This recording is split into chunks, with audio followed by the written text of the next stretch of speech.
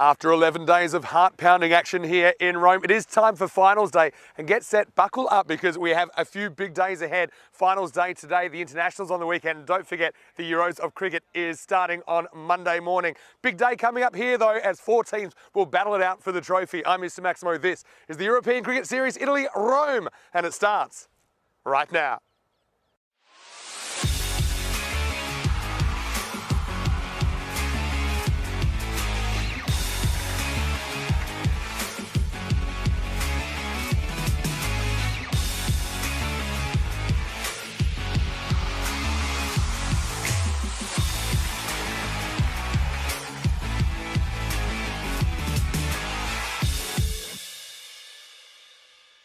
This European Cricket Network event is proudly brought to you by HCL Software and Bizaway. Good morning to you wherever you're watching from around the world. Buongiorno, welcome to Roma.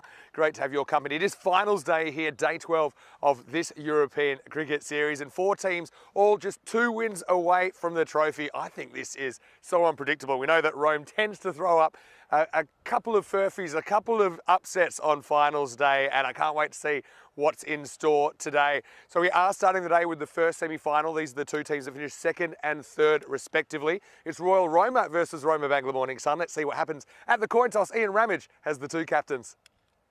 Royal Roma, you're the home team, you will toss the coin. Roma Bangla, you're the away team, you will call the coin.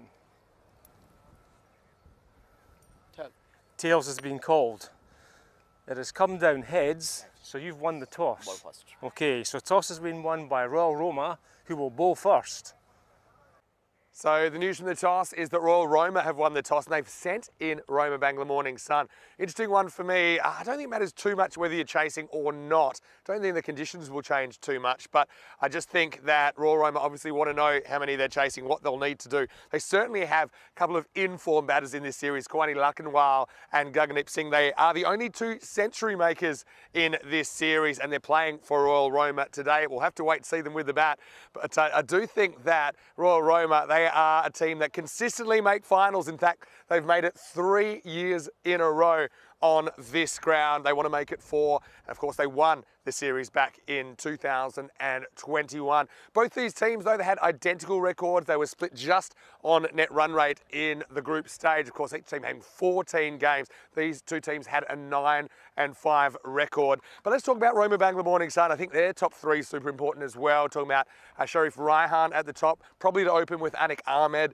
and then you throw in Ahmed Mohsin likely in the 3 position. So we know that Roma Bangla Morning Sun had a pretty dramatic campaign as well. They pulled off the highest chase we have ever seen completed on the European Cricket Network. That was 175 earlier in the tournament. So they're a team that can stick them as well. One thing about Roma Bangla, though, their bowling's been a little bit off. And I think if it is a bit off in this game, it could be the end of their trophy aspirations. Should be a really, really good game. Like I said, not too much between these 2 teams at all. Let's talk conditions. Well, a bit of cloud cover this morning. Not too much dew on the ground, but there is some concern that we might have a thunderstorm sweep through. We saw that happen yesterday. We just had a brief interruption, but yeah, hopefully the rain stays away. We'll have to keep you updated about that. Currently, it's about 23 degrees, heading for a maximum temperature of 29 degrees. Well, it's my pleasure now to introduce my commentary partner for the day, and he's back after exploring the sights and sounds of Roma yesterday. Nishay Bhatt will take you further, and also we'll have a look back at what happened yesterday. Let's get ready for finals day. It's going to be big. First semi-final on the way. Royal Roma winning the toss against RBMS and electing to bowl. It's over to you, Nish. Let's get ready for the start of finals day. Thank you very much for that lovely introduction. And before we begin today's finals day, let's have a quick recap of some of the action we saw yesterday. Of course, the day would start off with a match between Castellina and Asian Latina. That match had a very brief interruption as Castellina would bat 1 over.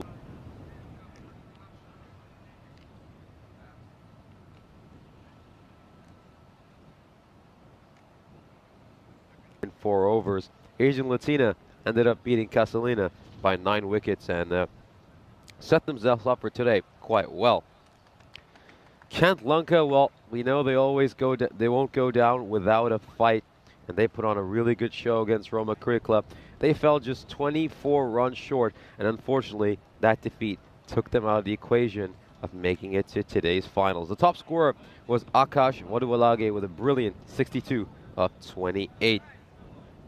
Roma Cricket Club would then hammer Casalina, winning by 90 runs. Dinudu Morage was among the top run getters, making 46 and continuing to add to his impressive run tally for this series.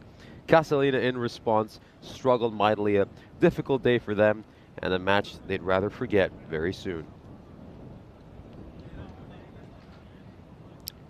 Kent Lanka would then take on Asian Latina in our fourth match of the day. Of course, Kent Lanka, as we said, they're a good fighting team.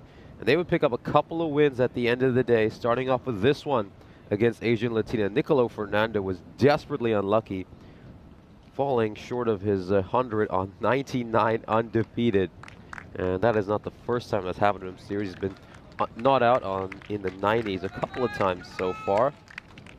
Then we would, of course, see Kent Lanka beat Casalina as well to round out the day. Another great innings by Rishal Jayawardena, who ends up as the third highest run getter in the group stages of this ECS. Very impressive play by him and Kent Lanka. They improved massively this series, picking up 6 wins, a huge improvement on the sole win they picked up in last year's ECS. But of course, all eyes on this game, 2 against 3. Royal Roma looking to make it to a 3rd consecutive finals against a very strong batting unit in RBMS. Of course, we're just about to see the players take the field. Umpires are on as well. Let's have a look at the fantasy dashboard. Of course, Royal Roma and RBMS with identical records, both going 9-5 during the group stages. And one of the big stories, of course, is those 2 men right at the top of your screen. Lakanwal against Sharif Rehan. Both of them are the top 2 run getters of this ECS. 80 runs separate the 2 of them. So it's going to be very interesting to see how that shapes over today's games. Of course, I expect both of them to play an influential innings at some point today, because even the loser of this match will still get to play in the bronze final later today. Let's have a look at the bat versus ball wall, and interestingly enough, RBMS fancied as 7-run favorites against Royal Roma, maybe just because this is a favorable matchup for them, even though RBMS were in 3rd place by virtue of their net run rate. They did pick up both wins against Royal Roma, and there it is. That's all the proof you need to tell you this is going to be a great game. It's a coin flip, according to the win predictor. Anything could happen here. We really can't tell. And I'm sure we're all going to absolutely love the game we've got coming up.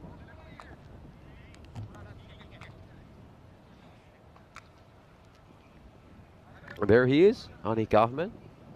He's been so good, the skipper, for his team. It's very rare you have a player who's among both the top 10 bowlers and top 10 batsmen in the series. And then his opening partner, Rehan, top run getter. So again, you always start with a bang, RBMS. Rashid bowling the first over, first semi-final of today. And it starts with a very wayward delivery. Rashid just gets that all wrong to start off. And a very good morning to everyone joining us in the chat. Hope you're all excited for this big day.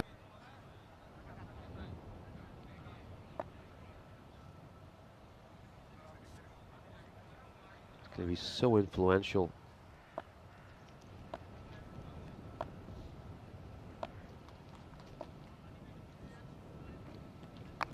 And this one's just played away behind point by Rehan, who gets off the mark with a single. Of course, Rehan has made 68 and 21 in his 2 appearances so far against Royal Roma. So he's done pretty well against this side generally. Anik Ahmed with scores of 7 and 8 against Royal Roma. One of the few sides he struggled against. Let's see if he can turn it around in the semi-final. It's a good ball, very nice length there by Rashid. It's just back of a length and comes in with enough pace. Also cramps the batsman for room, so it's going to be hard for him to play.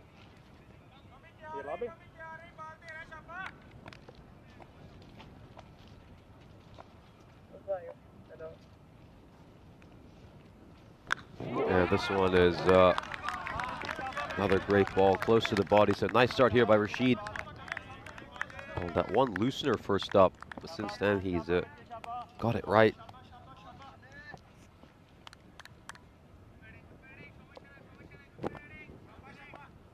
Can RBMS, I have to say, this could easily be a team that could cause a couple of upsets today and take this trophy. This one is just played away, and is it going to go all the way? Let's just wait to see from the umpires. A little bit too much width on offer here. And he just opens the face of the bat, plays it away nicely.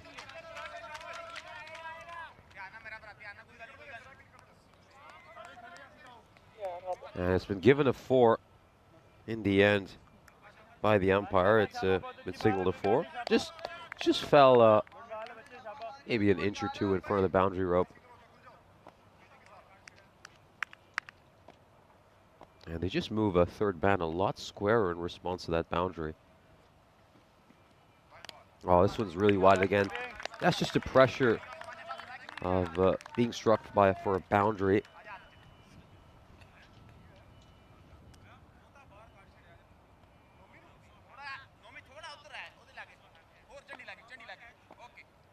Sees it.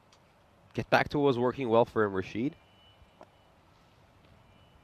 Oh, a fuller delivery. It's right up there. Great length. And you could just see it's caught the toe end of the bat.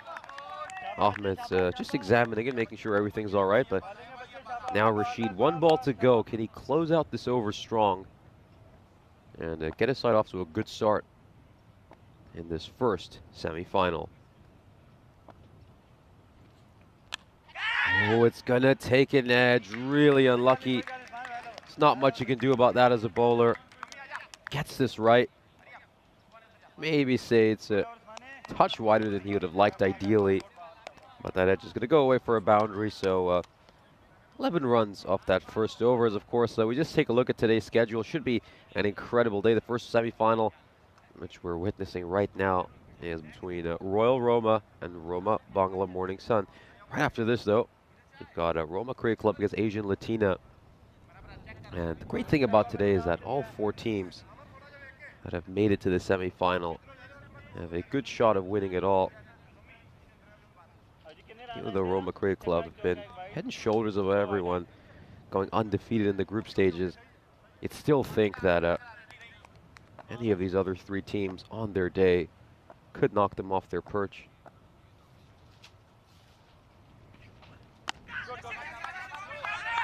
Oh, it's a quick single here for Rayhan. Again, Rayhan is someone who is often a bit more cautious when starting his innings. Certainly that's been the trend this second half of the ECS, where we've seen him take his time constructing an innings and then tends to accelerate after ball 15. And they bring mid-on in for Ahmed and send out a fielder at cover. Oh, that's a wide delivery.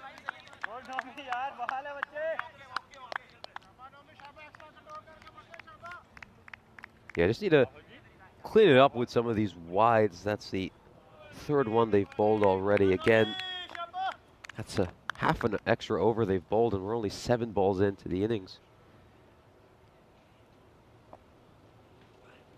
Oh, that was going wide as well. Not a good decision there by Ahmed. He should be leaving that. He really should be leaving that. And he's bailed out Khalil over there. And Khalil took a hat trick, took a very sneaky hat trick earlier this week.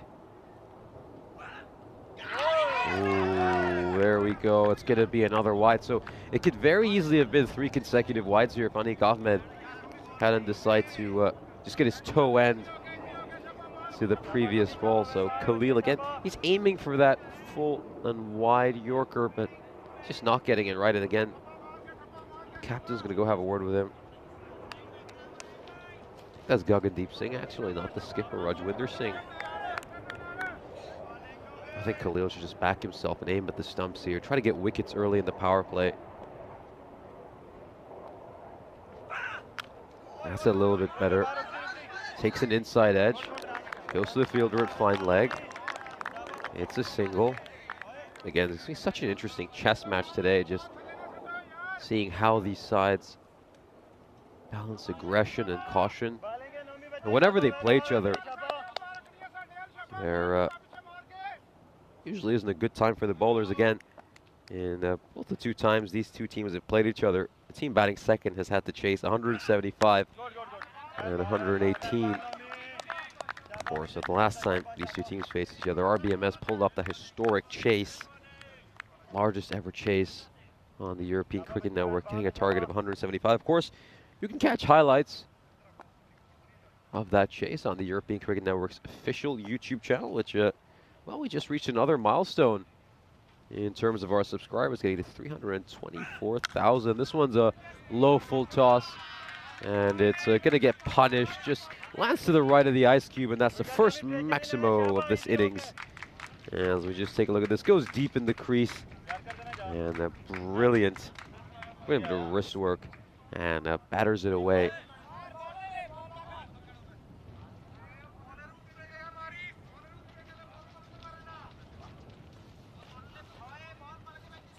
And yeah, Khalil just struggling a little bit this over. He can't quite get things right. He's usually a pretty expensive bowler in all honesty, but one thing about him though is you can back him to get some wickets.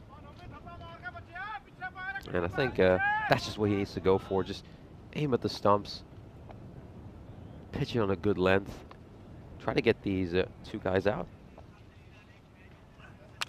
Oh, it's up in the air. Has he produced a wicket over here? And he has. That's a very well taken catch. And the first wicket departs. It's Anik Ahmed gets off to a start once again, but isn't quite able to kick on. That's probably been an issue for him at times this series, and it's the main reason why he doesn't have even more runs. As we see this here, yep, it's not that easy to follow, but he tracks it well, and they get the breakthrough. They really, really need it as Royal Bangla Morning Sun lose their first wicket, 22 for 1 at the end of the second over. Of course, we'll take a look at the standings and just remind you that both these two teams had identical records during the group stages, 9 and 5, of course. Roma Bangla Morning Sun getting the better of Royal Roma in both their group stage games. And you just wonder what sort of a role that's going to play here. Can they really win 3 times in a row against the same team, especially a quality opposition like this?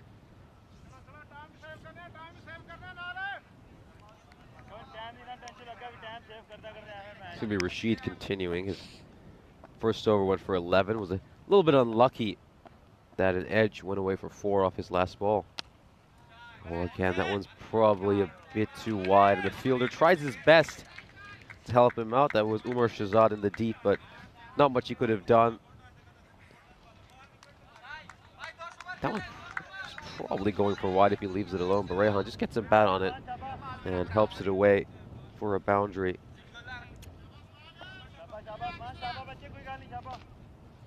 Now Rashid immediately under pressure. Very difficult start to his over. Oh, and he gets this wrong. He's just overcompensating after bowling one a bit too wide down the offside. Strays onto the pads and does very well over here. Rehan just swivels on the spot. Fine leg in the ring. He just helps it behind. And it's back-to-back boundaries to start this over. Again, this time around, Rehan starts his innings off fast. Takes no time settling in. 11:05 already. Oh, great ball. Great ball by Rashid. That's where he needs to be.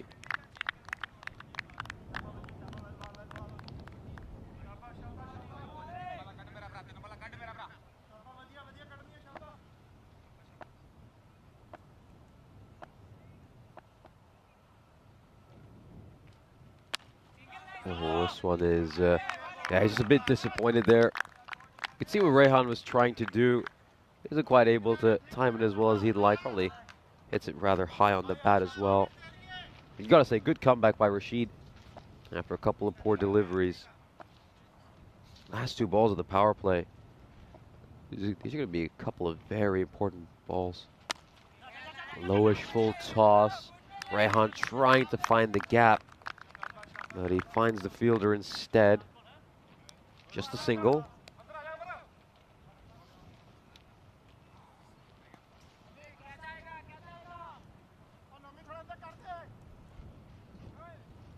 Again, they're going to send a long on out for Mohsin. And they've just brought third man in as well. Both third man and cover brought back in.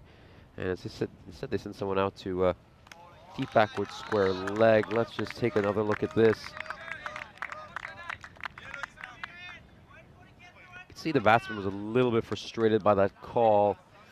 Might have had a case. He might just have had a case over there to be frustrated with that. But in the end, they get away with one. Royal Roma, and it's a dot ball to end the over. 31 for 1 at the end of the power play. Very even power play, in all honesty. I think the one concern for Royal Roma, though, is they bowled a few too many extras that power play. Could have been even better. 4 wides bowled to start off. Here we see Gagandeep Singh coming in to bowl this over. Top performer. Very entertaining to watch. A real fan favorite on the European Cricket Network.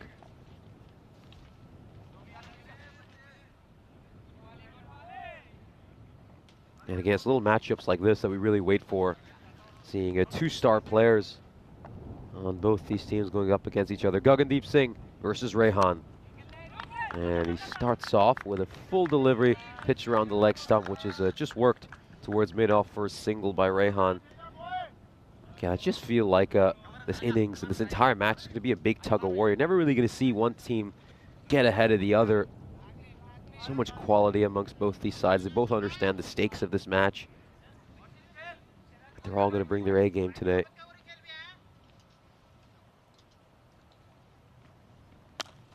This one is worked away. Takes one bounce before going to the fielder. Of course, well, fielder's there because the power play's come to an end, so fielding restrictions have been lifted.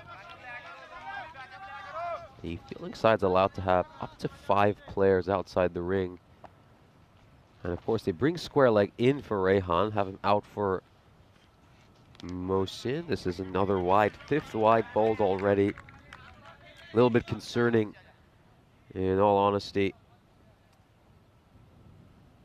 If you're Royal Roma, that's pretty much an extra over they've bowled so early into their innings.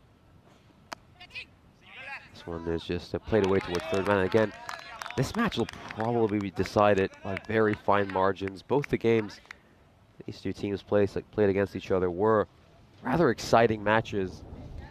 So you just feel the opposition a needless extra 5 runs, as well as 5 extra deliveries you have to bowl as a fielding side is not recommended. That's another wide, so 6th wide already. Yeah, this is becoming a bit of an issue for Royal Roma. Just wonder, are they feeling a little bit of anxiety, a little bit of pressure? They've been here before, though. You expect a team like them would be able to cope with this a little bit better. Make that the 7th wide in a row. Oh, and it just kissed the red line along the way. Obviously, the bowler doesn't like that call. It's an extra 7 balls. They've bowled already. Just need to tighten things up, find their radar. Oh, he cleans him up. The very next ball. I guess he was just setting him up with all those wides. Finally gets one on the off stump. And his set of stumps have been shattered. Big wicket here. Mohsin departs. Of course, Mohsin was instrumental in that spectacular chase RBMS were involved in. The last time these two sides faced each other, he made 66 in that game, but he's going to depart for just 1 in the big semi-final match. As Mohsin very disappointed with himself, would have wanted a big score in this game. But Royal Roma get a huge breakthrough over here, and now you just feel they have inched ahead in this game, despite those extras and wides.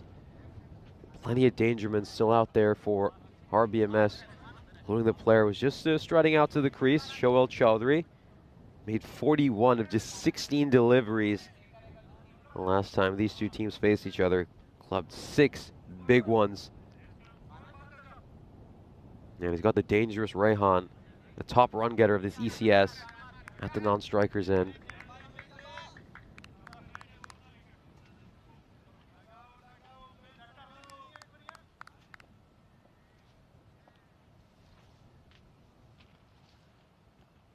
Oh, great ball. That's a fantastic length as well.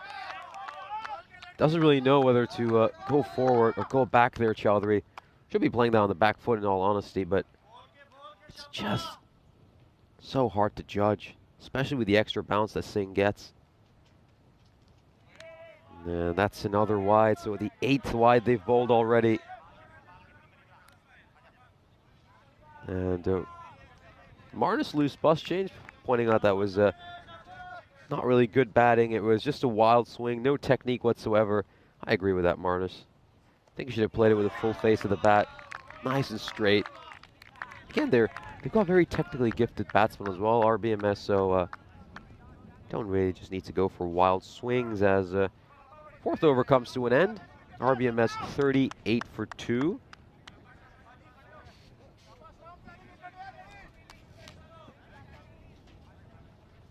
Now we got a little frog in our commentary box. This is rather interesting. Very well camouflaged frog as well, I must say.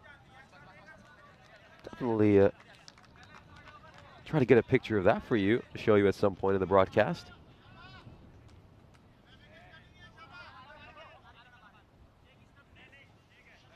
Oh, great to see a few amphibian friends in as well.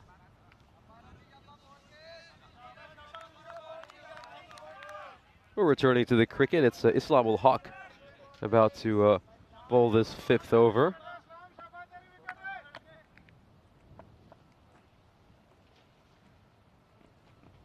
Oh, this one is a wide down the leg side. Make that 9 wides so far this innings for Royal Roma. An extra over and a half they've bowled. Again, if this match is decided by fine margins, they're going to come back and really regret that.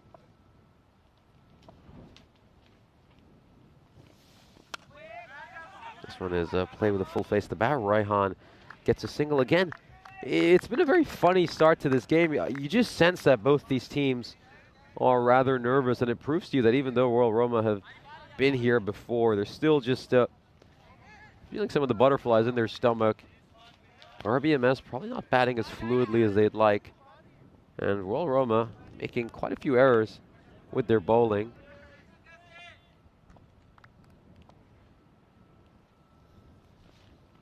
Oh, a little bit too short, and it's absolutely hammered away. Chowdhury getting off the mark in style. That's a terrific hit. Look at the speed of the bat here. He's absolutely clubbed it. Again, Chowdhury, we've mentioned that he's done very well against this Royal Roma side during the group stages, and then he plays this one very nicely. Quick single here. Throw going to the bowler's end. And let's just take a look at this. Yeah, plays it straight to point. And direct hit. He would have been in trouble, Chowdhury, or no, he would have made it just about back in time.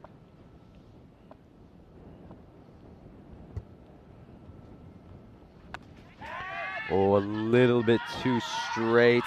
Rehan tries to play it away, but finds a fielder out in the deep. A little bit unlucky there, in all honesty. There isn't too much protection on that boundary, so that's not a line you should be bowling.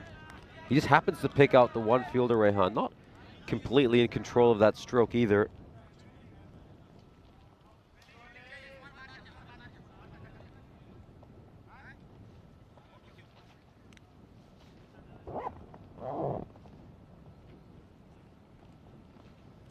Oh, that one stays a bit low. Islamul Haq takes a bit of pace off it, and it's bamboozled the keeper as well.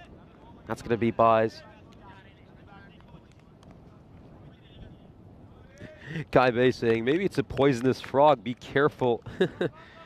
No, I certainly hope not. Certainly hope not. I don't think there's any swamps nearby or anything like that, but Yeah, wonder where that frog did come from. Don't know if there are too many bodies of water near where we are as well. As we just see that one is signaled a wide.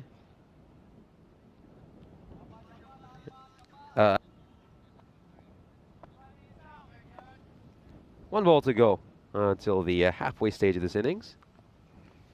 Oh, that one is really, really wide. It's yet another extra.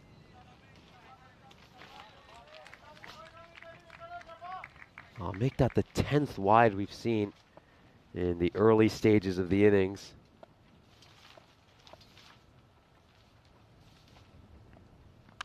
Oh, and he just inside edges one onto his pads here, Rehan. And a very cagey start to this innings for RBMS. It's both sides lacking a little bit of fluidity again, as we just welcome you into the Ice Cube, and it's well, it's also a great chance to welcome Mr. Maximo Vinny Sandhu back into the commentary box. Yeah, thank you. It's nice to be in for the first time this morning. I've been busy, and you know what I've been busy with is trying to organise our ECN mods and superfan sweep. I've had such an overwhelming response. I put it up last night. It was a bit of an idea we had just for fun, you know, to allocate teams to some of the fans. But then we've had a frog in the commentary box this morning, a fairly dusty looking frog. But I'm excited to have you back, Nish, and also, of course, excited for Finals Friday. Slightly underwhelming start by Rome Bangla, really. Their batting hasn't been clicking lately. I've been hoping they could just turn it on, I think. But a happy Peacock Friday to everyone. As well as we see a sky ball that should be caught by the keeper. And is he going to get underneath? Does it take it? He certainly will. Very well taken there by Noor Mahmood. And Chowdhury departs as well. So again, as you said, just looking a bit cagey. They don't quite have their usual fluidity here, RBMS. They're really only in this game courtesy of all those extras. Yeah, that's a really good point you make there. And Royal Roma elected to field. So far, they've neutralised some threats. Chowdhury, the next man to go, 51 for 3. Raihan's still there, but he hasn't quite been in his best touch. It's good keeping by Noor, who put a name on that one. Disappointment for Chowdhury as he walks back for 7. So Rajiv Ahmed, the new batsman. And again, I think as long as Raihan is still out there, we know how quickly he can just shift up the gears and speed up his innings. You know, we've usually seen him take as many as 15 balls to settle in. And then once he does, you'll see him get a good 30 runs and just 10 deliveries. So see whether he can do that in this semi-final. But right now, you just feel Royal Roma edging ahead. It feels that way. But it wouldn't count out this Rome Bangla middle order as well. And by that I mean Rajiv, who's coming in at 5. Still got the opening there, Raihan. He's going deep. Oh, a little bit too wide again. The 12th run of extras. And we're only at the start of the 6th over. All right, so let me explain what I've done. Originally, we had 31 fans, but we filled that up really quickly. I went back to the hotel and I thought of, wait, we need to include this person, this person, this person that I knew would really want to be in it, right? So I started going over 31. Played away. It's going to land safely beyond the fielder's third man. He just hoped he can get to it, but he's wrong-footed himself, overruns the ball, and he has to reach back, and it goes away for a boundary. Well, Shahzad, he was the famous golden knee exponent earlier in the tournament, if you remember that. A memorable win over Asian Latina, but this time he's fresh out of luck, and the spin does him there, just overruns it. Valuable runs for Rome Bangla Morning Sun. Yes, I'll come back to that in a second. Oh, this one is just played away. He kind of yorks himself by advancing down the wicket there, Ahmed, but can only get the 1 run. Yeah. Yorks himself and then accidentally drops his bat. Doesn't bother going back for it. Yeah, so I put it on my Facebook as well, and I said, look, who wants to be involved? I know we have a few super fans that find it hard to get into the chat for many reasons. So, and then pretty much I've decided to double it so that every team will get 2 fans. And then I had a bit of an issue. We had a few extras, but I just did a few random draws. So I've got the 62 now. And so my plan is with this ECC sweep that during the bronze final this afternoon, I'm going to start drawing them. And I'll go one country at a time. I'll pick some random numbers. The numbers are up there. I've actually posted that blank sweep on my Facebook, and I'll put the link in the chat. Oh, that's yet another wide. make that wide number 14 Too already. many, especially in a big game. And both these teams have had issues at times with extras. Yeah, so the thing with that sweep is you don't get to choose your team; it gets chosen for you. So that's kind of the fun of it. And also, I've said if there are any extras now, as we see this knocked out point for one, then they can also comment on my Facebook. I'll just kind of allocate them one at random after we've done the main draw, though. So I kind of had to draw the line somewhere, and yeah, so I won't read out the 62 names right now, but I have posted on my Facebook, and I'll put the link if you want to have a look at that. Goes for the big swing here, Ahmed. Is there an edge there? Singh absolutely pleading, and he gets the late decision here by the umpire. That's umpire Hassan who makes a late call. He's just taking a feather rest through to the keeper, according to the umpire. Yeah, well, the bowler and the keeper seemed instantaneous, didn't they? And I got a feeling this is probably the right decision, just based on body language. Reggie, you won't be able to really tell from the replay, but it's very close. I don't think I can see daylight between bat and ball. And just going on the reaction, the keeper was sure, the bowler was sure. Umpire had to think about it. Said, look, yeah, I suspect there's a little edge. And in the end, he was sure enough that he gives Rajiv his marching orders. And that's the 4th wicket down now, 60 for 4. A little bit of trouble now, Royal Bangla Morning Sun. This is not the team we've seen. Won a couple of games last week against Royal Roma. I think the second week of this ECS has not been as good as the first week for Roma Bangla Morning Sun. Again, they started off this tournament with an exceptional 4-game winning streak, but they just seem to have lost their way a tiny bit as the series has progressed. This one is very nicely played there by Janal. Good looking drive for one. Yeah, Kai Bay, I noticed that he's in the chat. Good morning to everyone. And yeah, I think I like the potential for this to bring us together as a community. Gagani certainly gets it together there despite an occasional extra. He takes 3 for 17 in the semi-final, 61 for 4. And don't forget Royal Roma, they have made the last 3 finals. In fact, the only 3 finals we've ever had here in ECS cricket in 20, 21 and 22. They were the winners in 21, a dramatic come from behind performance after only winning 2 of 8 games. And their only 2 wins were against Kent Lanka, who didn't win a game that year. But then they stunned everyone in the final. 61 for 4 now after 6. There's a chance of a thunderstorm as well, so we're going to keep an eye on the weather. Maybe a bit of an outside chance, but there is a kind of moderate thunderstorm warning for the area. There's a chance it might miss us, though, and we hope it does. Here's Khalil, over number 7. A little bit of width there, and again, Janal playing this nicely towards the cover boundary. A couple of singles for him to start off his innings. Yeah, that'll do. Raihan, though, he's a match winner, and now he's got less than 4 overs to work with. Let's see if he can hit his straps, because if he does, it's a completely different looking ball game. Yeah, it's going to be very important for him now to kick on. Again, I think Janal will just try to give him as much strike as possible. And again, well, this one's hit straight to the field. Recover, could be a run-on opportunity. This is going to be really tight. I think he's in a bit of trouble, but the umpire sends this back to the 10th. He's gone by a metre here. And just double checking that everything's above board, but I mean, Janal's already walking, he knows it. And Raihan hit it so hard, he would have been in jeopardy, I think, at the bowler's end. He doesn't want to risk himself, so he has to essentially throw his teammate under the bus. Good pick-up, throw, smart throw. Doesn't go for the stumps, goes to the bowler, and it's good night, Charlene, all over, 62 for 5. Now, this is really unfortunate because Janal, you know, just looking at his first couple of balls, he was timing the ball nicely. He was middling it. He was looking pretty good. Probably the most fluid any RBMS batsman has looked this early in the innings, and it's a real shame he gets dismissed. I think he'll feel very unlucky when he goes back. One of those things. It was such a good piece of fielding, though, that I feel that even if Raihan had gone straight away, he probably would have been run out, if you know what I'm saying. So, you know, given that, you know, obviously you got to feel for Rifat there because he is devastated in such a big game. Things going off the rails for RBMS, but they still do have Raihan there. 62 for 5. Oh, this one's really wide. It's another miss for Raihan. And again, if Raihan doesn't go on to play a big innings here, you'd have to say the star performer for RBMS will probably have played a big part in them not reaching a big score. Again, he's chewed up a lot of deliveries, going at just about a run of ball. He's run out a teammate who was looking pretty decent in his first couple of deliveries. So a lot of pressure on him. Look at that projected score, just 93. Oh, it takes an edge, and it's going to go away for a boundary. That's the 16th run that's been made through that region. And that's just extremely unlucky. Not much Royal Roma can do there, but it's maybe just a little bit of luck Rehan needs to kickstart this innings.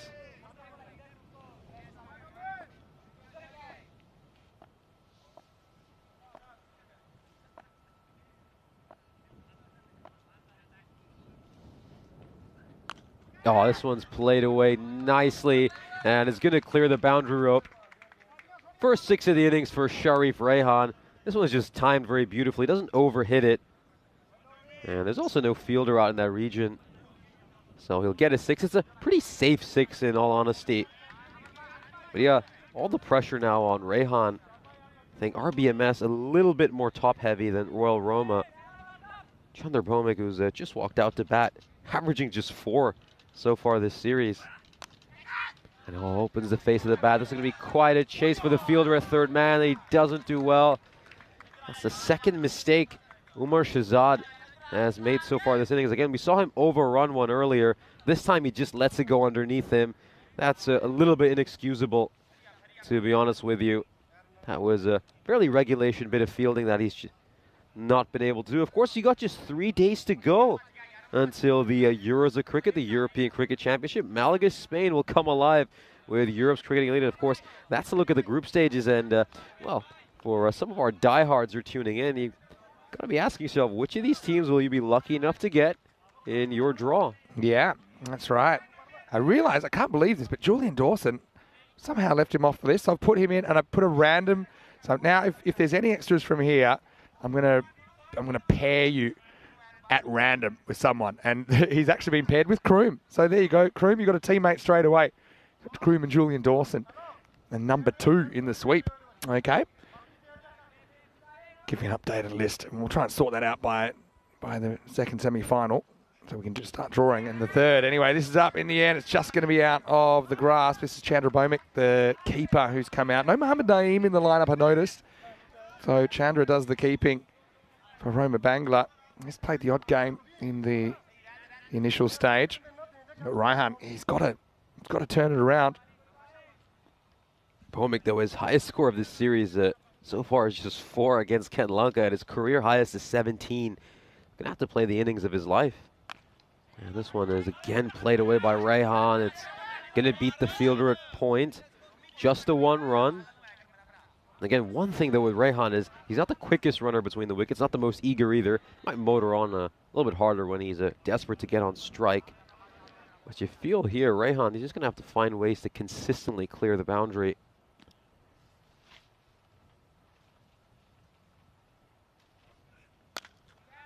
Played away towards long on, just a single here for Bhowmick. And again, I think that's all he has to do from here on out. All right. Marnus is also, I realise he's not in the sweep, and he should be. Marnus, loose bus change. So I'm going to now give you a random number, and you've got number 10. You're with Rob Thompson. Okay. Wow, this is getting out of hand, but I like it. Oh, clubbed away. Brilliant horizontal bat shot there by Rehan. Shahzad tries to go short. And we saw him have a few issues in the field when he was at third man. I don't think he can bowl that kind of length with the pace he's bowling at, especially to someone of the quality of Rehan. Yeah, I agree. And so, yeah, Rehan trying to make something out of this. They're 111 pace at the moment. Much better ball in response by Shahzad. Gets this one right up there. And again, the length is so important in T10 cricket. Almost Yorker length, just outside the off stump.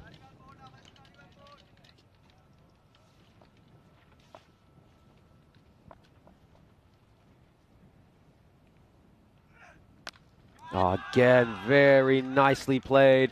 And it's going to clear the boundary rope with ease. An expensive over, a good one for RBMS, one they desperately needed. 15 of that over. And Rehan, can he give his team a late surge right at the end and set us up for an exciting chase in the second innings? Yeah, and they're just waiting for Rehan to click. Looks like it's starting to happen, but there's just not that much time left to go.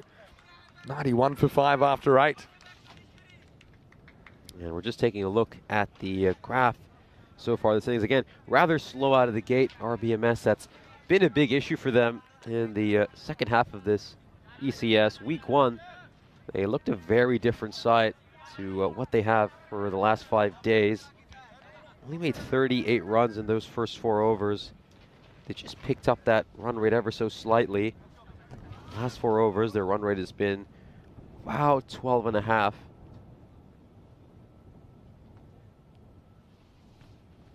Oh, down the leg side, another wide. And if there's anything keeping RBMS in the games, it's those wides. That's the 15th wide.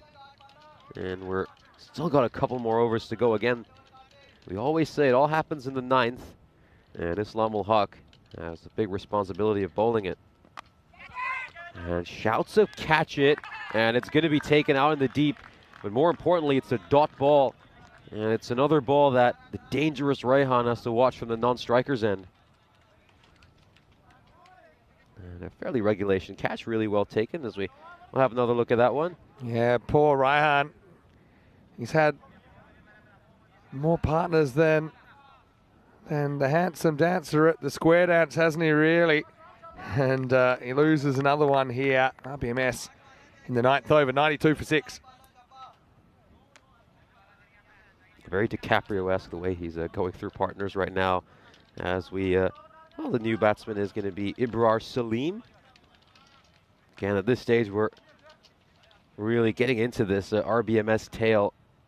Batsmen who don't have too much experience or too many runs under their belt. And that's not the kind of ball you want to bowl to someone who's just come out and doesn't have too many runs. That's one that he can very easily tuck away behind square leg. And now Rehan, 4 balls to go for him.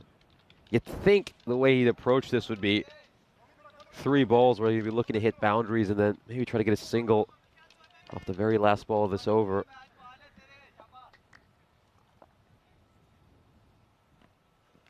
Oh, down the leg side, you can hear an edge.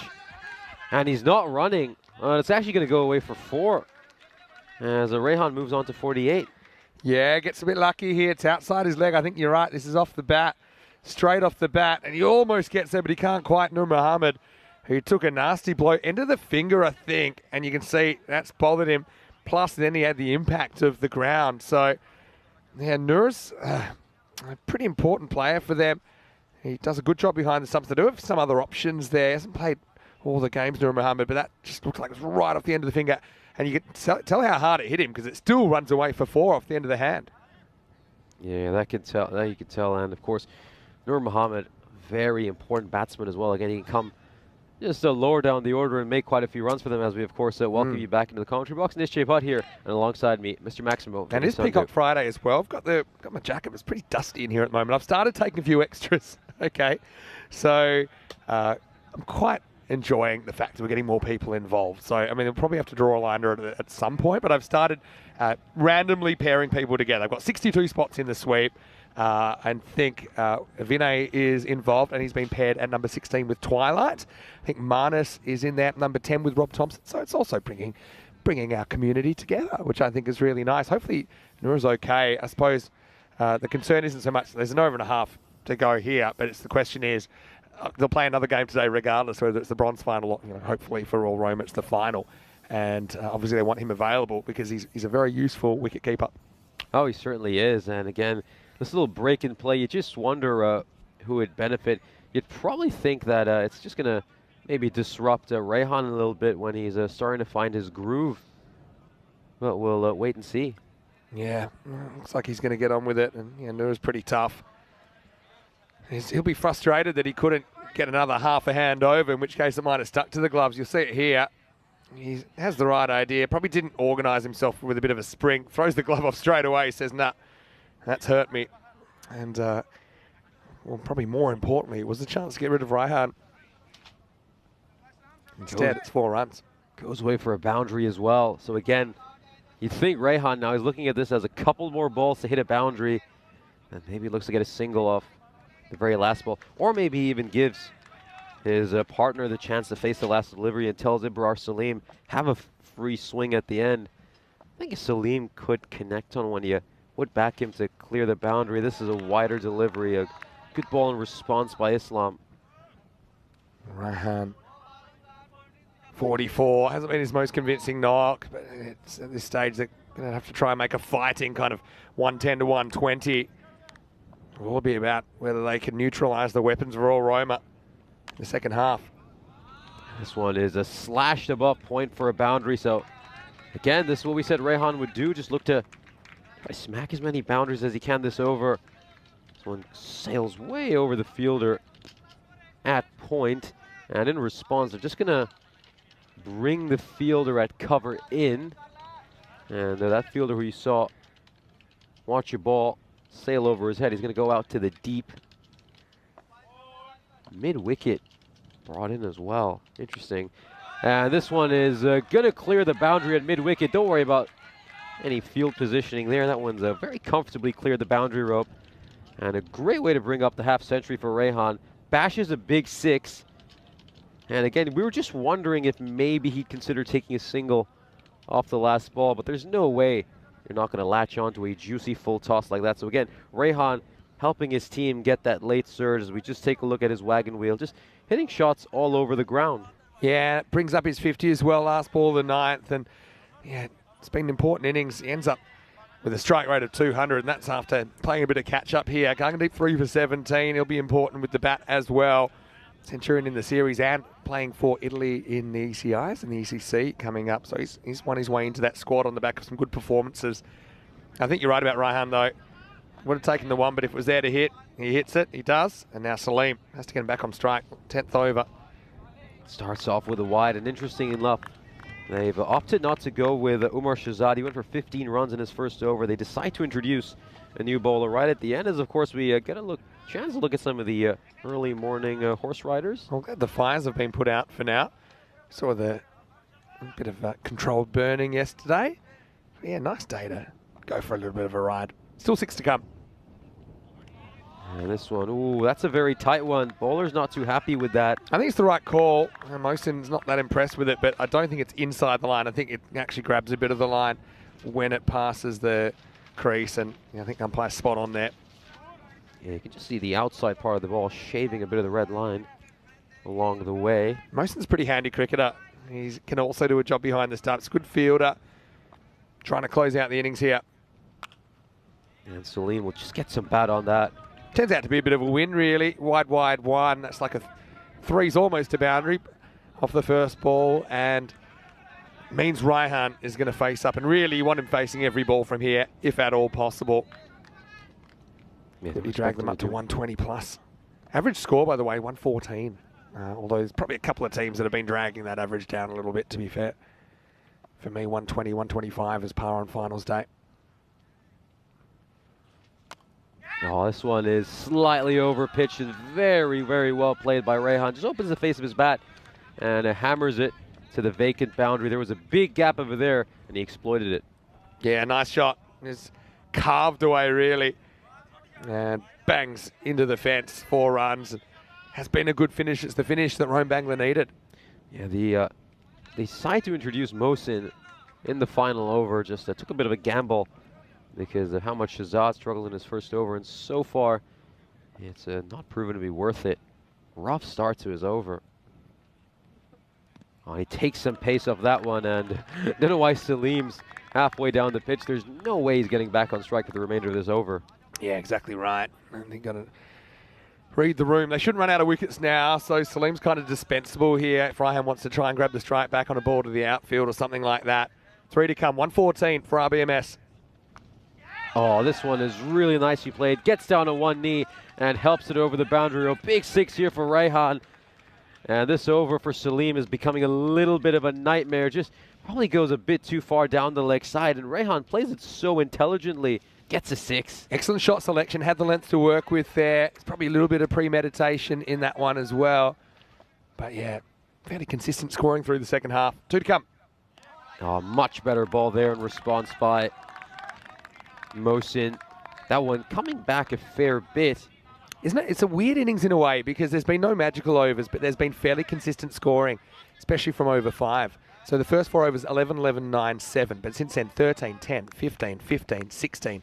Now, 13 off this. Last ball to come. 120 plus this. Oh, it's another dot ball. So back-to-back dot balls to end the over. And Rehan decides not to even try going for the single. He was ruining the ball he missed out on.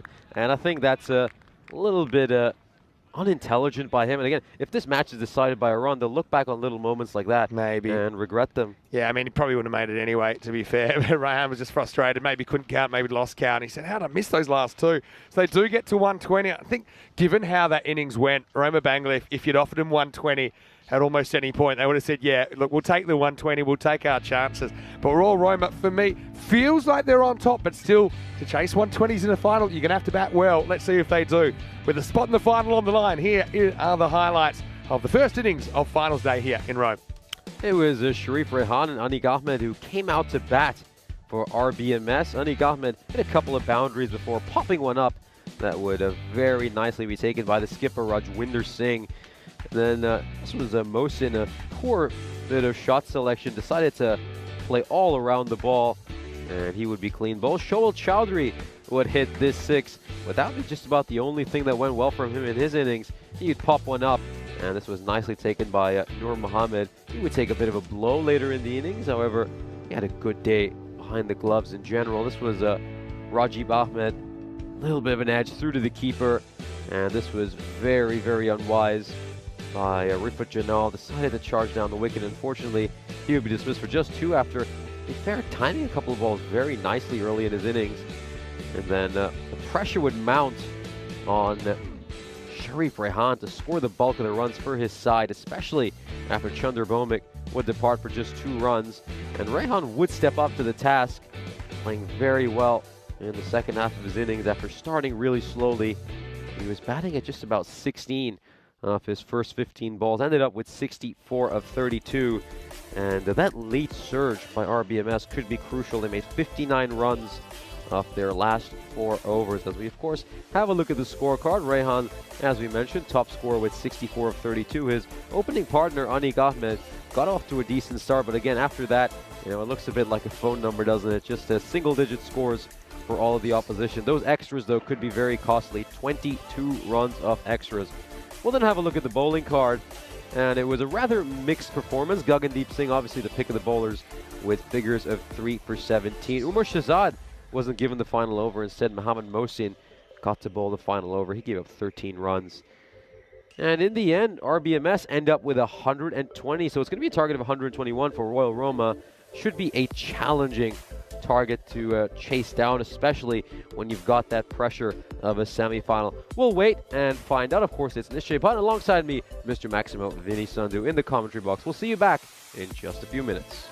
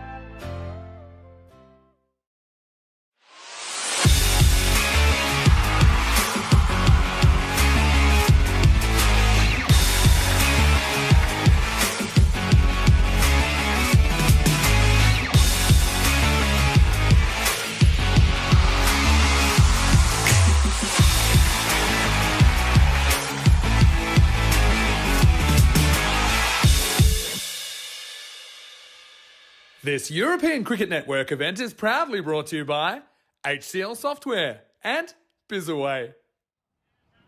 Welcome back for our second innings of this first semi-final. RBMS posted 120 in the first innings. A fairly decent total. You'd say it's about a par score.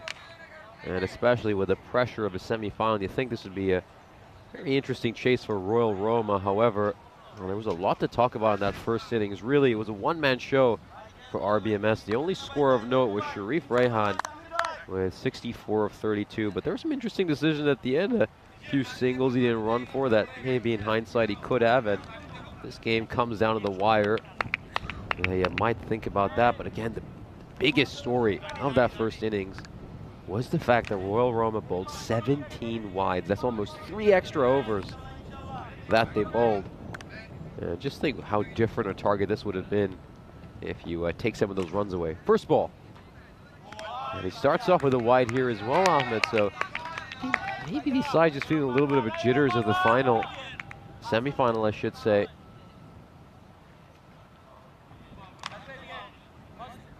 You feel a lot of anxiety. There's a lot on the line here. Again, you've played 14 games. And all your hard work comes down to how you play in one knockout match. This is a much better ball by Ahmed. Great length. Leaps off the surface as well and just moves away from Luckenwall, who, well, he's currently the second highest run getter in the ECS. But after that good first innings by Sharif Rehan, he's now 144 runs behind him. And that's quite a gap between the top two in this race for the top run getter, as we see Ahmed bowl another wide. So it seems similar issues are plaguing RBMS to start off their innings as well.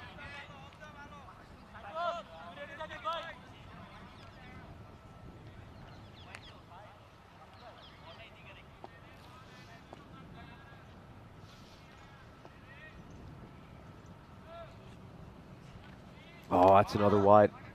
Third wide already. So Anik Ahmed just to sort things out. Maybe start these balls a lot further out at the moment. He's just bowling it at a completely wrong line. Again, he's shaping the ball away beautifully. So if you can pitch this round middle or off stump, he's going to draw edges, and he goes around the wicket now. And this one is missed. I don't really like that move, to be honest with you. Again, Ahmed, when he's bowling that beautifully, you really want him to be a little bit more attacking and bowl over the wicket. As of course, we'll take a look at the win predictor. Royal Roma at the moment, fancied to 63% favorites. You'd have to say that's just about fair. And again, a big swing and a miss. He has managed to bowl a couple of dot balls, changing the angle. Although still, I'm not a big fan of him going around the wicket so early in the innings. Especially considering he's been the 8th highest wicket taker so far this series. So you'd want to see him attack, particularly against this quality Royal Roma lineup. Oh, big swing again, but this is a bit too hot to handle for the keeper, and it's going to go away for byes. 4 runs of byes, and a loose start here as well for RBMS. The keeper should be taking that. He'll be very disappointed with himself.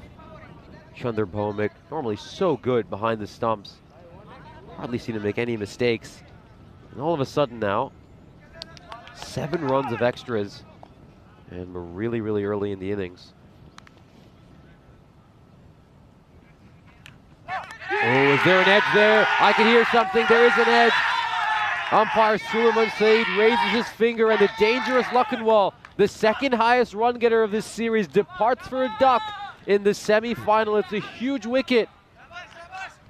And Anik Ahmed manages to get the breakthrough after a few runs that RBMS needlessly leaked. And Luckenwall disappears for a duck in the biggest game of this series. And you can just see that slight bit of deviation as it goes through to the keeper. You can hear that sound as well. Just heard a click in the headset. And he goes off. He's flying off as it looks like Derek is going to waddle out for the first time this finals day. And a real humiliation when you see Derek during one of the biggest matches that you're going to play. And 1 ball to go in this over. Ahmed really turns things around with that big wicket-taking delivery. Here we go. Kamaljeet Singh comes out. And he just isn't quite ready yet. Yeah, this is, I think, what we're going to see for much of this innings. I don't think any side's quite going to be able to get in front. Should be a nice tug of war. Should be an exciting innings between 2 quality teams. And again, this one is probably not the right shot by Singh. I think he should really be looking to play that towards the offside. Hit it with the full face of the bat. As we come to the end of the first over, Royal Roma are 7 for 1. And just a quick reminder, we've had 326 matches since we last had a golden ball. And a theme we keep mentioning during this second week is that the best things come when you wait for them. And is today the day that we see our first ever golden ball final? I've been saying that for 5 or 6 days, and it sure be a thriller if we get that. And of course, joining me in the commentary box is once again Mr. Maximo Vinny Sandhu. Yeah, thanks. It's good to be back. And yeah, we'd love to reset that counter before the ECC, wouldn't we? We've got 4 chances today, and I suppose 9 chances over the weekend in the ECIs with Finland and Austria. They'll be arriving in Italy today for the matches tomorrow. Arif faces up for the first time. Oh, goes for the shorter one, and he gets a little glove through. Again, if you're going to bowl that length, I'm not sure this is the right field setting. Goes away for 4. Yeah, I mean, it's a risk, isn't it? The short ball almost in Bomik's range. Salim does have good pace. Now, the interesting thing for me is that they've gone for Kamaljeet Singh at number 3. We don't see Gangadeep Singh at number 3. Maybe that was the plan. They said, look, if it's in the power play, we can send Kamaljeet out there to maybe whack him around, and Gangadeep to come a little bit later. Oh, this is played away towards cover. It's going to be the 1 run. That's fielded well by Rehan. And yeah, that is quite interesting. No Gagandeep Singh at number 3. I don't know if they're just trying to bring him in at some point in the middle overs where you can get them out of a spot of bother. But again, not a fan of that decision. I think you want your best player to face as many balls as possible. I guess it's a risk to expose him so early, but this is going to work out nicely as Kamaljeet gets off the mark with a boundary. Yeah, this goes away for 4. Singh just opens the face of the bat. Just inside, I think. Let's have a look. Yeah, just inside. 4 runs and gets a full toss. Big juicy one. Kamaljeet is away. Yeah, you could say it's a risk in T10 cricket that you don't want to expose them early, but I think in this format, you're always playing big shots regardless of when you play. It's not like the ball's going to hoop around too much. I suppose what they're thinking is whoever's there is going to be super attacking, knowing that they've got a very good insurance policy in Gagandeep to come, and that's why I think we're going to see Kamaljeet playing shots pretty much every ball. And it goes up in the air. It's going to be a tough catch for whoever gets underneath it. No, it's an assist. It's an assisted catch. He just knocks it onto his teammate, and that's really well taken by Rifat Janal. We saw him really disappointed after getting run out prematurely in the first innings, but he's absolutely delighted now, pumped up after taking a catch with the help of his teammate. Oh, you gotta love the European Cricket Series. It was a top edge, and you could see there Bouillon on the long march to nowhere, but Rifat, he was there. Just call him Justin, just in case, and he's used, and it is Kamaljeet that's gonna have to go.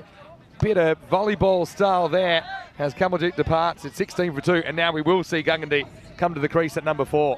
Oh, Bouillon's going to claim he meant to do that for sure, even though it's quite obvious he didn't. I think he had the old crocodile hands out. I think what Kamaljeet's saying is, hey, isn't that the second bouncer for the over? But I don't think it was that high.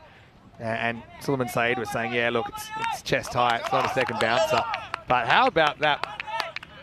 That's it's a little bit of luck, no doubt about it. But also, the fielder is in that area. He kind of is trying to lurk, but not get in the guy's way. I mean, it would have been an amazing catch. But yeah, he's there in a position where the ball might bounce off the hands. And you can see Roma Bangla Morning Sun, they are right up and about at the moment. And Gagandeep, big fish, comes out at number 4. Danger man, Gagandeep Singh.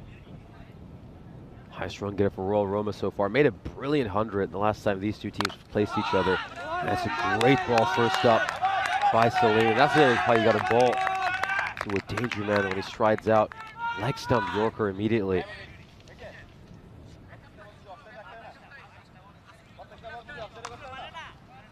Gagandeep Singh made 109 just 36 balls. And last time these two teams faced each other, hit 12 sixes and 8 fours. And that's going to be a big, big no ball. Just one that slips out of his hand. Yeah, and that's dangerous. We know that Guggendeep doesn't like wearing the helmet, which he's a very, very good player, but the one ball like that could end his season, and this guy is going to be playing for Italy. And the ECC is probably going to have to wear a helmet anyway. He survives it, and now gets a free hit from Salim. Oh, this one goes for the big hit, just throws the kitchen sink at it. Doesn't go where he intended it, but it still goes away for a 6. That's the power and brutality of Guggendeep Singh. And, well, absolutely nowhere near where he intended. That's the power of him. You know, he's late on it, but it doesn't matter. He still gets plenty of bat on it. And so it disappears, and you can see where these two teams finished. Identical records, 9 and 5, although Royal Roma had a superior net run rate. As it is, they are on even footing here. All 4 teams actually that have qualified. Just 2 wins on finals day away from the trophy. And, Royal Roma, like I said, they've made the final in the last 3 series, 2020, 2021 and 2022. I'll be hoping to make it 4 finals in a row, and also looking for their second ECS title. I wouldn't have minded if Andi Goffman had just bowled himself out early, especially considering he got a wicket. He got 2 danger men here. If he picks up another one, then RBMS would certainly be ahead in this innings. But he opts to go for the bowling change, and it's not a bad change. Bilal Hussain, he's performed really well so far against Royal Roma across both the 2 fixtures these 2 teams had against each other. And this one is just played into the pitch. It's a dot ball to start off. Tight contest, isn't it? Really tight contest here. There's 2 early wickets. Guggendeep, I think, a lot of pressure on him. They started 63% favourites. Royal Roma dropped a little bit to 58%, but still favourites on paper. You don't win games on paper, you win them out there in the middle. Arif, can he get a good innings? Oh, this one is another big wide. And again, both sides just struggling a little bit with wides to start off. That's the 4th wide already for Bangla Morning Sun. And yeah, Bilal Hussain, I mean, both the first 2 contests between these 2 sides were dominated by the bat. And he was one of the few bowlers who was actually able to do well across both the fixtures. Can he replicate it for a 3rd time in a row? This one is struck straight towards Rehan. It's a bit of a low throw, and I think the keeper's done quite well to get his pads down. Yeah, Chandra didn't have a great game with the glove last time we saw him, but he's been very good. He's very experienced. Just does the necessary to stop that going for extra runs. Run out wasn't really on there. It reminds you a bit of an ice hockey goalkeeper when he's yeah, trying to stop that, or even a field hockey goalkeeper. Vinay saying that catch reminded him of the yearly appraisal system. You work the whole year and another employee gets the raise and the credits. This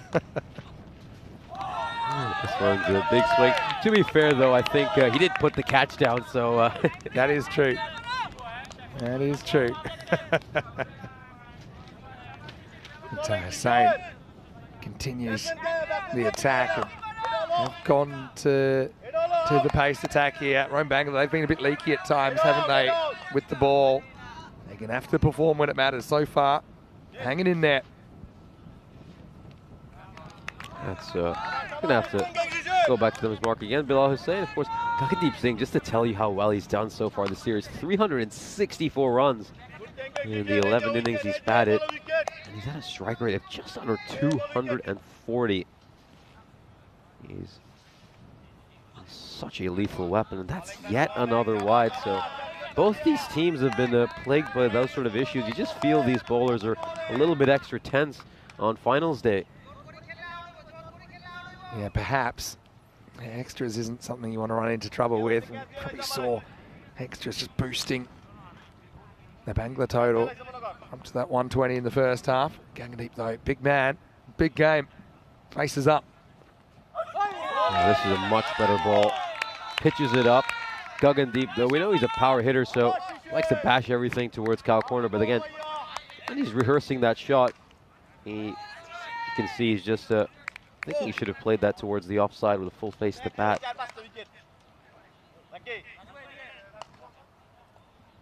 Nice straight bat stroke here by Gagandeep Singh. Wouldn't be a bad idea.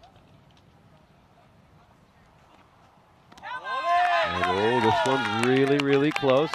I mean, it's just okay. You can see Chandra Bhowmick kind of framing the pitch. But for me, as this passes the popping crease, it's just all right. Ends up wide of the line, but the critical moment is when it passes that crease that the batter's standing at. Gagandeep just struggling with this little bit of away movement here. He's lucky he hasn't nicked one yet, to be honest. Well, Raihan was a little bit off in the first half of his innings as well, wasn't he? These two are key players for Royal Roma. That's yet another wide. Wide's really racking up here. I mean, you take away the wides from this over, Royal Roma would have only had one run. But even if there is an edge at this stage, because of, despite deep third man being a little finer than usual, you just feel it would go away for a boundary. So it's still a rather dangerous line in length, you would feel. And again, goes for the big swing there, Gagandeep Singh. Maybe could have just cut that one, especially with no protection around the point region, as you can see from that camera angle. In the end, 4 runs up that over, 3 of them coming off wides. And it's a good way to end the power play for Roma Bangla Morning Sun. We'll be very pleased with that power play. They give up just 27 runs, pick up a couple of wickets. But again, similar issues for them. A few too many extras, 11 runs of extras in the first 3 overs. So again, both these sides are making it a little bit challenging for themselves.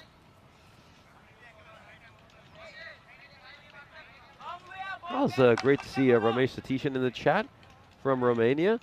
Very nice to hear from you, Ramesh. And obviously, it was wonderful having the great privilege of covering that Continental Cup in Romania. It was a very entertaining weekend, that best-of-5 series between Malta and Romania, which came down to a dramatic finish. Was such a pleasure to watch and call, of course, as this one is played away towards cover. It's going to be a boundary, and it's very nicely played by Arif, who's now got a huge amount of responsibility on his shoulders. You can just see both these sides a little bit slow out of the gates. RBMS were 32 for 1 at this stage, but of course, Bangla Morning Sun accelerated in that last phase of the game, and Royal Roma certainly have that ability as well. And this one's popped up in the air. Is it going to beat the fielder? It certainly will. He just has to bat it back, and he doesn't do that. Well, he'll be very disappointed with himself there. Rajib Ahmed should have at least prevented the 4. Gets done by the spin slightly, doesn't he, again? It's a little prod. You see Rajib needed to turn, or needed to zig when he zagged, didn't he? And Reef will get 4 runs there. Good game, this. Arif and Gagandeep trying to keep Royal Roma at that rate. Trying to keep it about the 12s, just a fraction behind at the moment.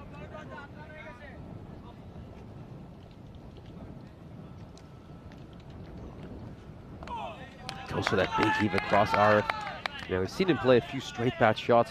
I mean, he should have done the same there. Luckenwale, he must be kicking himself. I mean, he nicked the first one pretty much.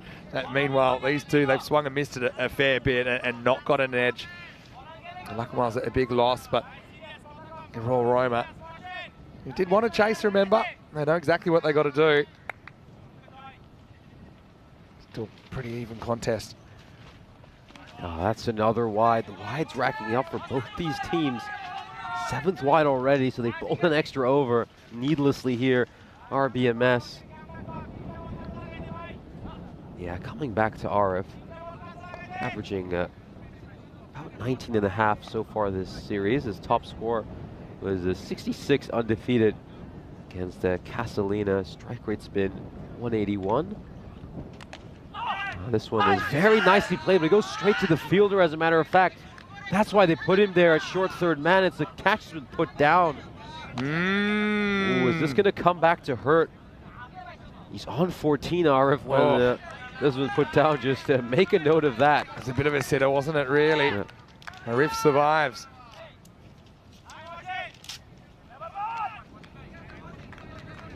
And he's produced a chance here. Mohsin not rewarded for it. Again, it just goes back to what you were saying. These two have gotten away with a few edges, and when they finally find a fielder, catch gets put down. How costly a drop is that going to prove to be? And I think going to push for a second run here. Second run is certainly on. It's a good throw by Chowdhury, but they come back for a couple of runs.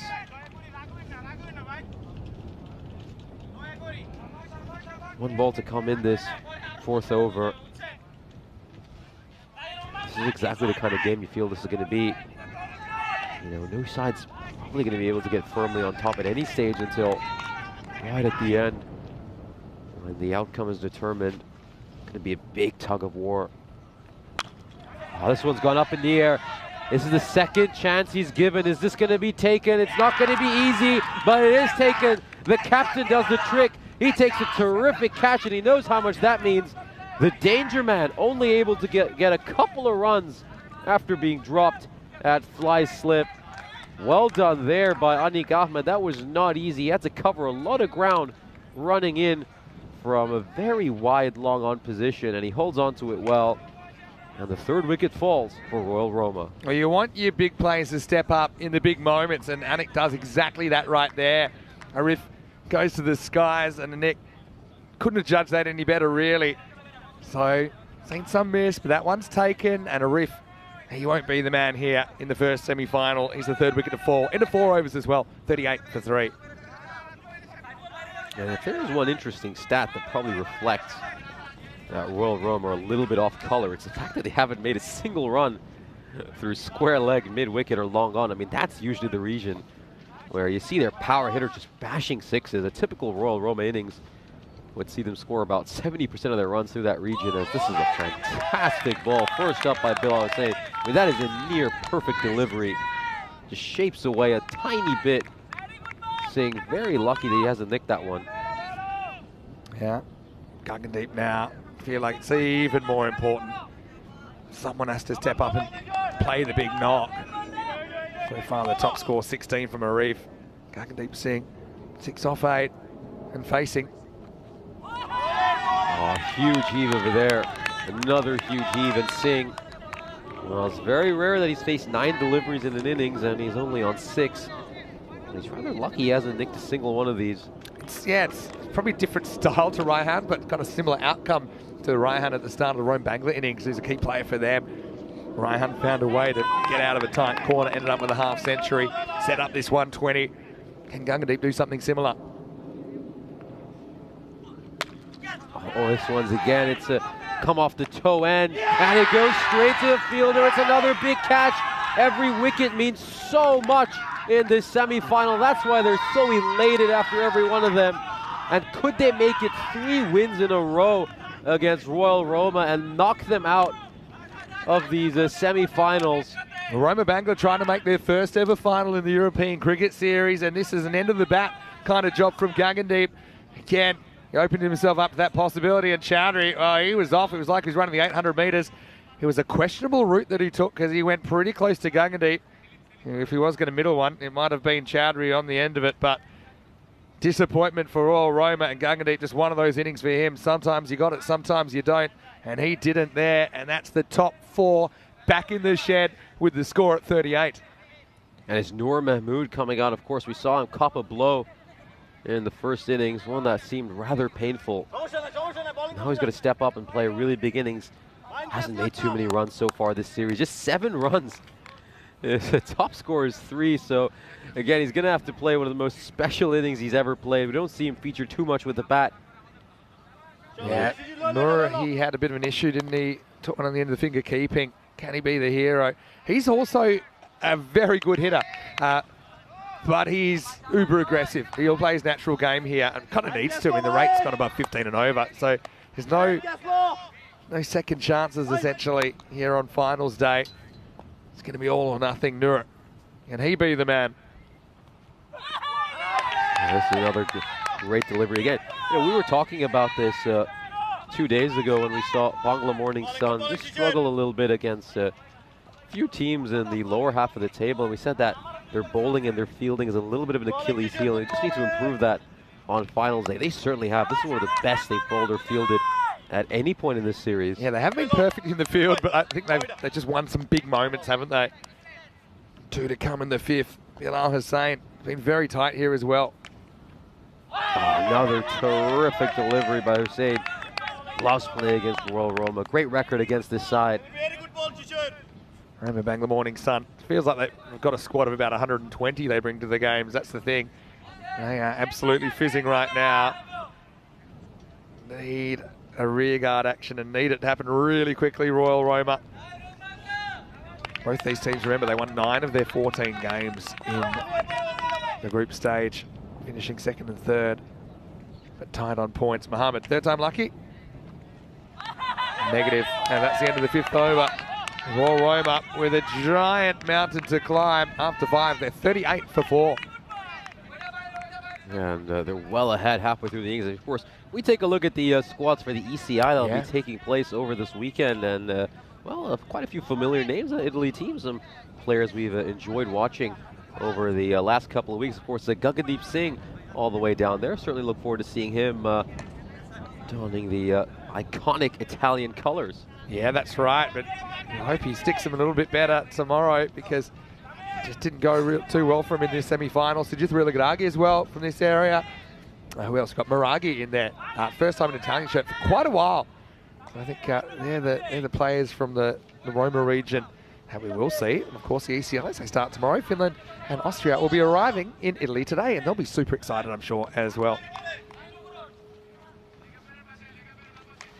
We just come back to some live action again. Royal Roma probably in dire straits right now. Very difficult situation for them. Oh, great ball first up. Amazing. And you gotta say, Salim bowled some good Yorkers early in his bowling quotas. Of course, Colin asking if there have been any hat-tricks in Rome so far. Probably had a number of hat-tricks, some brilliant hat-tricks so far in Rome.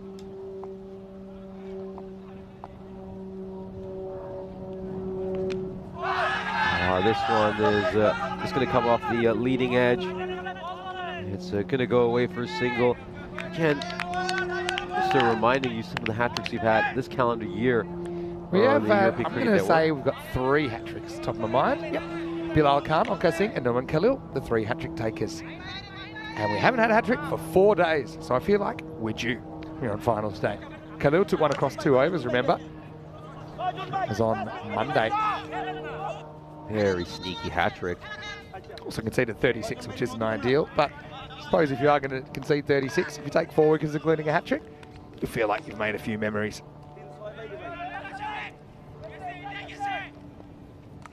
Slipping away from Royal Roma here, isn't it? Oh, fantastic. Leg stump Yorker, chance for a run out, but he's missed a really easy opportunity. Salim does the difficult bit, which is to jam a leg stump Yorker in, but then all he has to do is just passes on the stumps, and he's missed that by quite a bit. The thing is, you can see that Nur Mohammed wants a run. He wants it to be a run, but just wasn't there. He's in a tough place now, 0-4.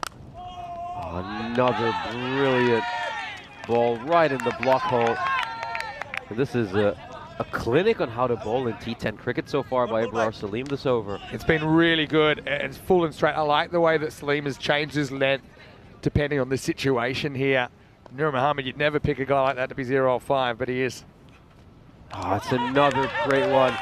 Just varies his line a little bit, but it's right up there again, and Mohammed is absolutely stunned, doesn't know what he should do. Yeah, he's got to keep swinging, but I mean, this spiraled out of control badly. This is a fantastic over from Salim in the 6th, and now you can say, oh, the batting or whatever. And he's had a maiden from Bilal Hussain the last over. We've just had a leg bye off this over. There hasn't been a run off the bat for what seems like an eternity. Last ball of the 6th. A lowish full toss, and it's just going to be 1 run, so a terrific over by Salim. Just a couple runs off it, and Royal Roma, they're in huge trouble. They need a minor miracle to take it from here. They're going to have to go at just under 20 and over. And Muhammad playing out all those dot balls. You just think maybe he should have made an adjustment, probably go deeper in his crease, try to play it a bit like Joss Butler and then use his wrists. But he just stayed there and took Yorker after Yorker. Again, you wouldn't typically expect a bowler at this level to bowl 5 straight Yorkers at you, but full credit to Salim for doing that as we take a look at the scorecard again. Only one real score of note so far for Royal Roma. That was Arif's 16 of 10. We need a magical over if you ever needed one now. Motion to bowl. It goes high up in the sky. It's hanging up there for an age. Should be taken. Oh, and he spilled it. He's also helped it over the boundary rope for a 6. So Rifat Janal, who took a catch earlier today, puts one down, and then also helps it over the boundary rope for a 6. So it's a double whammy. Yeah, you can see it just bounces over the line. And Janal took the rebound. This time, he's the one creating a rebound, but it's uncatchable. First thing goes the way of Royal Roma in ages. As the rate comes back from plus 20. Still a lot to do. They're hoping this turns into a massive over, basically. Only 2 runs, the overs preceding this one. And again, he just throws everything at it, Mahmood. It's hanging up for an age. This is going to be taken. Oh, 6. He just goes over the boundary rope. And that's probably a 6. He just slides over the rope as he's taking that. I think his back foot. He didn't mean to step back that far, but I'm sure he's still touching the ball when he steps. Look, see, this foot here, still holding the ball, hasn't released it yet. Yeah, so, and even the other foot slipped into the rope. So, well, that's such a lucky break that there's 2 6s in 2 balls. Now, you got to feel for Chowdhury there. I didn't intend, I think, to slip back that far, but oh, Roma, if they pull this one out, this will be an all-time comeback. They get a couple of slices of luck there. Poor Mosen, he's gone for 12 the first 2. Didn't deserve to. And just a little variation there by Mosen. Mahmood just wildly swinging at that one. Fails to connect. Yeah, I suppose Nur hasn't had a lot of batting in this series, but I do remember him from previous series. You know, when he gets going, he's very, very hard to stop. You can see he's kind of exclusively trying leg side these attempts. This is a rather tame shot. Just going to drop outside the ring, and it's only a single for Royal Roma.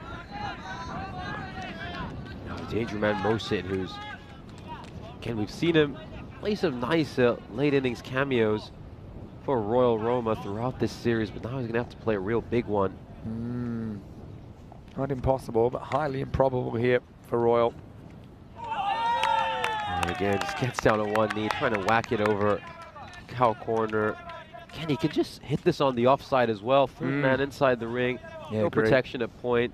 Help it over there, he'll get a 4. Most has been pretty good also just bowling one side of the wicket here. You know, he's had a couple of bad outcomes, but yeah, this is the battle of the Mosens actually. Ahmed Mosen bowling to Mohamed Mosen. He's trying to whack him out of the ground. It's up in the air. Is Ahmed Mosen going to win this battle? Yes, he will. Gets the opposite Mosen.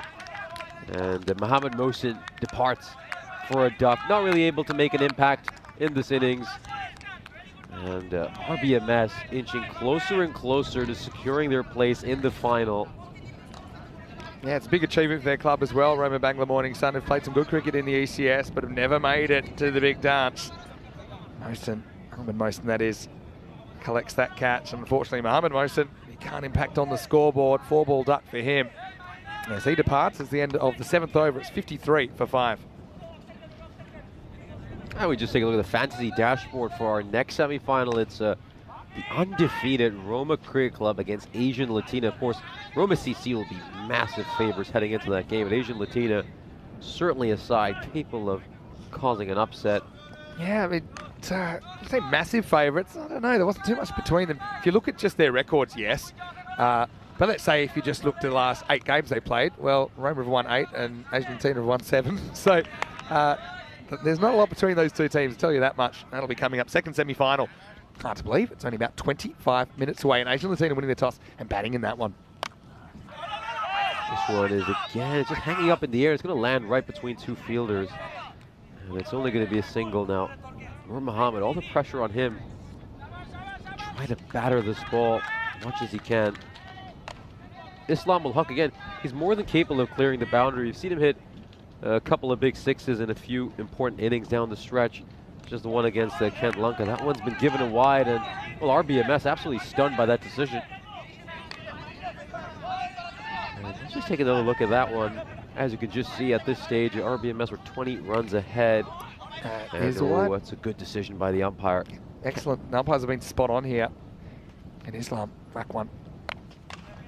It's played away behind square leg again. Mahmood is going to have to start bringing out the big shots, but I don't think he can avoid singles either, because Islam is capable of clearing the boundary. Just one of those quick bowlers where if he gets a hold of the ball, it stays hit. Quite a few sixes in the brief stints he's batted so far. This is another one that's hanging up in the air for age, and it's really, really well taken. It was quite difficult. It came down quite low, and another wicket falls. That's Noor Mahmood. In this game, you just feel now it's beginning to slip away from Royal Roma. Yeah, well, I think it's actually a ghost. I think it's gone. And Royal Roma, it's a shame for them. They've been hot and cold, I suppose, at times. I mean, not they've been really hot, but Rome Bangla, who have been a little bit off actually late in the group stage, they've turned on a very, very good performance here in the first semi-final, and seems assured that they'll secure the first place in the decider as Royal Roma fall to 56 for 6. And now the captain, Rajwinder Singh, coming out to bat again. Gotta love how RBMS saved their best bowling and fielding performance for the most important day in this series. That's another just a wild swing by Rajwinder Singh. Again, everyone just looking to batter it towards mid-wicket, but so far they've only had 10 runs on the leg side, despite pretty much attempting every other shot in that region.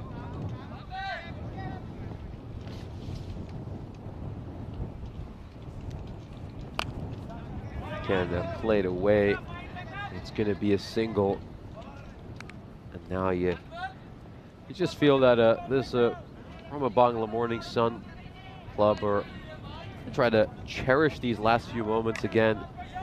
Yeah, they're thinking of the next big challenge though, and no matter who they play in the final, Roma CC or Asian Latina, that's going to be a really tough obstacle in the way of their first ever ECN trophy. That one's another wide.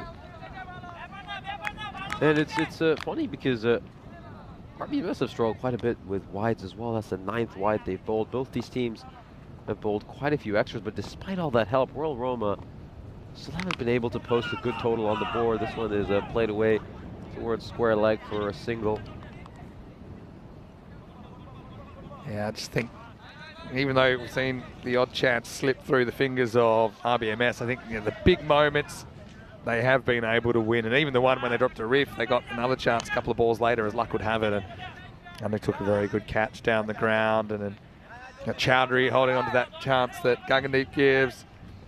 And unfortunately, it can happen. That's the nature of the game. Short form cricket, in particular 10 over cricket. Royal Roma are going to miss the final for the first time here in an ECS at the Roma Cricket Ground. And it's a tough couple of overs for them. Having said that, they can still get in the medals if they win the bronze final later on, so we'll have that to play for, and they'll certainly want to finish on a high as it is right now. Like I said, it's always difficult in this situation. You know that the result is pretty much a foregone conclusion. There's Anakama to come back as well, took 1 for 3 in his first. And he's going to give himself a tune-up here in the 9th. There he is, back on the delivery. Good ball there by Ahmed. Well, a terrific first over. And he really set the tone for his team, the captain. And his teammates have delivered really well, haven't they? We're just wondering whether Ahmed should have come back and bowled himself out in the 3rd over, but he didn't. And it didn't really matter because you have to say, whoever's come in for Bangla Morning Sun, they've just done a good job. Had confidence in his teammates and his bowling unit, and they've stepped up.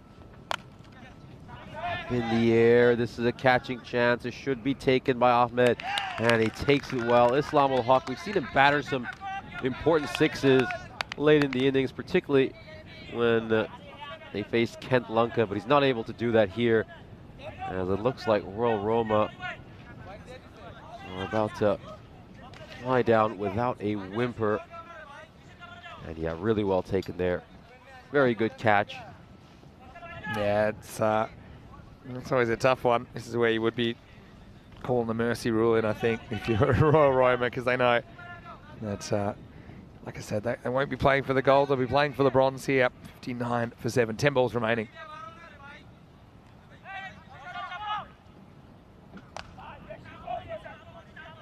Yeah, looking at the early who will win. This could adjust slightly, but for the second semi-final, Roma CC was 70% favourite, 70-30. So don't count out Asian Latina at all. That horrendous start to their campaign. But their matches against Roma CC were actually pretty competitive. If you think back to match 5 and match 10 when they played each other, there was just one run in at Roma CC, 123 to 122 in match 5, and then Asian Latina only making 96 in match 10. Roma CC chasing it down in the 9th. Yeah, this one is just going to take a top edge and go over the keeper's head. Won't hurt RBMS too much, but it's a welcome boundary for Shahzad, who can at least add to his own personal runs tally. Yeah, could have used a few of these earlier. A lot of swing and misses in this innings, weren't there, in that first half, and it just set up such a pressurised situation that when the wickets fell, the task was a little bit too steep for the batters coming in.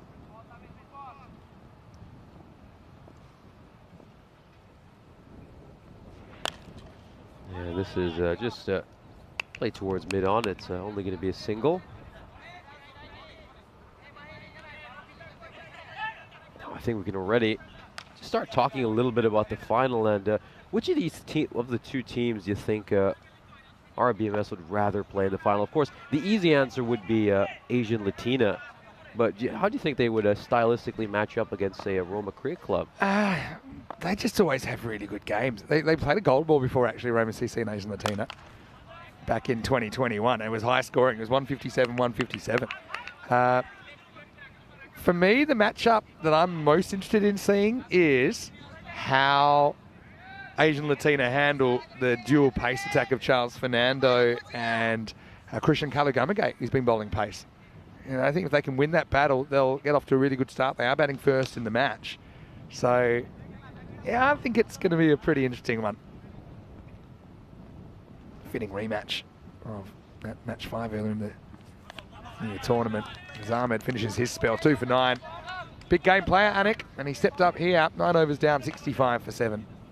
Absolutely, and one thing with Charles Fernando, though, is because of his bowling style, he can always go for quite a few runs. I mean, if you get a healthy top edge on one of his big bouncers, you could easily see that one sail over the boundary for 6. So, yeah, there's no way that Asian Latino are out of that game. It should be very interesting when we get to that next semi-final, which should be coming up in about, I believe, 20 minutes' time. This final over is pretty much a formality for RBMS. Again, we really didn't expect this. I think coming in here, we thought this game was going to be a nail-biter. We kept saying you never know. That's the thing. You really never know in finals. Could go one way or another. And yeah, all credit to Rome Bang the Morning Sun. Here's the 10th over. Bullion. We'll get it. Yeah, this one is a very good-looking shot right at the end. A chance for Singh to have a bit of fun. The captain, of course, maybe he can bat himself into some form for the bronze final. Again, that is uncharted territory for Royal Roma. They're used to being in the final. Last couple of finals have been between Roma Cricket Club and Royal Roma. Two of them splitting those two finals. Yeah, if you're Royal Roma. So we'll have a different matchup, it means, doesn't it? We'll have a different matchup this year. Oh, inside edge, straight to the fielder at fine leg. But yeah, just looking at where it's all gone wrong for Royal Roma. Again, you definitely have to say it's mainly the batting. Just none of their key players able to click today. Luckenwall going for a duck. Gagandeep Singh, 6 of 10. I think they got it all wrong as well in the first inning. Just the tone was wrong, holding all those extra. I think they just felt a little bit nervous, a little bit tight. And you can see that translate into the second innings as we have a look at this. He's gone. He's probably gone over there. He's just well outside. And he's going to be stumped over here. comes back really late, and Rajwinder Singh gets his marching orders. He's going to walk back to the dugout. So he hits a 6 and then has to depart. That one that was very clearly a stumping. I don't even think Singh probably was right over there. As the 8th wicket falls for Royal Roma. And at least they'll want to avoid the humiliation of getting bowled out in a semi-final. He's looking to come forward to slap that one. Bowler very smartly bowling it wide, and then a good bit of glove work by Chandra Bhomik. Gets the stumping. He's had a bit of game behind there, Chandra. He's a talented player. Khalil will come out to bat at number 10. One's up in the air. It could be a catching opportunity, and it's taken. Oh, it's been taken. That is a terrific catch. I think it's a bit of a delayed reaction. It took the rest of us a while to get whether he takes it. Oh, that is an outstanding catch. And a little bit more joy for RBMS right at the end. Khalil, well, he doesn't send that in the intended direction, but how well was that taken by Rajib Ahmed? Just everything's gone for Roma Bangla Morning Sun as Khalil departs for a golden derrick, and that pretty much sums it up for Royal Roma. They haven't really been able to compete. Roma Bangla Morning Sun have turned up the heat. It's at 71 for 9 as they're down to their last man at the crease. Puyan on a hat-trick now. Are we going to have our 4th hat-trick hero of this series? We've seen it 3 times previously. This is a big ball. Hat-trick ball coming up. Oh, that was just a little bit too high. You have to say it was a good delivery for the hat-trick ball. Nice length. And again, this is a wicket with quite a bit of bounce. It just hits him in a really painful area there, Usman Rashid. Cops a rather painful blow alongside humiliation of watching his side take an enormous defeat. And this is the last ball. It's just worked away. Fine leg. Is it going to go away to the boundary? It certainly will, but that's not going to matter too much as RBMS take a huge step, a historic moment for their club, reaching their first ever ECS final. And they'll be delighted with themselves, but you can bet they'll celebrate this victory for a few minutes, but then they'll be locked in and focused, trying to claim their first ever ECS Rome title. And we just see some handshakes between both teams, plenty of respect between them. Roma Bangla Morning Sun just had the better of Royal Roma throughout this series.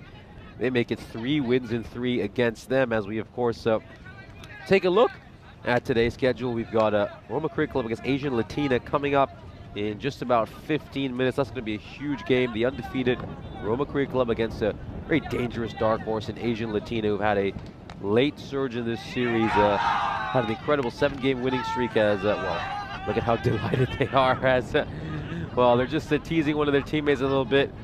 And he's going to be carried off the field, giving Rehan a hero's exit for his brilliant 66. We'll take a look at the highlights of this innings.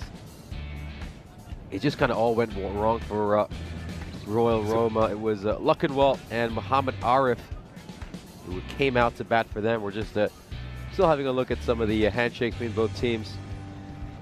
This was a bit too hot to handle for the keeper.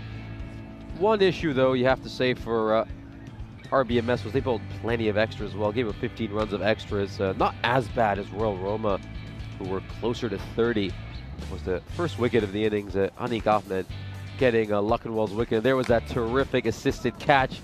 That one just batted onto Rifat Janal, who took that. And once that second wicket fell, you just felt RBMS were inching ahead in this game. They'd keep taking wickets.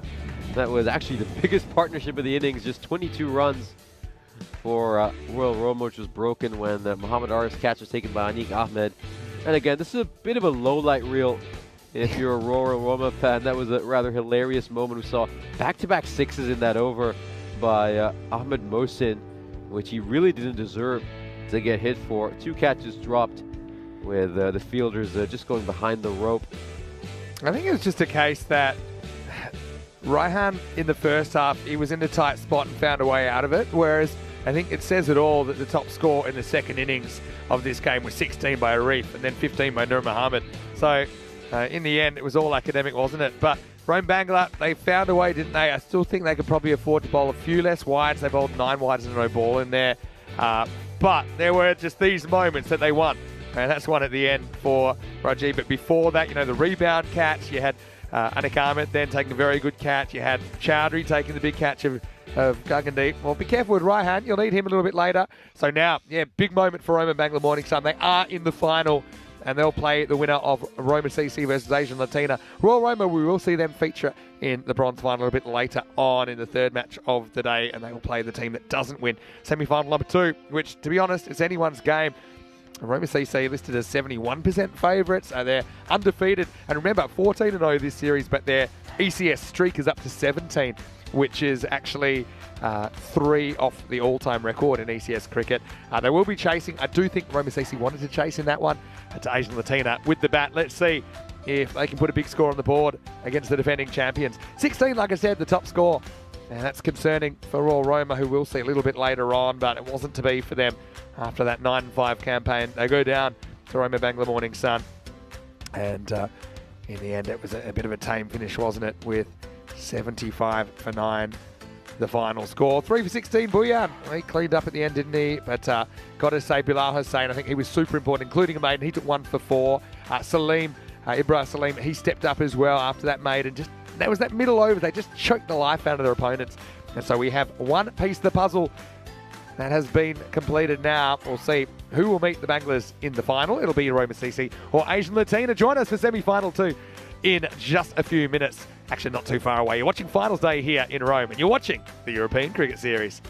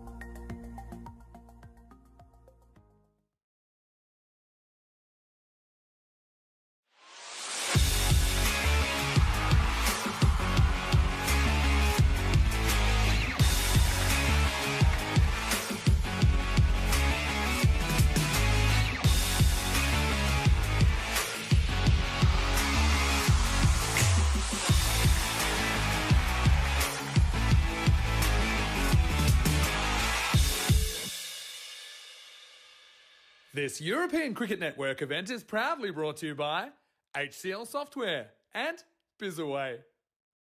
Hello and welcome back to Rome here on Finals Day in this European Cricket Series. It is day 12, culmination of what will be a 60-match series. So already we know one finalist. Time to find out who the other one will be, and this should be a really, really good game.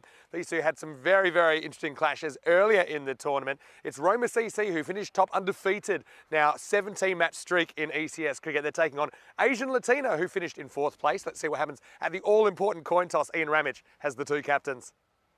Roma CC, you're the home team, you will toss the coin. Asian Latina, you're the away team, so you will call the coin.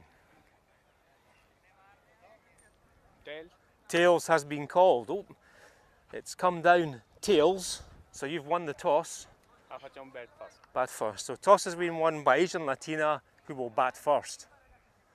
So it is Asian Latina. Their captain Amandeep Singh wins the toss and elects to bat first. I don't mind that at all. I think that if Asian Latina are going to win this, they're going to have to bat well, and so they'll get the opportunity to face the Roma CC bowling first up. I don't think that Roma CC will mind too much. I feel like they like chasing in big games. They have done it before on this ground, and they are the defending champions. They won all 3 of their sudden death finals in the Super Series last year, just like they won all 3 of their Rome Series finals last year as well. So they have a very good record in kind of cutthroat matches on this ground. Asian Latina, though, let's not forget that they lost their first 6 matches of this tournament. Had a horror first couple of days, including losing twice to Roma CC, I should say. But then they built a winning streak of 7. They did drop a match yesterday, but they come in all square 7-7. I just think they're happy to have a shot. Asian Latina were 7-1 2 years ago, but then they lost the semi-final. They're hoping to go the other way today and kind of sneak up on the defending champions. I think that you can throw a blanket over these two teams, really. A lot of good players on both sides. I think Dinadu Maragi having a very good series for Roma CC, holds the key with the bat for me. And I think also it'll be interesting to see how Asian Latina's top order handle the heat, because I do think Charles Fernando, he's going to be coming in. He's going to be banging the ball in on this bouncy pitch. Should be a very, very tight contest. Spot in the final on the line. Nisho Butt will take you to the first ball here in the second semi-final. I can tell you, Asian Latina, they've won the toss. They're going to have a hit. So over to you. Let's get ready for the second match of the day. Well, thank you very much for that lovely introduction, as we witnessed our first semi-final conclude just 10 minutes ago. And Roma Bangla Morning Sun booked their ticket to the final. Of course, it's just a case of who will join them now. It'll be one of these two teams, Roma CC or Asian Latina. Of course, Dinadu Maragi leading the way for Roma CC. He's a terrific batsman, but he's also been really good with the ball in hand. Let's look at his career statistics for his team. Just under 1,200 runs for his ECN career. He's taken 56 wickets. Of course, the win predictor has Roma CC as 71% favorites for this match. But again, 29% for Asian Latina. I think they can maybe deserve a little bit more. Their record doesn't necessarily suggest how strong a team they are. 7-7 on paper. You'd think Roma CC would be heavy favorites. But again, we've seen the Roma CC have a few scares. But a few times they've come close to losing during this 14-game winning streak. 17 if you include the previous ECS they were involved in. Seen Kent Lunka give them a scare, of course. Asian Latina back in match 5 were ever so close to beating Roma CC. When Roma CC 18 runs to win off the last over. And we had a very tense and dramatic final over with tempers flaring up, where Roma CC just about took it on the last ball of the innings. It's rather interesting, though, the Asian Latina have chosen to bat first. I mean, typically in T10 cricket, you'd say that you'd like to chase when you've won the toss.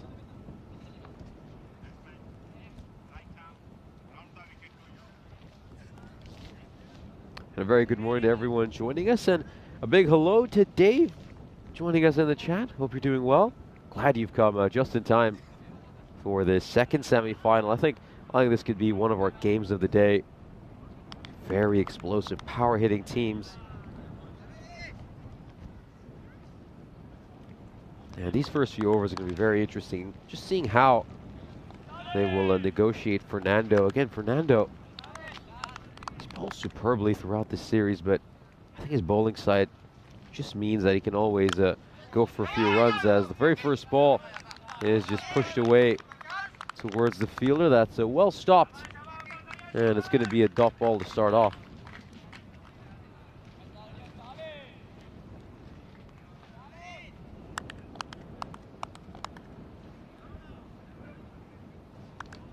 Both Sukhbir and Amandeep, terrific players for Asian Latina, of course. Amandeep Singh, the star performer for his team. As a captain, he's at the non-strikers end. Takes some pace off that ball, Fernando. And it's a swing and a miss. Loves bowling it short as well. Bowls some very sharp bouncers. Sometimes, though, you just feel he overdoes it with the short stuff. Asian Latina will be hoping that's the case. Again, as we said, Fernando can just sometimes go for a few runs because of his bowling style. You see the odd top edge just to fly away for 6. And this is very well played. Beautifully controlled shot, but it's only going to be a single for Singh because he picks out the lone fielder, protecting that boundary. Again, either side of him, and you feel that goes away for a 4.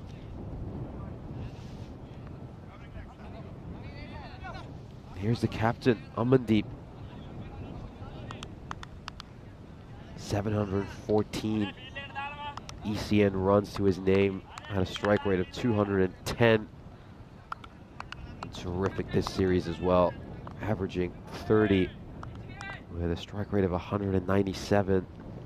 Top scored against Casalina with a undefeated 69. This one is just a push towards cover, and it's going to be another single. Good bowling early by Fernando, you have to say. He's managed to get things spot on right from the get-go. We saw both the teams earlier today in our first semi-final, Roma Bangla Morning Sun, as well as Royal Roma, just struggled bowling a lot of extras. It just felt that some of the bowlers were rather nervous. And oh, this one is played away towards third man. Good batting there by Singh, you have to say. Again, he knows Fernando has a lot of pace, just uses the pace to the bowler's detriment and works it down towards third man for a 4.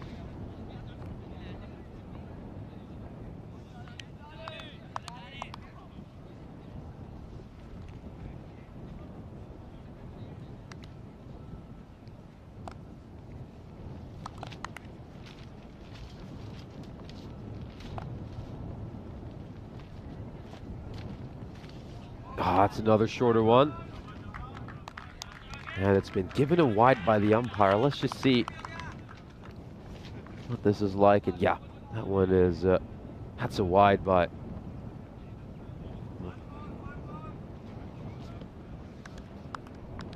Again, that is one thing with Fernando.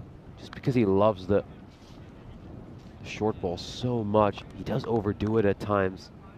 And that's where maybe Asian Latina will just get a window of opportunity against him. One ball to come in the over. And it's a good one by Fernando. Struck straight to the fielder. Dot ball. Just 7 runs off the first. As a Royal Roma get the start they would have wanted. And of course, we'll just take a look at today's schedule. Of course, we're currently witnessing the second semi-final between Roma Cricket Club and Asian Latina. And the loser of this final will play Royal Roma in our bronze final, which will take place in, well, about 2 hours from now. Looking for 3 hours. And the final will be between Roma Bangla Morning Sun and the winner of this final. We'll see a new final for the first time in the ECSs we've had here in Rome. The previous 2 ECS finals were both between Roma CC and Royal Roma. Those 2 sides splitting, both of them, of course, Roma Cricket Club, the defending champions, have gone undefeated in this tournament, winning all 14 of their games.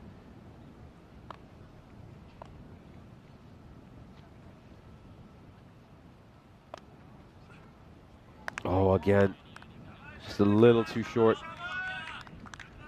That's a very easy call for the umpire.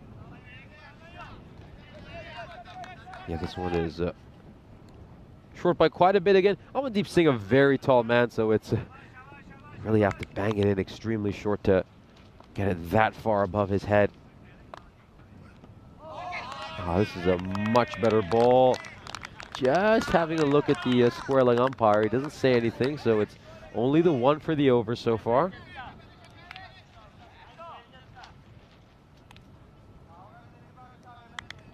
Now then, is he going to pitch one up? He's bowled too short.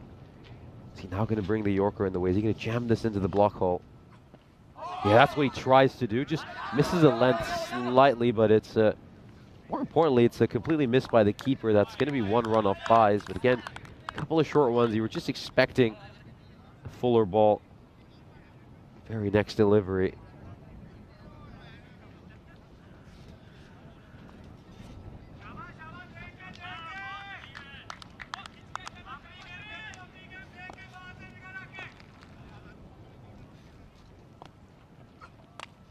Yeah, this is a good ball, well directed into Singh. Just trying to whack that towards the leg side.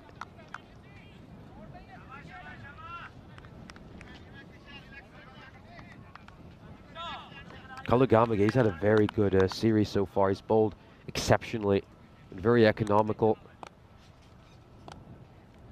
Taking quite a wickets too for his team. Again, Roma CC, they usually just set the tone for their innings early. Where the Kalagamage and Fernando just charging in, getting rid of the top order.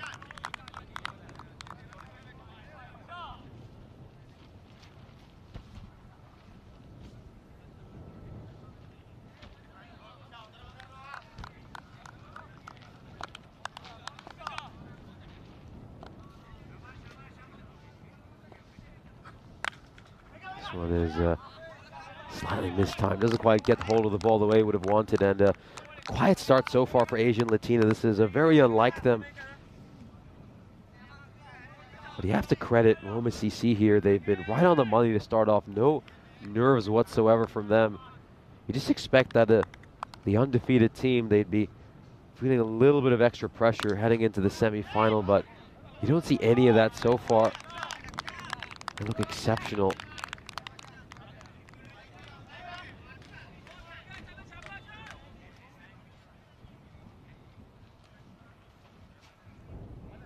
And of course, the over comes to an end. So a good couple of overs here for Rome CC to start off. Just 9 runs off these first couple of overs as we, of course, take a look at the standings. Roma CC had the perfect tournament so far, undefeated in all their first game. Dave saying that, of course, he was up watching the Japan F1 practices. Yeah, that was quite interesting. It was on at our hotel, of course, being in Rome. I mean, Sky F1 over here is a complete homer coverage for Ferrari. They don't even try to hide it. It's like you're watching Ferrari TV. This one is played away towards third man. It's just a single, and again, just a 1 boundary as we're coming into the final over the power play. Of course, joining me in the commentary box is Mr. Maximo, Vinny Sundu for this second semi-final. Yeah, I'm really enjoying watching the first couple of overs as they came back to the cube. And my question was, how will Asian Latina handle the heat? I know that Fernando's really been getting the ball through, and Kalagamage as well. And so far they've handled it, but they haven't really been able to score too much. Just a kind of edged boundary. Although this might help, because that looks high to me, and it's going to be whacked away. This seems like a no ball. I'll probably check it, and yeah, I think you got to call that. So I think this will be a no ball plus either 4 or 6. Don't see, I know he's crouching slightly, but it's not really coming down. I'll wait on the call here. So yeah, it'll be a no ball, and then has that gone for 6? We're losing the ball here. There's more, too much dust on the screen. Oh yeah, it's gone over the fence. That's probably a good sign. It's gone for 6. That's why I lost it. So it's a 7 up. Sukbir will get the free hit from Charles. And he backs away, makes himself into a corner actually, and so next ball's just a single. But yeah, what an interesting clash this is, a rematch of both our first Monday and Tuesday night fixtures. It was a last ball thriller in match 5. Roma CC got 18 off the last over, and the winning run off the last ball, 123, 122 in that one. The next night, Asian Latina 96 was their was kind of their low point. It was their 6th consecutive loss then. They made 96 and Roma CC chased it down with no balls to spare. But since then, they went 1-7 in a row. This is up in the air. Is this catchable? It's Rahat going back with the flight. Can't quite get there. And almost fumbles it over the line. In the end, it's going to be 2 to Amandeep Singh. He's done quite well in the end to just get down and at least prevent the boundary. Again, Amandeep Singh is going to have to take a lot more risks. Haven't really been able to capitalize on this power play whatsoever, Asian Latina. Charles Fernando, of course, an exceptional series for him so far. 14 wickets. More importantly, an economy rate of just 8 in the games he's played so far. Oh, edged away, and that's going to be 4. So it's going to bang right in front of our camera. So Charles, yeah, because of false shot, they kind of got to slip in there for that kind of thing, but he had to be about 20 metres further back, Maragi, and 4 to the total. Yeah, this is what we were talking about right at the start of this broadcast, that the length Fernando balls just always makes him prone to these edges flying away towards the boundary. That's the first time it's happened in this spell. They do have 2 fielders in that quarter, but one's more of a backward point. They needed a finer fielder there. And this one is in the air and it's going towards that man right now. Catching opportunity and taken. Well, right on cue. It flew in that direction as Akash Waduawalagi that takes the catch running in, as it's going to be a 4 and out for Amandeep Singh. Big wicket to lose for Asian Latina. They lose their first at 24 for 1. And there's the 15th wicket of the series for Fernando. This is not a simple catch. It goes up in the air and it's judged incredibly well by Wadualage. As the first wicket falls for Asian Latina. You know, this is a very off-color partnership for these two. The two Singhs usually get their team off to a flyer of a start. They've chewed up a whole lot of deliveries. And then the danger man, Amandeep Singh, who's been the top scorer for his team, departs. That's the thing, though. I mean, it's not bowling machine stuff they're getting. They're getting some pretty spicy stuff, aren't they, in this power play? Yeah, these two have golden ball history as well. Don't forget, in golden ball 12, 15th of March 2021, there was a 157 tie between these two. Pitches up this time, Charles, and gets worked away for 1. As Charanjit Singh gets off the mark and retains the strike. End of 3. Score is 25 for 1. Great power play for Roma CC. We were just wondering if any of that pressure they have from being the massive favorites would affect them whatsoever. Completely unbothered so far. They're bowling perfect lines and lengths. And Asian Latina, this is not what they would have wanted. Just 25 for 1 at the end of 3 overs. That over was a little bit expensive because of that 7-up. Otherwise, they're going along very nicely here, Roma CC. Yeah, I was wondering whether they'd go back to Krishan or whether they'd make a change. And they're going to Apahami here now. Apahami is quite a good swing bowler. Had a few troubles with quite a new ball.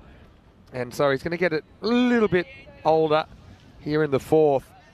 Yeah, he's a young player. We haven't seen him before this series. And he's going to come on an important phase of the game. 5 outfielders in place now. You can protect the boundaries a little bit better. But Asian Latina looking for a turning point. Let's see if it comes through. Charanjit Singh facing up, batting in the number 3 position. Apahami had a difficult time the last time these two teams faced each other. Gave up 30 runs over his 2 overs. It's a good start though. It's a good area, pushed away. Just a single. Roma CC, interesting that they were forced to field first. I got a feeling they probably would have bowled first anyway if they'd won the toss. They seem to have a good record chasing in big matches. And of course, they were able to win 6 sudden death finals in a row. The last time they lost a final was 2021. They had to win 3 to get through the Super Series last year, finishing outside the top 2. They did that. And then in the Super Series, they finished outside the top 2. They had to win 3 in a row. They did that. So they have a good record in these sudden death matches on this ground. Very clutch team, Roma CC. And absolutely, this is something we were mentioning when you were out of the commentary box. I was a little bit surprised that Asian Latina chose to bat first, winning the toss. You typically would like to chase in this format. There is something to scoreboard pressure, though. I think that's pretty significant as well. So I can kind of see where they're going with that. The other thing is their kind of final streak, if you like, if you include the ECL, which they qualified as a result of winning Italy last year. They batted first in the final, and it just didn't happen for them under lights. They were only able to go to 76 against Sporting Alphas, who chased it down. So Roma CC pretty happy chasing, but I can see where Asian Latina are coming from. Yeah, this is a shorter one. It's we're just having a look at the square leg umpire. He seems to think it's okay.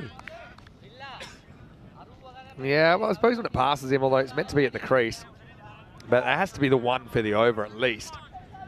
Interesting that Sukbir is getting so far down the track. There was one that was shortish earlier in the over, but obviously it wasn't quite above the shoulder. Apahami uses it there.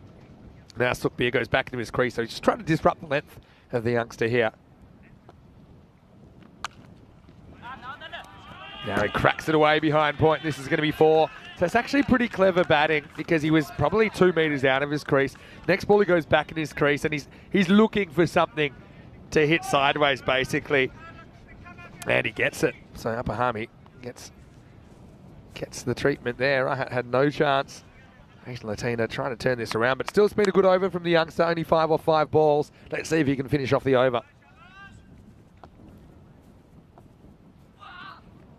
It does. So I think all things considered, that's a win.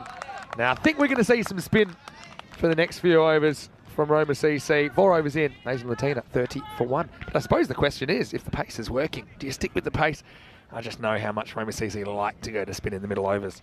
Oh, at some point we'll definitely see Marage bowl. I mean, he's taken 14 wickets as well for this Roma CC side. As we have a look at the economy rate, of course, completely going Roma CC's way so far. Asian Latina just not quite able to get out of second gear. They've been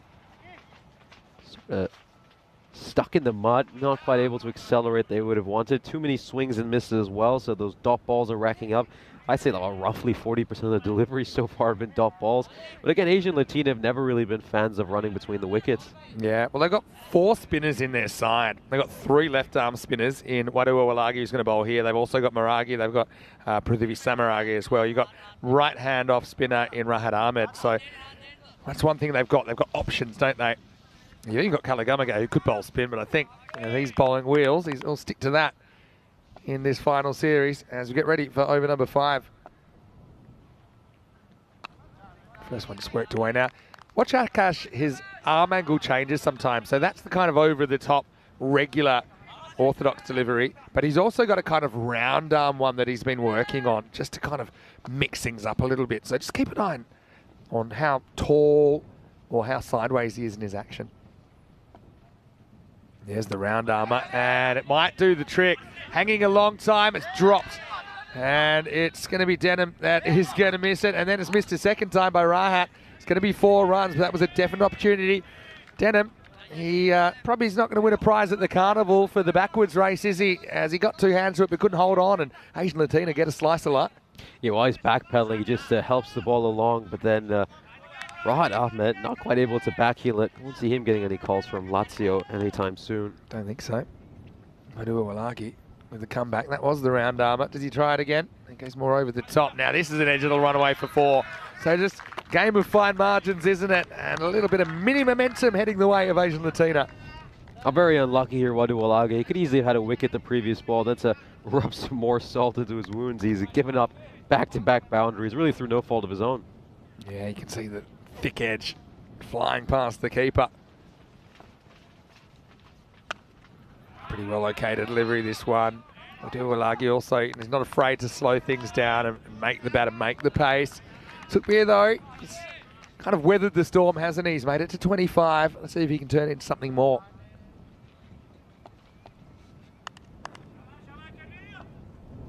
Charanjit wants his approach to the left armour. This one bites a bit off the pitch and well knocked down by Dinidu. He's going to be an important player, isn't he? You mentioned him with the ball, but I think his batting has been really on. Also, someone we'll see back in an Italian shirt, I think possibly for the first time in 8 years. Dinidu Maragi, former first-class cricketer in Sri Lanka. And yeah, I'm curious to see how he goes this weekend. Of course, the ECI is involving Italy, the host, as well as Finland and Austria. Finland and Austria in the same group in the ECC. And then ECC starting on Monday. Not long to go now. Oh, well, it doesn't hit the stumps first. Hits Sujith, bounces off his gloves, but I think the batter was safely home. Yeah. Sometimes they're funny. You might get... Never even lifted his foot there. Yeah, you might get a little bit of kind of air on the foot accidentally as we get to the end of the 5th over. The score 41 for 1. Want to welcome you into the commentary box. Vinny Sander here, Mr. Maximo. Peacock Friday, Finals Friday as well. Nish looking fantastic as well. Kind of peacocky colours there. I like the clash of the red and the blue. Welcome to Finals Day. And so far, the big story, Royal Roma out of the running. Rome Bangla Morning Sun winning semi-final number 1. Their first ever ECS final. Yeah, it's a historic moment for them. Of course, big congratulations to Roma Bangla Morning Sun. We're going to see a new final for the first time in the ECS. That's right, actually. Royal Roma have made the final on the first 3 occasions here at the Roma Cricket Ground. Also, if you haven't already, put your name in the ring for the ECC sweep, an idea we had yesterday. I think I'm up over 70 entrants now. A bit of fun. Draw a team at random in the Euros of Cricket. Anyway, another little edge this time. It's going to be 4 runs. Dinadu does come into the attack. Doesn't look thrilled about it, as this pretty much goes straight through first, slip for 4. Rough start there for Dinadu Marage. Not much you can do about that, of course. Yeah, we plan to do that sweep in the bronze final. And allocate teams for you to cheer for in the ECC. Just see what fate puts on your side. Also, it means, say if you are watching from Italy, you get drawn, I don't know, Luxembourg or something, gives you a second team to go for, and we'll see, maybe depending on what happens, maybe I can organise a little token prize or something like that. Just to see so many people wanting to get involved. Anyway, Dinadu, not too put off by getting edge for 4 the first time. Comes in, trying to shut things down in the 6th. He tosses this one up, and batter takes it on and wins. Sukbir goes large. Maximo as the 50 comes up for Asian Latina. It's always a huge risk to toss one up, particularly in a T10 game against a power-hitting side like Asian Latina. He gets punished for that one, Dinadu Marage. And we're just seeing some boundaries flow these last couple of overs after Asian Latina were starved of them for so long. And so next one, just a single. Yeah, that 6, you could see how he set himself. They just had to wait a little bit longer, but he waited the right amount of time, didn't he? Sukbir ended up getting it up and out of the ground. Charanjit, he'll get a turn now on strike. And he goes as well, times it up and out of the ground. Couple of Maximos as Asian Latina gets swinging. End of the 6th over. The score is 59 for 1. First big over for Asian Latina, 18 of this one, the biggest one they've had since Charles Fernando's 3rd over. And again, Marage just taking a few risks over there. You feel like he maybe want to be a little bit more economical, just bowl flat and try to get through the over, while Asian Latina are under quite a bit of pressure. But Charanjit Singh hitting an almost identical shot to Sukbir Singh, and those 2 big 6s have just improved the position Asian Latina are in. Yeah, they're going to go back to Wadua Walagi. So sticking with the left arm spin. I suppose there's no 2 bowls are exactly the same. I would have been maybe tempted to go back to pace just for an over to disrupt the kind of rhythm. Although, like I said, Wadua Walagi, he was pretty effective in his first over, and he's been giving a second one straight away. There's the side armour, but it does a bit too much. Down the leg side. Good take by Rilla. He maybe had 1 or 2 off games with the gloves, but you can see he's a very accomplished wicket keeper. With 1 foot in the air, but the other one was safely down in the crease. Now with that Marage first over going for 18, it's going to be a bit of a mini dilemma here for Roma CC. We'll talk about that after this ball. It's played away very nicely. Too much width on offer there. Wadua Walagi, you just feel he's now got some of the pressure as well after that last over. It's funny how things can work like that. Wadua Walagi bowled fairly decently in his first over, but now he watches his teammate get battered for a few runs. The batsmen feel a lot more confident, and all of a sudden, he's not bowling the way he was previously. Goes after this, it gets enough. Maximo! They've got the wickets in hand, they've got the big players still there, and the spin has proven to be a little bit of an expensive tactic from Roma CC here in semi-final number 2. Very odd. Usually spinners can just help slow the run rate down in T10 games, but not the case so far in this innings. Nice looking shot. He's punched past the infielder and the outfielder as Samaragi can't get there. So Charanji to 29 off only 10 balls. Just too short, too wide. He can't find the right liner length so far this over. Whenever he's trying to correct that liner length, he's just overcompensating badly. And he's been punished for it. And again, now the captain's going to have a big dilemma. He might have to introduce a 6th bowler into the attack. Marage going for 18. The spinners look like they're struggling. Does he turn away from an experienced campaigner like Marage? You're still hoping that you can just get a miss hit here and solve the problem. Just these guys haven't miss hit one in a while. And it's been an expensive period for Roma CC. Still 2 to come though for Akash. Pitches up, gets whipped away.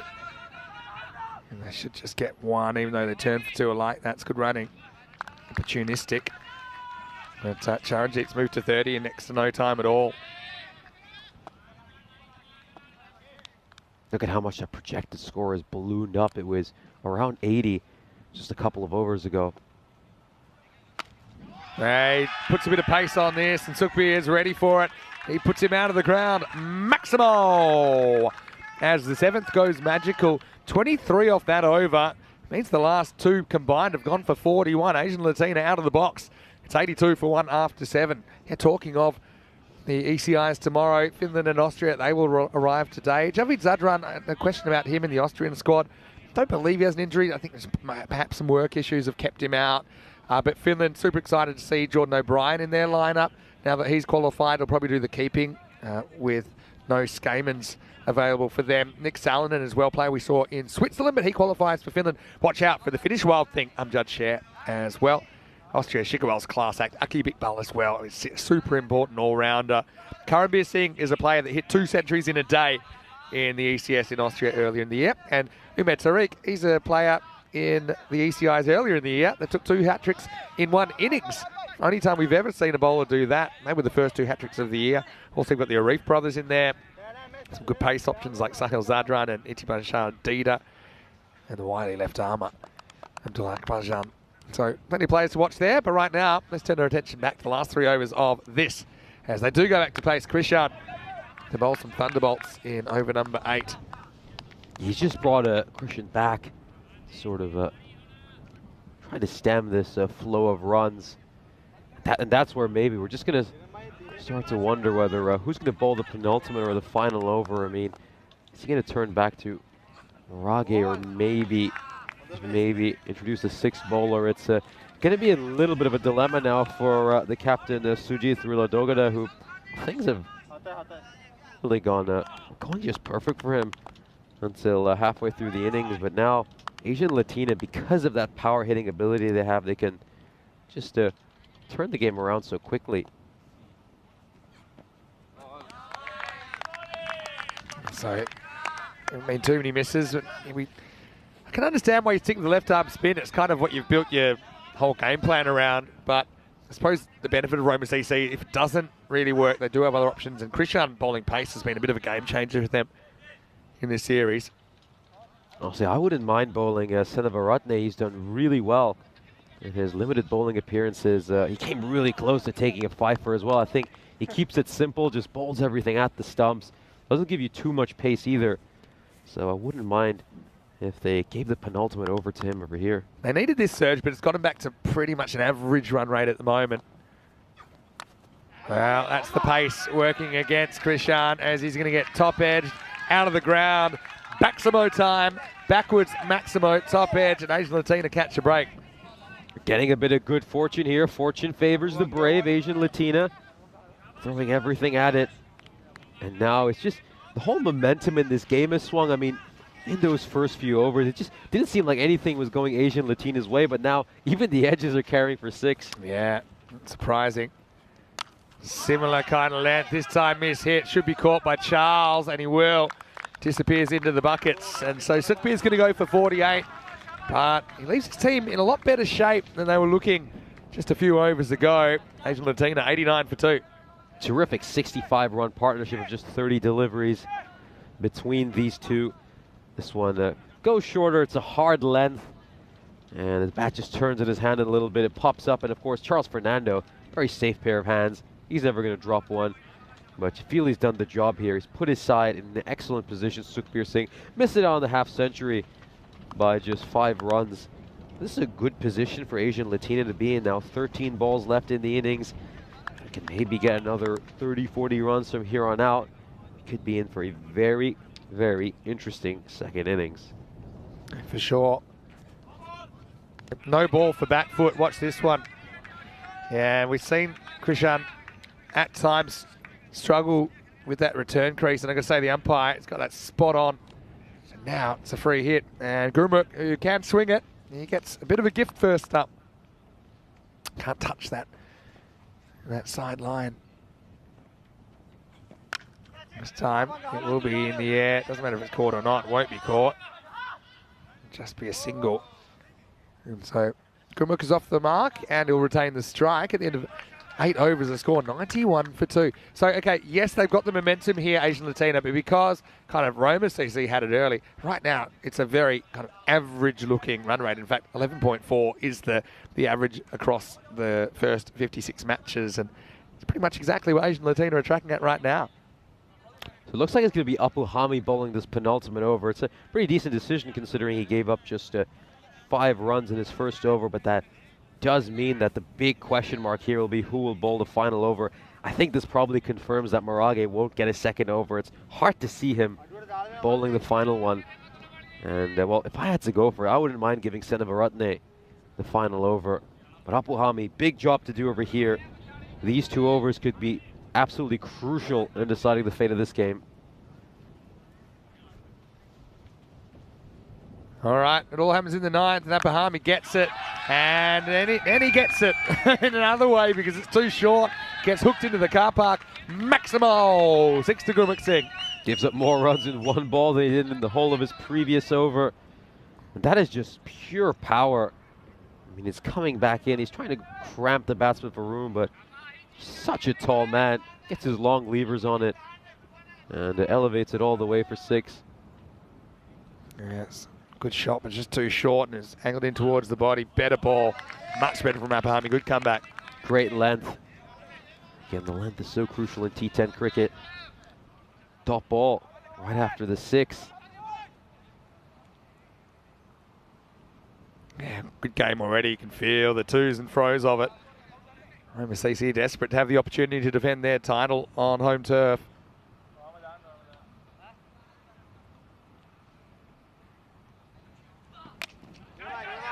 Doesn't really get hold of this. And so just a single.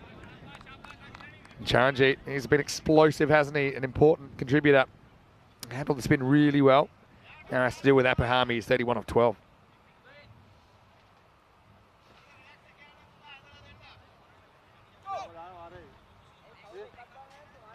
Seeing 31 of 12, looking really dangerous. He's got 3 balls left in this over. I think he's going to try to face all of them. Oh, shot. Really good shot. Ready and waiting for that. And just carves it over. Cover point for 6. Maximo. Charanjit. Big man. Big situation. Big shot. 6 runs. Stand and deliver. Watches that ball so closely. It smacks it right over the fielder's head. Clears him by some distance. Got protection out there at deep point. Just at this stage, you're just trying to hit it hard, hit it well. Choose the correct shot. Absolutely slammed that one. Now goes up, and I think this has got the legs, and Christian goes right back, and he can't bring it back. Maximo, 6 more to Charanjit as he moves into the 40s. Back-to-back big blows. Christian with a great effort there. Hope he doesn't hurt himself because he's so important to this Roma CC side. And you can see just up in the air enough. Had enough power on that one to clear the boundary rope. And 1 ball to go. As we said, he tried to face the remainder of the deliveries. He's hit back-to-back 6, and Apuhami getting taken to the cleaners after a really good first over. Last ball then for him. Won't be, because that's wide. And yeah, I mean, we're looking, I think, 120, similar kind of chase to before. Royal Roma, when their feet were put to the fire, couldn't quite deliver. Roma CC is pretty similar to the kind of chases they pulled off in finals before. But yeah, looking forward to seeing second half of this game. Nice pull the over, takes it on and wins. Maximo! Apahami goes for 31 in the end. Had some good moments, had some not so good moments. 9 overs down. Asian Latina motoring 117 for 2. 3 consecutive sixes for Charanjit Singh and 4 sixes in that over.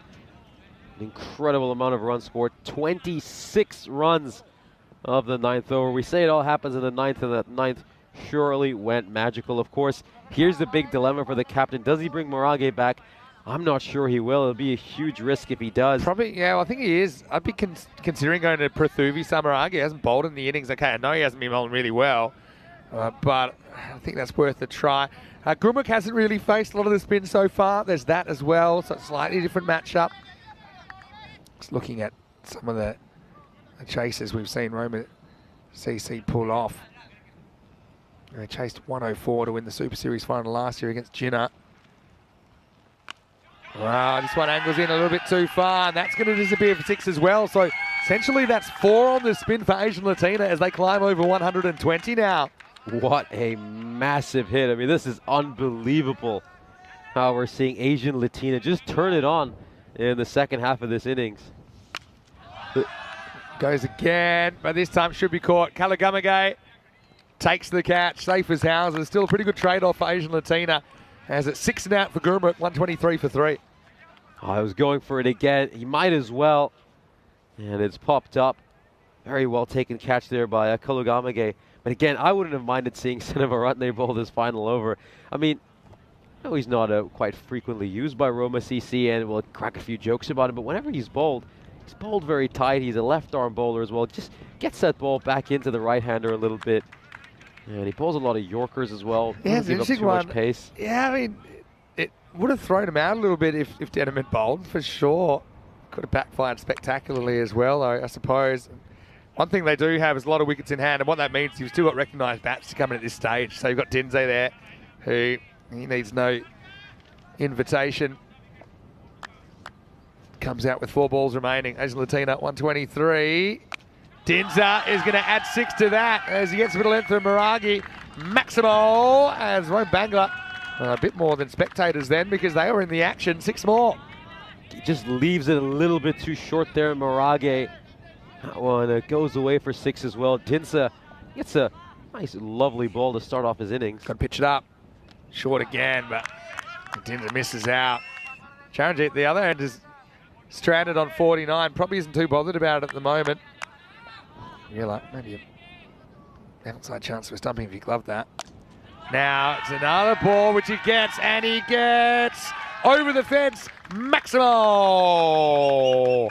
Charanjit is stranded on 49, but he won't mind as long as the balls keep disappearing. Dinza gets a second for the over. Oh, they're exclusively hitting 6s here, Asian Latina. No point even having the fielders in the game. You might as well have them as spectators like the rest of us. Well, Roma CC got the work cut out for them here as this is launched even further. Dinza goes 1, 2, 3 as he finishes the innings in style. Asian Latina 1-4-1 here in semi-final number 2.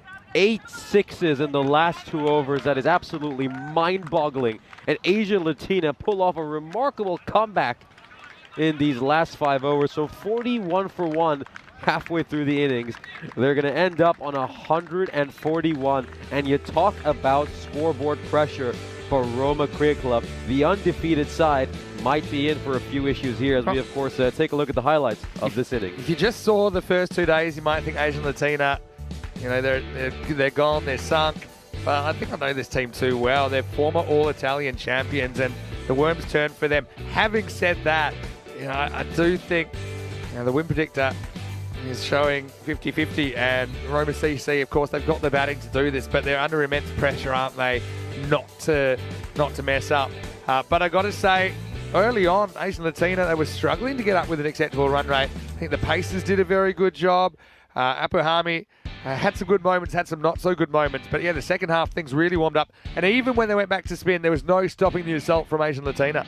There absolutely wasn't, as we're just taking a look at some of these highlights. This was a very well taken catch by Christian Golunamage. Just For a second, you thought maybe Roma CC could stop the bleeding right at the end, but they certainly couldn't as Hushma Dinsa came out and absolutely walloped these bowlers. He had 3 sixes in that final over of just 4 deliveries.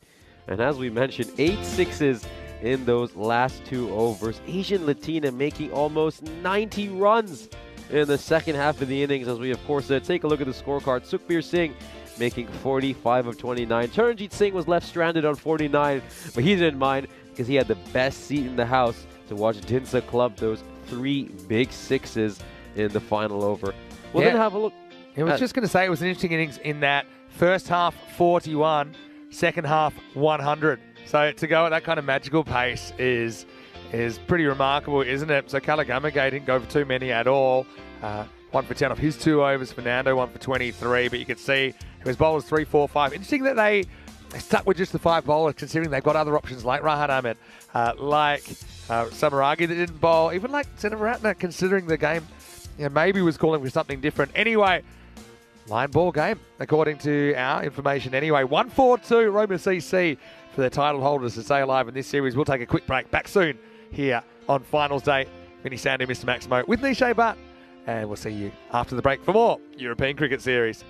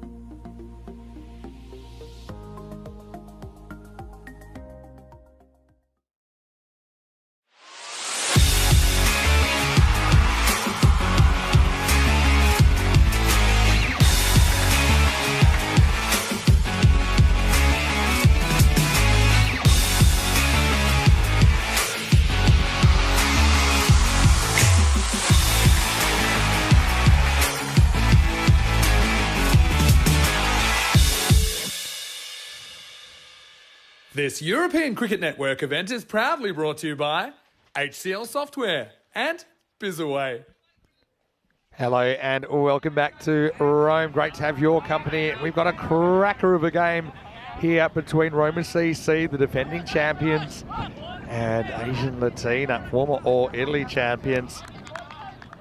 And right now, if we go to the who will win, I don't think it gets much closer than this. Supercomputer can't split these two teams. And Dinzar's going to get us going. And yep, confirming that after one innings, Roma CC have been given a 50-50 shot. They've come down from 70-30 start of the game. That's probably on the back of their performances in this competition. And this is a brilliant start as Miragi's out there. Gets a bit of a half tracker from Dinzar and it disappears before. Brilliant shot from Dinadu. And will play in the Azuri shirt this afternoon, this weekend. Right now he's in the red and gold of Roma CC. He's out there with Akash Waduwalagi. Yeah, interesting.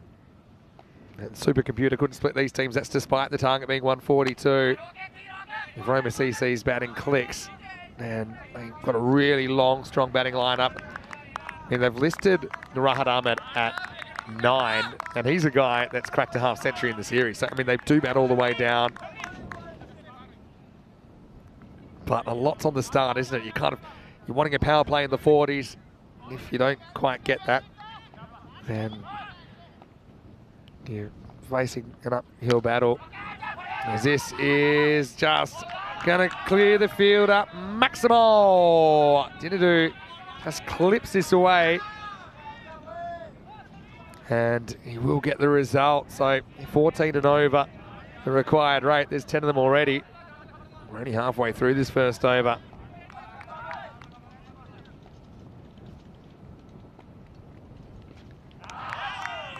It's called wide, but just gets a little bit of the line.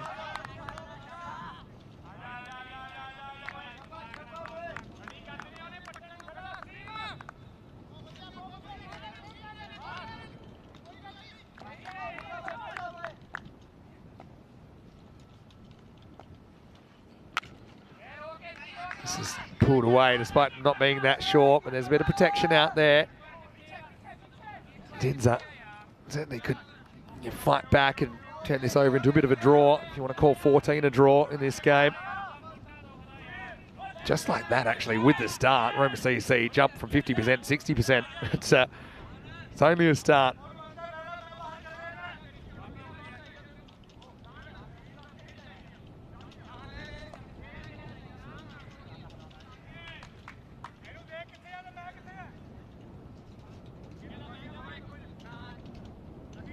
You see that Khan Salim, he's just holding his shoulder there. Thought he might be an option to open the bowling here. What are you guys thinking in the chats? Pretty delicately poised. Akash to face up for the first time. Gets a big filthy full toss. Gets a bit of it, not a lot of it, but it's just enough to get it to the boundary. Not a good ball from Dinzar, really. Not timed, but it went into a gap, and that was the key as it ran all the way for 4. Think about Roma finals days. They always throw up a surprise somewhere. And, a team going 14-0 losing the semi-final, even though it's against very worthy opponents. Going to be a bit of a surprise, but this is going to be 4-leg by, so they catch a break, and the first goes magical. Won't go to Waduwalagi, but he won't care because it goes to his team, who've made a rocketing start. 20 without loss after 1. As we welcome Nishay Bhatt back into the commentary box. Well, before this innings, the Supercomputer is calling 50-50. That means we have to be a chance of a golden ball. You know, these teams have had a 157 golden ball before, so who's to say they can't tie at 141, all set up. And of course, if they do get one, it'll reset the golden ball counter. It certainly will, and again, it felt like today was going to be the day that we were finally going to see this counter get reset. The G word's been floated around a fair bit in the chat as well. Rather interesting that Roma CC decide to open the batting with Waduwalagi, the Last time these two teams faced each other, it was Korupu who was opening the batting, but Roma CC do play around with their order a little bit. They've got plenty of talented batsmen, of course. Wodewalage averaging 9 runs more than Korupu so far this series, and also a strike rate that is quite a bit higher. Oh, he gets tied up here. It goes kind of glove to helmet and almost drops onto the stumps. Have a look at this one. Hits the grill, goes over the stumps in the end. Just feel like this game will be won and lost in the big moments. Okay, so far, Roma CC, they've made a brilliant start, but it's just a start, isn't it?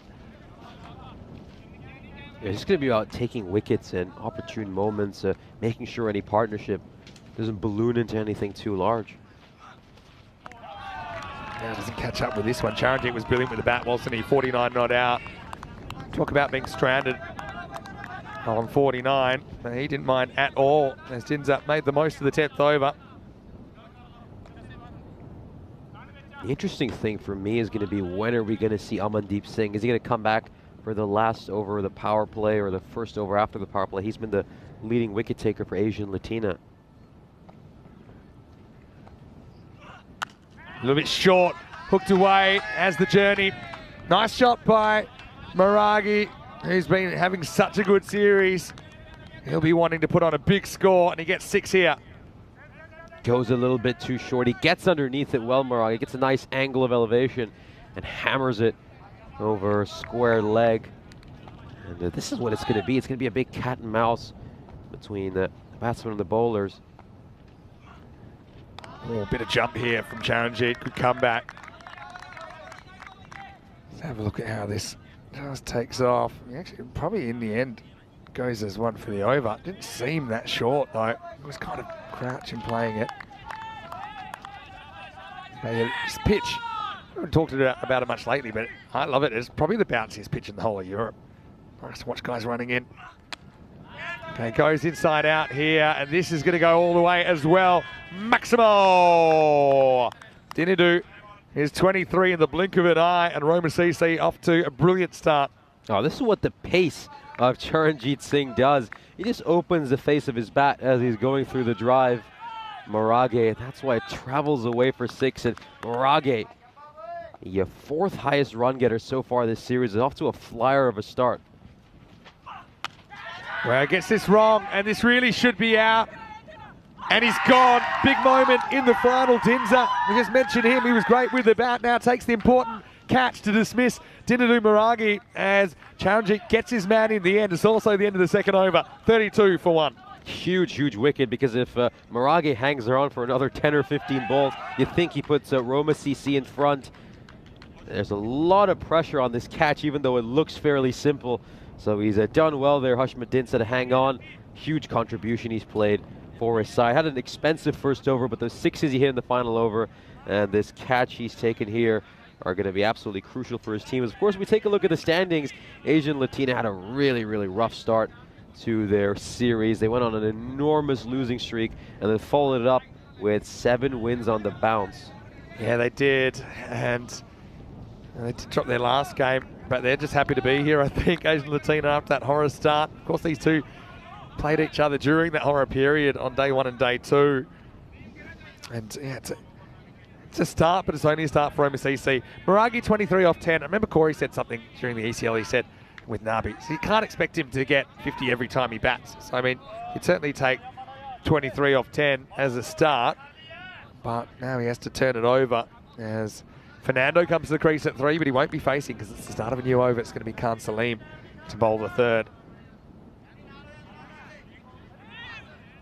There's plenty of depth as well, though, in this Roma CC lineup, one of the deepest batting lineups, so they're just going to have to keep plugging away Asian Latina. Left-hander to left-hander then. First one surprises Wodewalage, who came into the side for the first time yesterday, has been playing club cricket in the UK. It's the height on this one, probably just okay as it goes past the lefty. But it can't be that easy to just come to a series so late, to come in on day 11 and to find the pace of it. He's a very good player though. He's been trusted to open the batting here in this sudden death matchup. And now he's just going to ease this one over mid-off, and he gets the boundary. Cuatro carreras. Not an easy ball to drive because it wasn't actually that full, but you just see his shape here. And there's just a nice free swing of the bat, 4 runs. Pleasant on the up very nicely. It beats Sukhbir Singh. And again, Waduwalage has to open the batting for Roma CC. Gets a promotion over Kurupu. So he's got to repay the faith here. Now in response, mid-off has been moved back and he's now at long off. Oh, gets really innovative here and puts it up and over the fence. Maximo takes the risk and wins. Waduwalage with 6. Very, very nice shot over here. And look at that ramp. Just premeditates it, waits for the ball, and then just a flick of the wrist, and it travels all the way. Shot of the day so far. I think with Roma CC, I suppose, over the last couple of years, they've been put under pressure so many times. So they're kind of experienced in these pressure cooker situations. Waduwalage, quite a brave shot to play. Now he gets it wrong and he should be gone. Keeper's called for it. Keeper wants it. Keeper takes it. Akash goes now. That's 2 wickets down. Salim with the right of reply. It's 42 for 2. But this is how Roma CC will probably approach this innings. The big thing they have, though, is that they've got plenty of batting depth. So I just expect whoever's going to come out there is just going to take as many swings as the ball as they can this time around. He gets an edge. He pops it up. The catch is taken. Bit of premeditation in that shot, I think, from Waduwalage there. But I got to say, Rishpal Singh, he's a really handy inclusion for Asian Latina behind the stumps. He certainly felt he could reach that comfortably. Could get 2 hands to it. Made the keeper's ball. And Salim, he could have reached it as well, the bowler. But in the end, keeper did the job. 42 for 2. And so Prithuvi Samaragi is going to come out at number 4. Now, he's got all the talent in the world as a batter. But this hasn't really been his series. He's struggled for timing at times. Comes out in the power play. We talked about a 40-something power play, putting in the frame. Looks like that's what they're going to get. But 2 batters that haven't faced a ball yet. And Samaragi plays down the wrong line of the first one. This has turned out to be a really useful over from Salim. His best series, Samaragi, was all the way back in 2021 when he was averaging 30. Hasn't quite been able to replicate that form these last couple of years. His strike rate as well probably needs to work on that. But the big thing, though, is that Charles Fernando has been a spectator at the other end for loads of balls, and we know what he's capable of. This time Prithuvi gets more of it. In fact, he gets a lot more of it, and he pumps it well over cover for 6. Maximo, as this game is toing and froing. One team's coming, one team's going, and it's the end of 3, 48 for 2. You just feel like this is going to be the theme of this innings, isn't it? You see a few dot balls and a 6 right after that. And it's going to follow a similar pattern to what we observed in the first innings. As, of course, we're just going to have a look at the comparison between where these two sides were. Of course, RCC are well ahead of what Asian Latina were at this stage. They have a pretty decent power play considering they managed to get 16 and over off these first 3.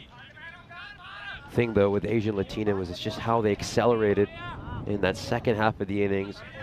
100 runs off the last 5 overs, but more importantly, they hit 8 sixes in the last 2 of them. And here is the dangerous Charles Fernando, who's been in red-hot form throughout this series, averaging a strike rate of 220. This has been given a no ball. And we're just going to take another look at this. And you can see, it's the front foot, I believe. It's front foot, and so something's got to be behind line. Obviously, it wasn't.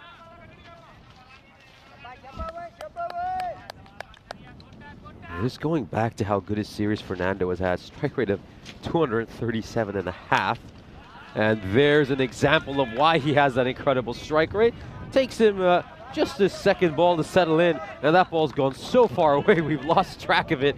Probably ended up somewhere in Florence. What a huge hit. Yeah, and that's the free hit cashed in. But he opened the Pandora's box, didn't he? Sukhbir Singh by overstepping the first ball. So the first one essentially goes for 7.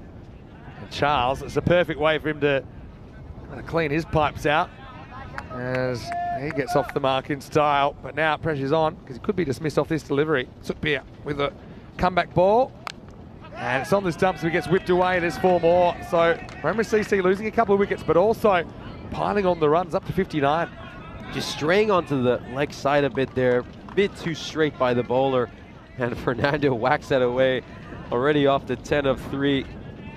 And it's 333 runs now, if you include those 10 that he's made in such a short time in this series, averaging 46 because he's not been dismissed that often. He's been undefeated plenty of times, so he could have had even more runs. But it's just the fact that he doesn't usually open the batting for this RCC side.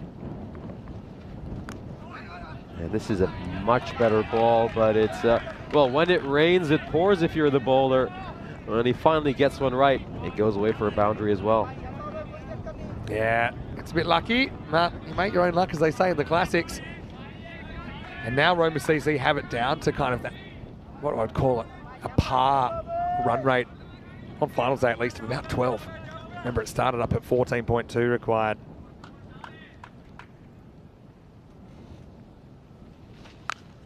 Oh, well, this one is timed out of the ground, and Charles is one that's out of the box now. He's made a magical start. He's 20 off just 5 faced. You're going to need steel umbrellas now because it's raining cricket balls when Charles Fernando is at his best. This one is flying way over the fence. Another incredible hit by Fernando. 20 of just 5 deliveries. Absolutely smashed away.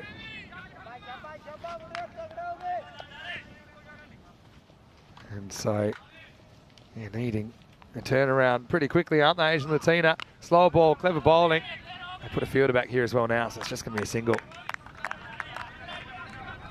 No, but this is what they want. They want Charles Fernando to face the bulk of the deliveries. Again, could have easily had even more runs if he was batting higher up the order. But Samarage, no slouch with the bat, even though he's had a rather mixed series. 6 of 2, a great start for him as well. And we were just talking about whether Roma CC would be feeling any pressure heading into this. We're not even at the end of the 4th over, and they're almost halfway there. And this one is, well, it's pretty sweetly timed, but he actually finds a fielder. So it's going to be a dot ball to end another expensive over. What a start here for Roma CC. Yeah, what a start it is. And so it's, again, tilted, I think, towards Roma CC at the moment, but runs on the board in finals. I remember my coach used to say to me in big games, you know, runs on the board, nobody can take them away from you. The other team's got to get them. And so Asian Latina, they've still got half the runs to play with, about 70 runs to play with. They'll feel if they can just put together a couple of good overs, they might be able to put the pressure back on Roma CC. Now, I think this is a big moment in the game because Amandeep's going to come on to bowl. And you've got kind of the twin spin attack, the twin off spinners of Amandeep and Onkar Singh, who've had a lot of success in this series. They've kind of built their winning streak on some very good performances from those two, and I think they're going to get the next 4 overs. Yeah, these two are both among the top 10 wicket takers this series. I just think he should have maybe come in an over earlier. Should have bowled the 4th over. Goes a little bit too short here, and Charles Fernando whacks a 6, falling away, and a miserable start to Amandeep Singh's over. Yeah, really, it's a terrible start, isn't it? Just a fraction too short. Would have had high hopes for Amandeep's over, but already Fernando's got the jump on it.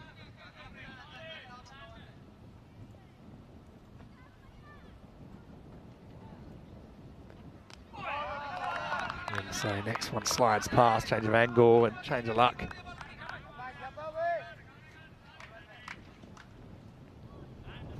Can he fight back?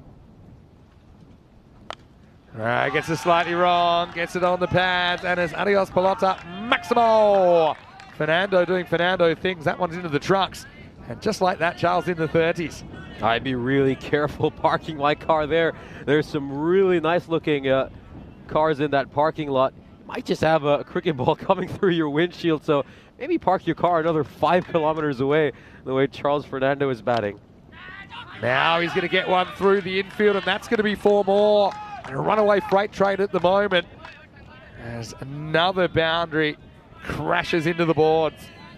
Oh, this one was probably going wide, but Charles Fernando gets some bat on it and hammers it away. And just look at that required. It's fallen to 10.5. He's got a long reach, doesn't he, there? Good footwork. Now he's going to hit down the ground, and he's going to be gone. Well, there you go. They needed something to happen Fernando didn't really get the elevation on that, but made good contact. So Amandeep does pull something out of the fire. Fernando departs for 37 as this game takes another twist. It's 86 for 3. Big break here for Asian Latina. Charles Fernando was playing absolutely perfectly until then. He's managed to get a hold of that, but he's picked out a fielder in the deep. And again, maybe just somewhere where you wonder whether he should look to time his innings a bit better, try to pace himself. But he doesn't, looks to bash everything, and he departs. Christian Kalagamage to come out, and they roared into the lead, haven't they, Roma CC? And they do have that really long batting lineup, and the fact that Christian comes out at 5 shows you the wealth of riches they've got. But man, those runs aren't going to make themselves. They just needed to get Fernando, didn't they? Good catch, really good catch from Charanjit down there. Charles hits it well, but yeah, like I said, he just didn't quite get under it or get over it. He was in the middle. That ball was really travelling. Kalagamage then faces up. He'll drive in the same kind of direction. That's actually really well fielded by Charanjit. Took a tough bounce. 5 overs in. Remy CC in the driver's seat, but Asian Latina tapping on their shoulder. It's 87 for 3 after 5. Have a look at some of the events coming up on ECN to round out the season.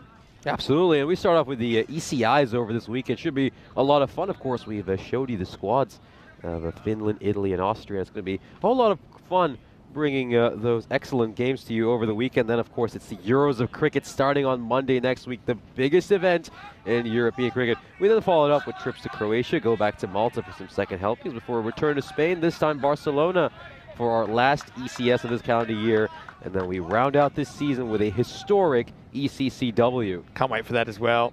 Yeah, we'll have 5 sides competing in the first ever ECCW. But first things first, the Euros of Cricket for men will start on Monday, including 31 nations, including 3 you'll see this weekend. Got to be pretty handy to have an ECI so close to the ECC to tune your game up.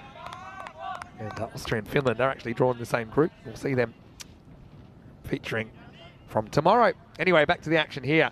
And here's Charanjit, who's having a really good game for Asian Latina. He stepped up with the bat.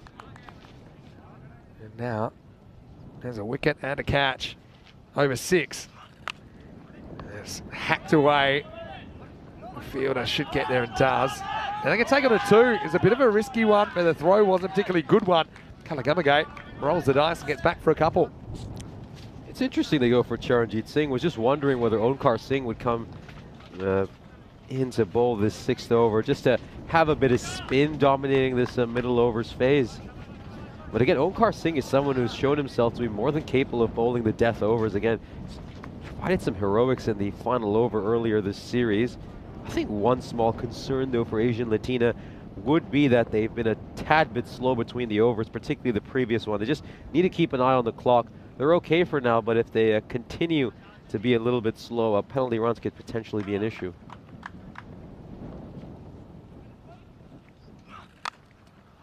Cut away. This is going to be for Kalagamage. Good shot selection, good execution. As Roma CC move into the 90s. Bit too much width on offer there. This one is played away very nicely. Good introduction for Kalagamage. I mean, how good a side must you be when you can bring in someone who's averaging 37 at a strike rate of 200 at number 5. That's the strength and depth Roma CC have. They're spoiled for choice with all the great players they have. Still got some terrific hitters in their lineup, just looking down the list.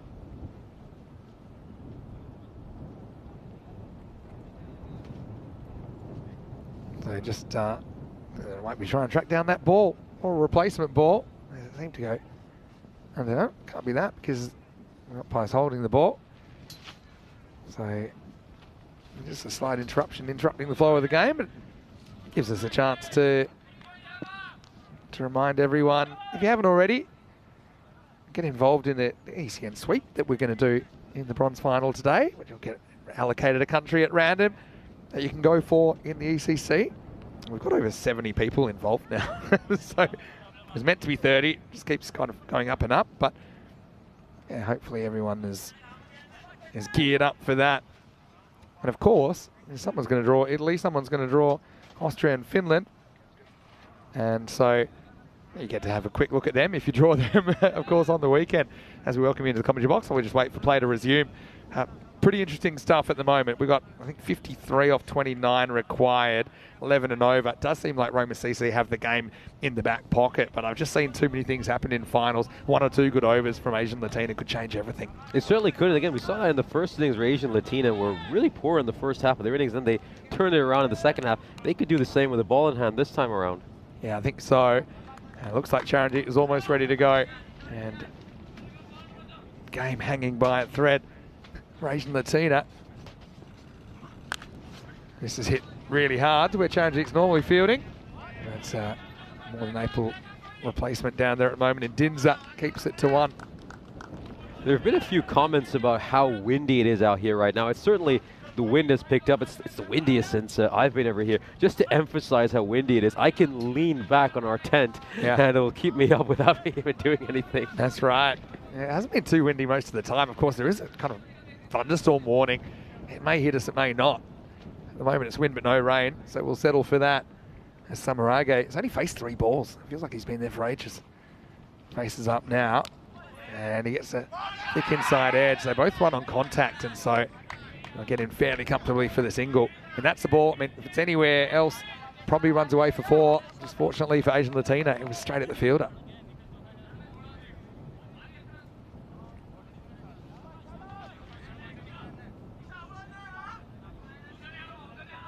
Couple more balls to come in this over. It's been a good response by Charanjit Singh after a couple of expensive overs for his side. Absolutely blasted from Krishan. And that was in the clouds. That might bring the rain. Maximo! That came uncomfortably close to our cube, but what a shot. Krishan is built for power, and he's certainly got plenty of this one. Enormous hit. That's straight down the ground as well, straight to the safest part of the field. All right, Charanjit last ball of his semi-final, whipped away. Bit of work for the fielder to do. And Krishan's so quick between the wickets. He turns a 1 into a 2. The 100s come up during the over as well. Roma CC in the box seat still after 6. It's 103 for 3. I think it's little things like that that separate Roma CC from Asian Latina. Asian Latina, if you had to say one of their Achilles heel is that they're not particularly keen running between the wickets, but Roma CC do the fundamentals so well. You just see that when they're in the field as well and backing each other up so well. Really professional side as we, of course, take a look at the scorecard. A number of starts here for Roma CC, but they've always just managed to get a wicket at the right time, Asian Latina, to keep themselves in the game. Of course, you would still say Roma CC are ahead right now because that required has dipped under 10, but Asian Latina, they just need to keep plugging away and getting wickets. I think we're going to see Onkar Singh probably bowl the second last over and maybe the final over as well. Running out of time here, third aren't they? last, beg your pardon. Yeah, third last. Fourth last here now for Amandeep. First ball is a single. Now, anytime it's a single here, that's a win for Asian Latina.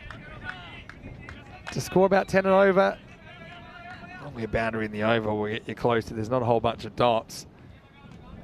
But still, there's a fair bit of tension in this game, no doubt about that. Left-hand, right-hand combination, pretty useful for Roma CC at the moment, forcing the bowlers to constantly readjust their lines.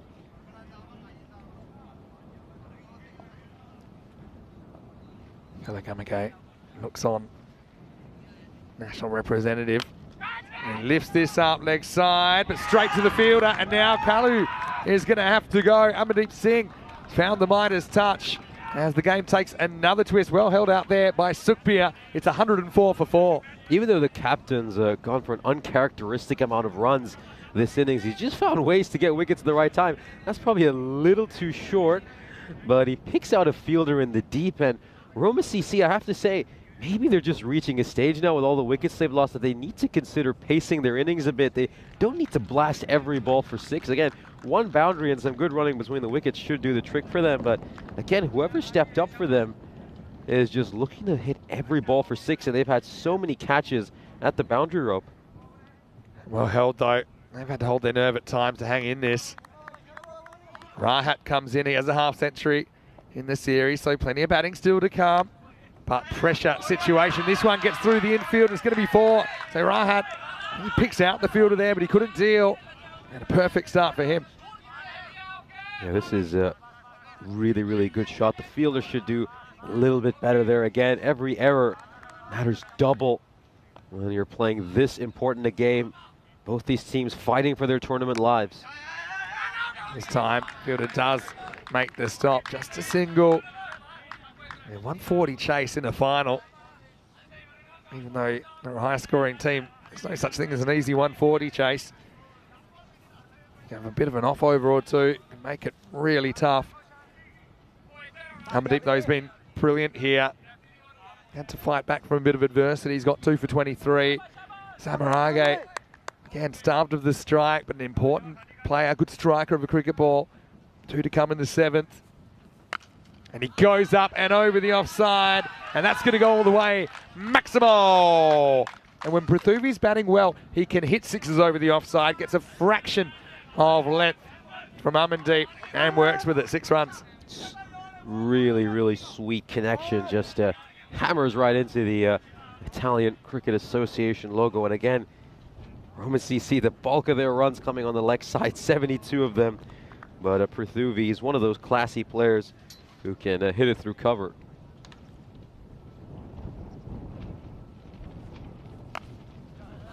Looking for the same kind of shot, but he opens the face, and this could run for 4 as well, and it does. And it looks like Gurmukh has done himself a bit of an injury on the way through. Really wanted to give everything, but he couldn't win the race as Roma CC pull ahead in the chase once more. 7 overs down, 119 for 4. That makes it 23 required of the last 3. Of course, we can't fill this in just yet, but the winner of this game will face Roma Bangla Morning Sun in the final later on today. Whoever doesn't win this game, we'll see them in the very next match after a bit of a gap. It's about an hour and 40 until we'll start the bronze final. Royal Roma waiting for their opponent in match 59. Still, Roma CC ahead, but not in an insurmountable position here in semi-final number 2. I'm absolutely baffled Okar Singh has not received an over, and he's not going to bowl here either. I was expecting he was going to come in to bowl this over, and I was going to make the point that they probably left him a bit too late in the innings. Again, in a wicket-taking sort of situation, he's exactly the kind of bowler I'd turn to, so I'm a little bit baffled by some of the decision-making. Also, you've got Samaragi left-hander, which in theory is a good matchup, but maybe because Amandeep didn't go so well, not really wanting to go to Onkar, but yeah, I think when you've got a guy that's taken so many wickets, okay, he's a younger player for sure, but I think he's deserved his opportunity to try and turn things around. Instead, Dinza gets a second. He went for 16 in his first over. Tough decisions to be made here. 23 required for the last 3, and really Asian Latina running out of time to try and pull Roma CC back. Rahat faces up in the 8th. Doesn't really get a lot of it. Yeah, just gets a single. So over to Prithuvi Samarage. Yeah, there's one criticism I will give a couple of teams in this ECS. I think there's a bit of a lack of faith in youth.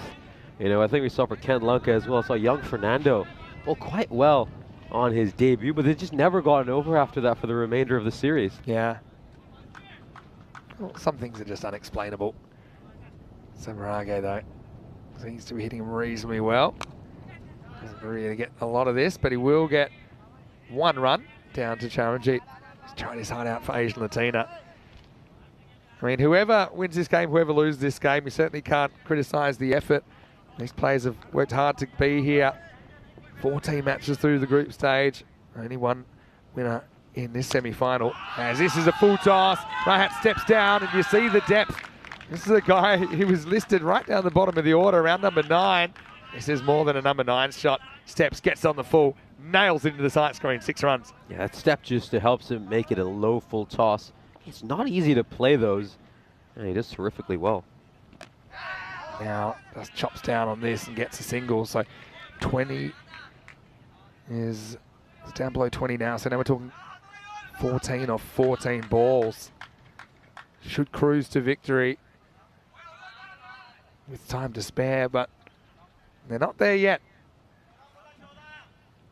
I have to say, though, it's really hard to see Roma CC losing it from here. Prithuvi again frustrated, a couple in a row. He hasn't hit in the middle of the bat, but he does get out the way. But to think about this Roma CC batting lineup, We haven't even seen Shamira Karupu yet, who could easily open the batting. Likewise, Samarakun. Senator Varatni is a good striker of the ball as well. They're still in the hutch.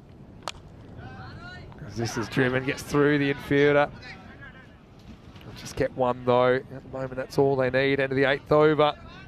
Asian Latina need to pull something out here in the 9th to keep this game alive. It's 130 for 4 after 8. We thought we'd have a last ball finish probably on the hands. I mean, we could still have one. But in all honesty, it looks like Roma CC might go on to win this with plenty of time to spare. And it just shows you the strength of this team. They've rather effortlessly managed to stroke away just 130 runs in 8 overs. And it doesn't look like we'll see Onkar Singh at any point. It's going to be Salim bowling this penultimate over after he went for 16 in his first. So no real faith in Onkar Singh. I find that a bit baffling. Yeah, agree. Going to go back to Khan Salim. And remember, Onkar, he's the one that pulled something out of nothing against Roma Bangla Morning Sun in that earlier game when Roma Bangla Morning Sun hadn't lost a wicket in the first 9 overs, needed 12 off the last, and Onkar took 3 for 1. So maybe there's something wrong with him that we don't know. And I would have thought this situation is set up to at least take a gamble on it. Salim in the 9th. Sneaks the dot in first ball. Just got inside. Umpires have been really good on the wides, I think. They've had a lot of calls to make. I think the umpiring's been outstanding, and I agree with that call as well. One ball at a time. The only ball that matters is the next ball. One of my favourite quotes in cricket. So you're just trying to win the little battles here. Our umpiring crew has been terrific. Umpire Nirmal Hassan, Suleiman Said, of course, led by match referee Ian Ramage. He's done a terrific job throughout these couple of weeks. He pitches outside leg stump. Apart from that, look pretty close. But they will get the run. It makes 11 off 10. This ball bounces. Yeah, just outside, probably climbing a bit as well. But a run's a run for Roma CC as they creep towards the target. At this stage, if you're inside the ring, you might as well come up because singles will do the trick for Roma CC. I don't see any point with just sticking with your conventional field. Yeah, I understand what you're saying for sure. I suppose if they're further back, they're more likely to cut off a boundary. Well, there's a dot. So if we get to the last over, you can throw the rule book out the window. I mean, we don't know what is going to happen. Samaragi, I think he's got the right approach here. Just try and play good shots. Try and hit correct shots. Okay, that time he found the bowler. Salim's keeping his team in the game, 1 ball at a time. The last few runs always the hardest to score in a pressure game. In the air. Now this is a chance for Amandeep Singh. He has to find it, and he's going to drop it. Oh, he had most of that as well, didn't he, Amandeep? If you wanted to put a fielder under it, there wouldn't be too many better choices. This is going to cost them a run, and it costs them a chance to get rid of Prathuvi Samarage. Oh, it goes for a reverse cup rather than taking it the conventional way. You just thought he might be able to get the ball on the second attempt. It slips past him, and the fact that it's the skipper that might just have put down his side's chances of making it to the final is going to hurt so much. Blowing around, so it's not as easy as it looks. I can tell you that much. We would have loved to have held on to it. Sliding doors, though, it means Rahat gets the strike back. 10 off 8.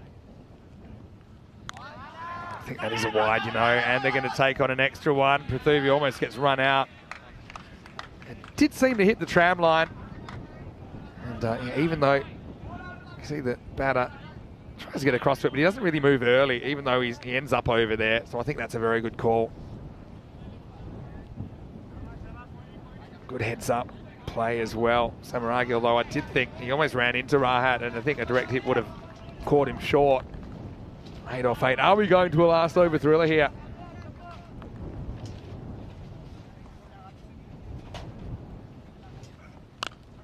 Well bowled, but also well played by Prathuvi. You'll get 1.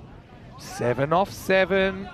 So it does seem like we're heading for the last. Everyone, cover your fingernails, otherwise you might not have any left by the end of this game. Such a big prize on the line. Roma CC trying to make it to the big dance again in Rome. Want to defend their title. Asian Latina trying to make their first ever final in the ECS. They topped the table back in 2021 before crashing out to Royal Roma in the semis. So biggest ball of the match so far. Salim has done a good job in this over, hasn't conceded a boundary. Last ball of the ninth. In the air, not carrying. Do they want two here? I don't think it's really on. They're going to take it. Good throw, should be gone. And he airmails the keeper. Well, again, it cost him another run.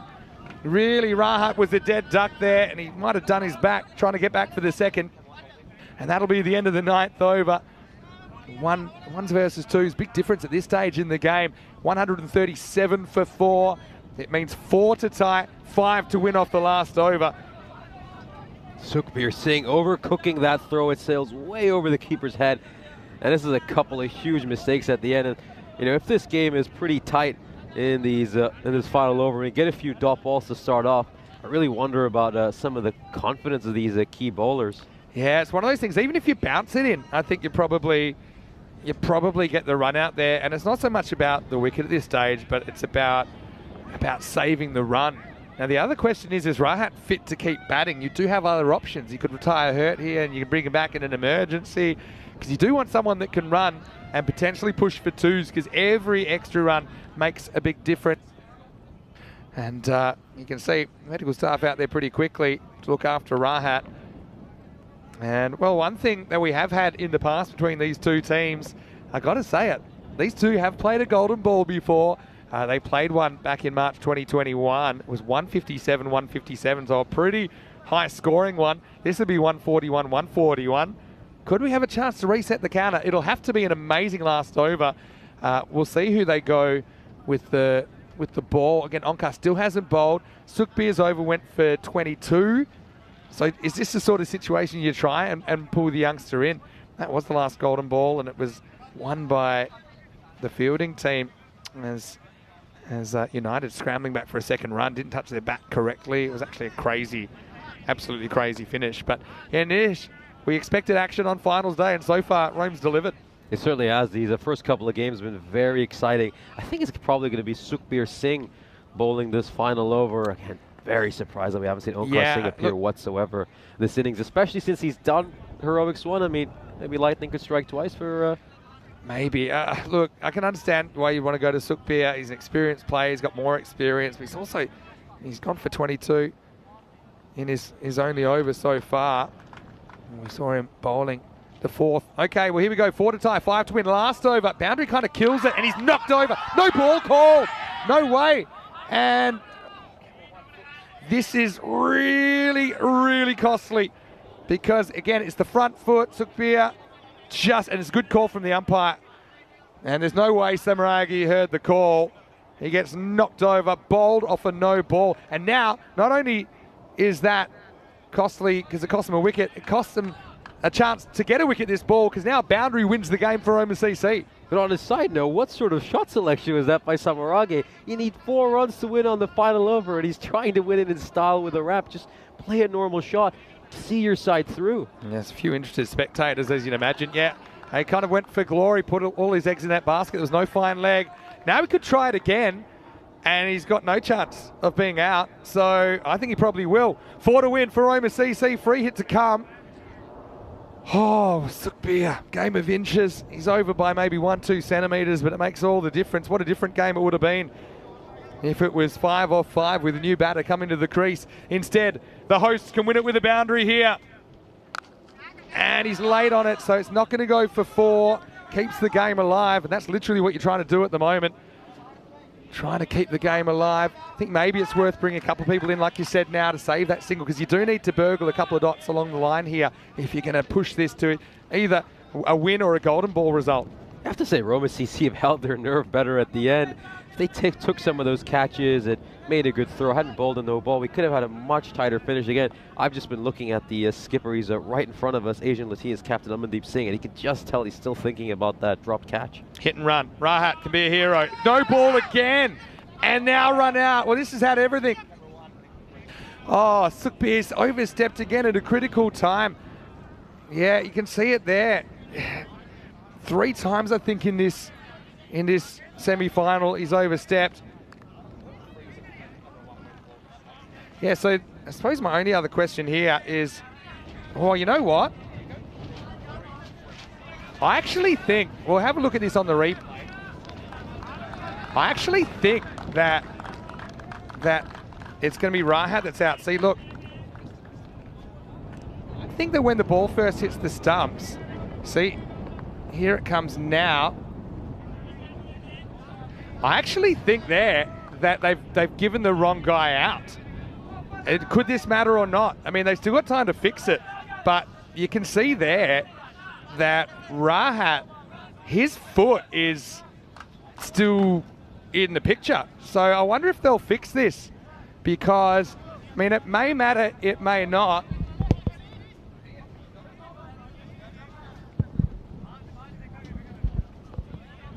And we're just continuing to look at that. Exactly as you said, it should be Rahat Ahmed who's run out here, and looks like that's exactly what's going to happen. So great work by, of course, Mr. Max and Vinny Sunday. Of course, you just ran out over there and directing. So Rahat's out.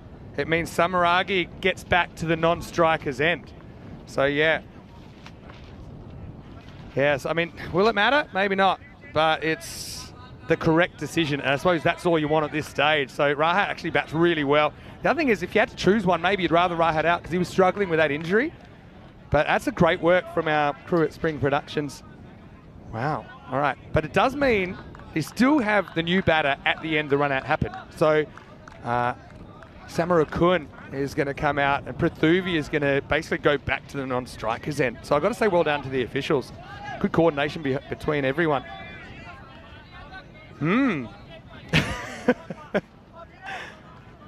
Samarakun probably just as nervous regardless. But again, remember, this is going to be a free hit. It was a no ball, right? So Samarakun, he can end it.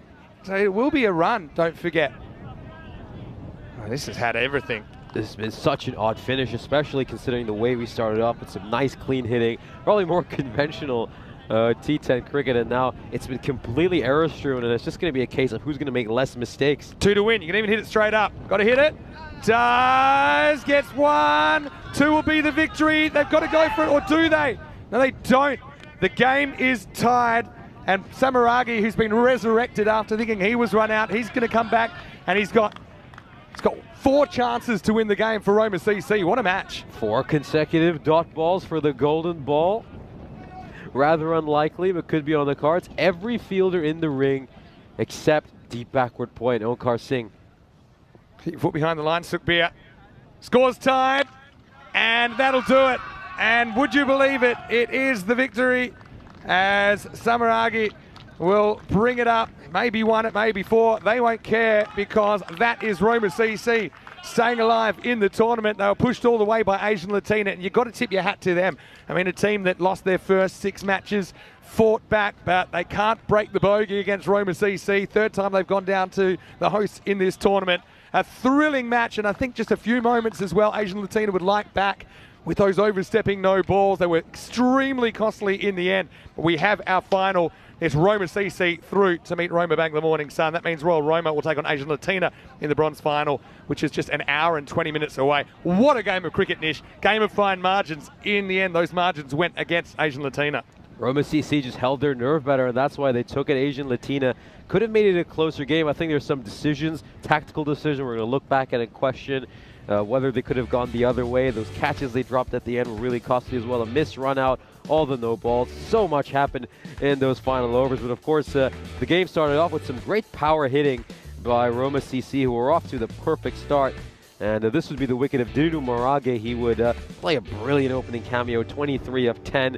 And then we saw this, a beautiful, innovative shot, ramp shot. That was smashed over fine leg. This was a wicket well taken by the wicketkeeper over there. And, you know, even though Roma CC were powering along at a great rate, Asian Latina would always chip in, get wickets at regular intervals. Charles Fernando, he would come in, he bashed him for 37 of 11. Typical Charles Fernando performance, going at a strike rate of 336. Eventually, he'd find the fielder at long off, Charanjit Singh, and he just thought maybe a window of opportunity had opened up for Asian Latina, especially when that catch was taken as well by Sukhbir Singh. But unfortunately, just couldn't hold their nerve. Asian Latina, as we said, a costly drop. They missed a clear run-out opportunity, and Roma CC would come out on top in the end. When games get so close, you start looking at little things, don't you? And yeah, a couple of drop catches. This one that got airmailed over the keeper. Rahat was going down with a back there, and Roma CC really had to pull together a collective effort, didn't they, from their batting lineup to make this happen. But yeah, and this was an interesting one as well. Everyone thought Samaragi was out, but I bet he thought there was no chance of him hitting the winning run as he sat on the bench taking his pads off. But yeah, I've got to say the umpires and the officials got that spot on. Whether it would have made a difference or not, we don't know. In a way, it kind of helped Roma CC because if Samaragi wasn't struggling with an injury, in the end, he would drag them across the line. 142, they chased it with 3 balls to spare. But as you can see, all top 6 had to come into the action. Samarakun made a brief appearance at the end. But yeah, for me, there's only 3 no balls in there, but the 3 balls made such a big difference. It created 3 free hits. And look, they only win with 3 balls to spare. Hamdeep Singh with 2 wickets, Charanjit and Khan Salim with 1 each. But again, you've got to ask yourself, Onkar Singh had such a good series. I think you have to trust the youngster, at least with an over there. He'd done it before, but he will never know how he would have gone in that situation. And a game of fine margins. Asian Latina, again, they'll fight for 3rd place when we return in around about an hour and 15 minutes. The toss will be coming pretty shortly.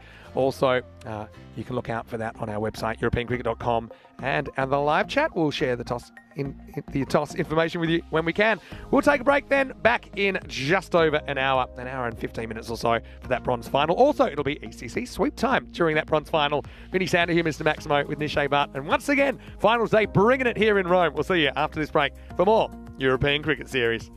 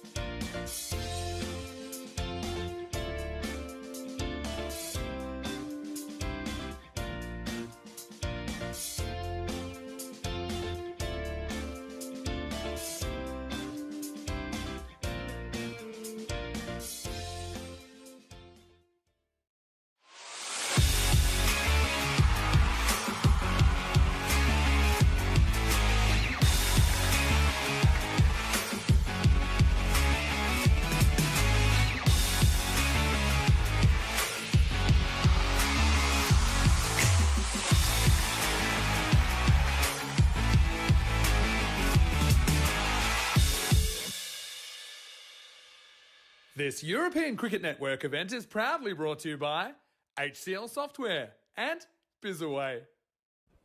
Hello and welcome back to Rome in Italy. It's great to have your company here on finals day. We're halfway through the action at the moment, and coming up is match number 59. It's the bronze final. Obviously these two teams, things haven't quite gone to plan for them so far, but I'm sure they'll want to finish with a win and of course secure the bronze medal. It's going to be Royal Roma taking on Asian Latina in this one in Ramage. It's with the two teams. Let's see who wins the coin toss. Royal Roma, you're the home team, you will toss the coin. Asian Latina, you're the away team, so you will call. There you go. Heads has been called. It's come down tails, so you've won the toss. Okay. I am batting. Batting first. So toss has been won by Royal Roma, who are going to bat first. So Royal Roma win the toss and they've elected to bat first. Chance for them to see how they go, and we've really enjoyed watching their batting unit, haven't we? Kwani Lakhanwal and Gagandeep Singh couldn't quite fire the way that we know they can in that semi-final. That's why Royal Roma are in this position, but still, they're a team that are very proud. They have been finalists in the last 3 series here in Rome. They haven't quite made the big dance this time, but like I said, they all want to finish with a strong performance. For Asian Latina, well, they kind of shot themselves in the foot a little bit. In fact, it was the overstepping that really cost them, I think, in a tight one against Roma CC as they blew a 140 first innings, but still, they're a team. Don't forget, they started with 6 consecutive losses, so to medal, I think, would be a very, very good result for them. And let's see if Amardeep Singh, I think he could finish with a big one. Charanjit also batted really well in that semi-final, scoring 49 not out. Also pretty excited because during this game, we are going to start the ECN sweep for all of our super fans and some of our YouTube chatters. So that should be fun along the way as well. Match 59 is on the way. Let's get ready for the first ball. Royal Roma winning the toss and batting as we head over to Nishay Bhatt. Thank you very much for that lovely intro. Certainly looking forward to that sweep we'll have coming for you throughout this match. Of course, it's the bronze final. It's Royal Roma against Asian Latina, and let's look at the fantasy dashboard. Of course, Royal Roma went 9-5 in the group stages, picking up that 6th loss in the semi-final. Asian Latina went 7-7. Their 8th loss, of course, was also in the semi-final. The leading points getter for Royal Roma is Gagandeep Singh with 1,122 points. Amandeep for Asian Latina, the skipper, with 1,087. Royal Roma put on a pretty dismal performance this morning. They'll be very disappointed with themselves. Asian Latina now fancied as 4-run favorites. I mean, what a turnaround for a side who started off with 6 straight losses. Royal Roma, of course, were second, so getting knocked off by the 3rd place team can be considered a bit of an upset. At the moment, though, the win predictor says Royal Roma are 62% favorite, so that's rather interesting. The win predictor, Intelligent Cricket, disagrees with the bat versus ball wall, which has Asian Latina as the favorites. Well, which simulator do you agree with? On the chat, would love to hear all of your opinion on it. And there he is, new batsman coming in. 2 openers for Royal Roma. Yeah, I just wonder how they must be feeling. Today was a rather shocking performance for them against Roma Bangla Morning Sun. Of course, Bangla Morning Sun were terrific in the field, took every catch they had, but it was very tame by Royal Roma, who are normally such an explosive side, averaging just about 130 to 140 runs for much of this series, and we've seen them just consistently go into big games and smash their way out of tough spots, but that was not the case this morning. They were very, very off color, one of their worst batting performances, and it came at a really inopportune moment. And they're going to miss out on the final for the first time in an ECS in Rome. Asian Latina, on the other hand, I think they'll be rather glad in hindsight that they even managed to make it to a bronze final, considering how they started off the series, but they came a lot closer than Royal Roma to potentially having a place in the final. They had a fairly nervy match against Roma CC. Roma CC were cruising for a fairly decent period of that 2nd innings, but then right at the end, Asian Latina made it pretty tense, and in all honesty, the game could have gone even deeper if they hadn't bowled 3 no balls in the final over, dropped a catch, missed a simple run out, Either way, it's the bronze final. And I'm not going to say first ball, as Dave has reminded us a number of times in the chat. Yeah, it's very windy. It's just knocked the bales off. Wonder if we're just going to get the heavy bales out. I mean, the ice cube feels a little bit like you're on an old school sailing ship. Got a huge breeze just going from the offside to the leg side. So, yeah, maybe you can just get some nice shape into the right-hander.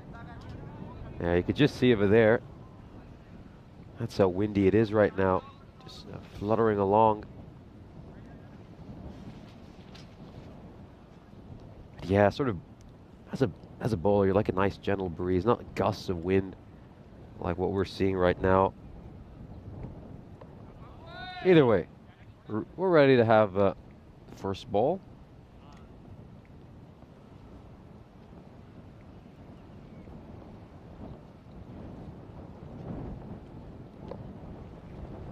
Oh, terrific ball first up. Great start for Salim. That's exactly where he needs to be bowling. On a good length, just moved away ever so slightly. And again, I think with a ball like that, if one just straightens, that's where we'll get a wicket. Again, Salim has been having a lot of shoulder issues throughout the series. You kind of always see him rather hunched down, clutching that shoulder, and well, they've just brought Long on in response to that previous ball. I think they've just sent out someone to a deep cover. So I wonder what they saw on that ball that convinced them to do that. Maybe it was just that fact he was getting it to go across nicely, as this will go for 6. So Arif will batter him away behind square leg for the first maximum of this innings.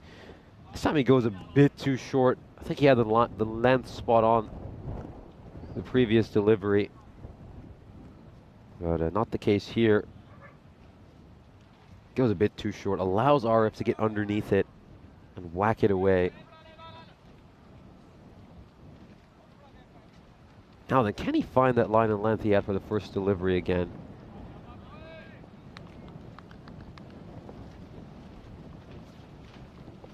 Yeah, you can just see the signs at the top of your screen when the bowler is running in. Just emphasizes how windy it is right now. Very dusty as well, which is quite bothersome.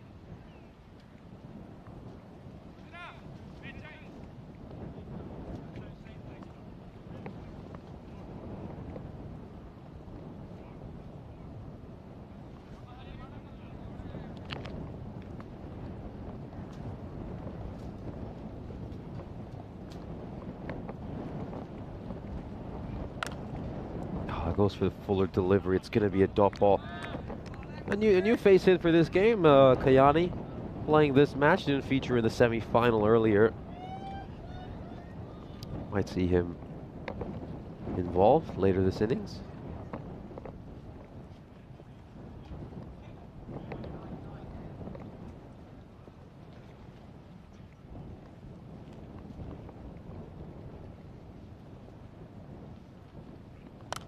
Oh, this one is a slightly over pitch. It's hanging up in the air for a while, and it's going to be a comfortable catch. Really well taken by Charanjit Singh. He's had a pretty good morning so far.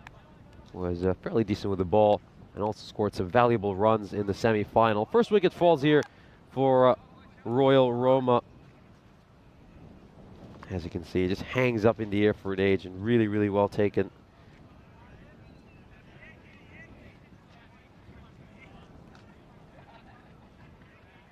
Yeah, once again, Royal Roma just off to a rough start with the bat in hand. Very similar to that first game they had this morning. Gagandeep Singh coming out to bat. He was bitterly disappointed with his performance. Just 6 runs of 9 deliveries for him. And Lakhanwal, what a miserable day for him. He gets a pair on finals day. A man who's been scoring runs for fun for much of this series, the second highest run getter of this ECS, and he gets a pair on one of the most important days of this series. You know, there's an old thing about that: to really become an elite player, you have to perform when it matters the most. And I think just something like that might count against Lochinwall, and he'll probably be thinking about that for a long time, probably until the next ECS that takes place here in Rome. And it's going to be very important to see how he psychologically comes back from that. Anyway, last ball of the over. And just a touch too straight and a touch too full. And Gagandeep Singh will get off the mark with a single. He keeps strike for the second over. And a good start here for Salim. Just 8 runs off this first over, and he gets a wicket. Of course, we got just 3 days to go until the Euros of Cricket, the European Cricket Championship, the biggest festival in European cricket. 31 nations will battle it out for the title of European champion. All starts on Monday next week, of course. We'll have the sweep for that coming for you throughout this broadcast. Any particular country some of our ECN faithful would like to draw, do put that into the chat, and let's see if you're lucky enough to actually get your wishes to come true.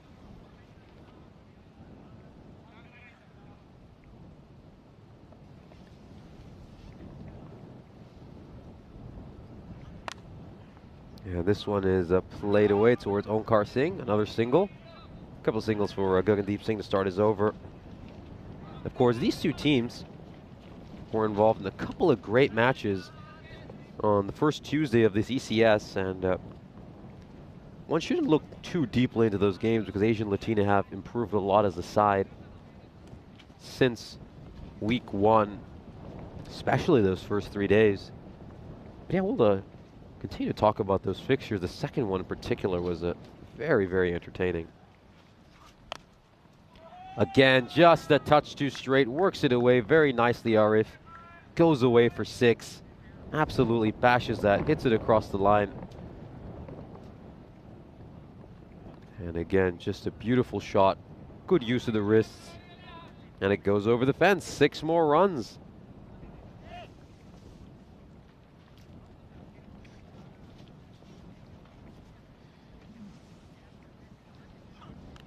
Oh, this is good. Really good ball. It's a back of a length, and it just gets a very sharp amount of bounce. Ooh, that's it. Painful for Arif. Yeah, catches him right in the middle of the torso. That's going to hurt. But again, he's just a tough guy. Not much of a reaction. He's ready to get on with it. This is going to be a good battle to watch. Singh versus Arif. And he plays this one away towards mid-on. He's going to get a single there. For a moment, you thought if he could collect it cleanly there, didn't, so there could have been half a chance for a run out. But it wasn't on.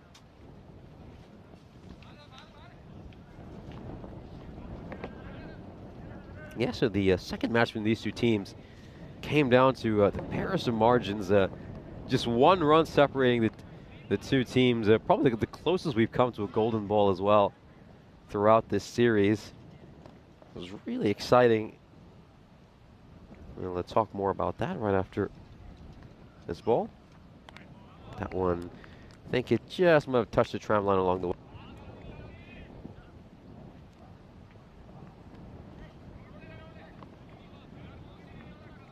Yeah, you can see that one. That's a little wide. Good decision there by umpire Hassan, who's joined by Ian Ramage, who's currently at square leg. But yeah, that was a great match. 11 runs were needed off the last over for Asian Latina to win. Shahzad bowling that final over. This one takes an edge, and it goes away for 4. Not really much Charanjit Singh can do about that. That's just unlucky. Puts out a good line and length, and, well, only there was a slip fielder in place. It's not a bad idea to have one, at least for the power play, in my opinion. You know, we've seen quite a few edges go through there, so maybe just keep a slip, a fly slip. You never know, especially in a game like this where I guess there's a lot less pressure in a bronze final than there is a semi-final or a final, so take some risks, play some attacking cricket. And that one's going to go away for 4 as well. Just getting a little bit lucky here, isn't he, Gagandeep Singh? He's not looked as fluid today as he normally is, but he's managed to strike a couple of boundaries out of, I would say, sheer luck. As we, of course, take a look at today's schedule. Roma Bangla Morning Sun pulled off a I would say, a mini upset by beating Royal Roma in the first semi-final, even though both teams had an identical record. I think Royal Roma have just looked a little bit better, and then Roma CC pulled off a wonderful chase against Asian Latina. It was a pretty nervy finish, but Roma Cricket Club held their nerve a lot better than Asian Latina. We're currently witnessing the bronze final, and then right after this, we'll have the big final of the CCS in Italy. Roma Bangla Morning Sun in their first ever final against the defending champions, Roma CC. Just straying onto the pads here, Salim. Rare mistake by him early in his spell. He's not made too many mistakes so far today. And again, just nicely played away for a 4. Beautiful looking shot by Arif. Been wanting to talk about the matches these two teams played against each other in the group stages. Of course, the first one was an absolute hammering. Royal Roma posting the highest score of this ECS, making 205. And then restricted Asian Latina to just 906. Beg your pardon, 96, not 906. That would have taken shocking what kind of bowling to even get to there. And yeah, that was a 109-run victory for Royal Roma. And the first match these two teams played against each other all the way on Tuesday last week. And then, well, they faced each other a couple of games later. And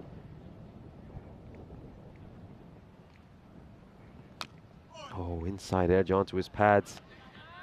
And of course, they would face each other a couple of games later on Tuesday. Asian Latina only needed 11 runs to win off the last over, bowled by Shahzad. Hit a 6 early in the over, and then only managed to get 2 runs of the last 4 deliveries in the over. One of them coming from a wide, and they also lost 2 wickets. And in the end, they fell short by just 1 run in a game that was firmly within their grasp at one stage. So yeah, maybe we're hoping for something just as entertaining as that second match rather than the first game. This is going to be a very tight contest, I would say. Asian Latina, definitely a better side than the one we saw in week 1. And I would say, if anything, heading into this match with a slightly better form than Royal Roma. Of course, both of them are obviously coming off losses to even be playing in this game, but I think Asian Latina have played really, really good cricket since the middle of last week. They went on an incredible winning streak, whereas I think Royal Roma, some cracks have been exposed, a few issues with their team.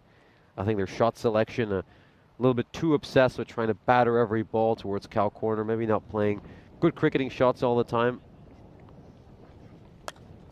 And goes for a big heave, Gagandeep Singh, and there's no fielder there. Just going to be 1 run. And I think that's kind of what RBMS exposed this morning. You know, they would just bowl a pretty wide line, and each time you just see Royal Roma batsmen just trying to whack balls that were a good few feet outside the off stump towards mid-wicket. And eventually they just couldn't connect on most of these. That's a great ball by Salim, but it's been given out by umpire Ian Ramage. So let's have a look at this. This is going to be a tight call. Is it pitching outside leg? No, it isn't. Great decision by the umpire. And that one's probably going on to crash onto the leg stump. Great bowling there by Salim. And an equally good decision by the umpire. Let's have one more look at it. Yeah, that's it. Pitching on leg stump, and it's probably going on to crash onto leg stump as well, just because it straightens a little bit. That's a good end to the power play for Asian Latina. Pretty even start so far. I think that 1 wicket maybe even just tilts it slightly in favor of Asian Latina. But they're 10 and over and 31 for 2. Of course, it's a great chance to welcome back Mr. Maximo Vinny Sundu into the commentary box. Nice to be back. Wow, been busy. And this is very ECN, how this sweep has gotten out of control. We've gone from just saying, okay, we need 31 viewers. And then it's gotten bigger and bigger and bigger. Now it's pretty much like 100 people in it. And I had a question in the chat I spotted from Dave, because there are some doubles. Obviously, we had to start doubling up because we want it to be inclusive. We want more people to be involved. So it was done using this random number generator that I'll actually be using now to allocate teams. Okay, and we'll start doing that after 5 overs. But I need to just gather my breath because it just keeps getting under control. And even the last, to give you an idea, the last name I put on there. As Charanjit comes in, and he might get a wicket. He doesn't. Here's Onkar. Puts the symbols on it, unfortunately. It's a big loss, isn't it, when you don't get Gagandeep? He gets dropped on 11. Yeah, but I've now put the Empanada Shop with a number because I know that they're going to feature pretty heavily during the draw or during the ECC. So yeah, it's all been done randomly. It will continue to be done randomly, and I'll explain how that's going to work in a moment. But now I'm just going. I think everyone's had an opportunity now to say they want to get involved. Obviously, you are super fans if you're watching now. I know a lot of people will probably start maybe discover ECN on Monday, but this is really a way to reward people that are obviously taking an interest in ECS day to day. Put out my social media, and I've tried to include everyone.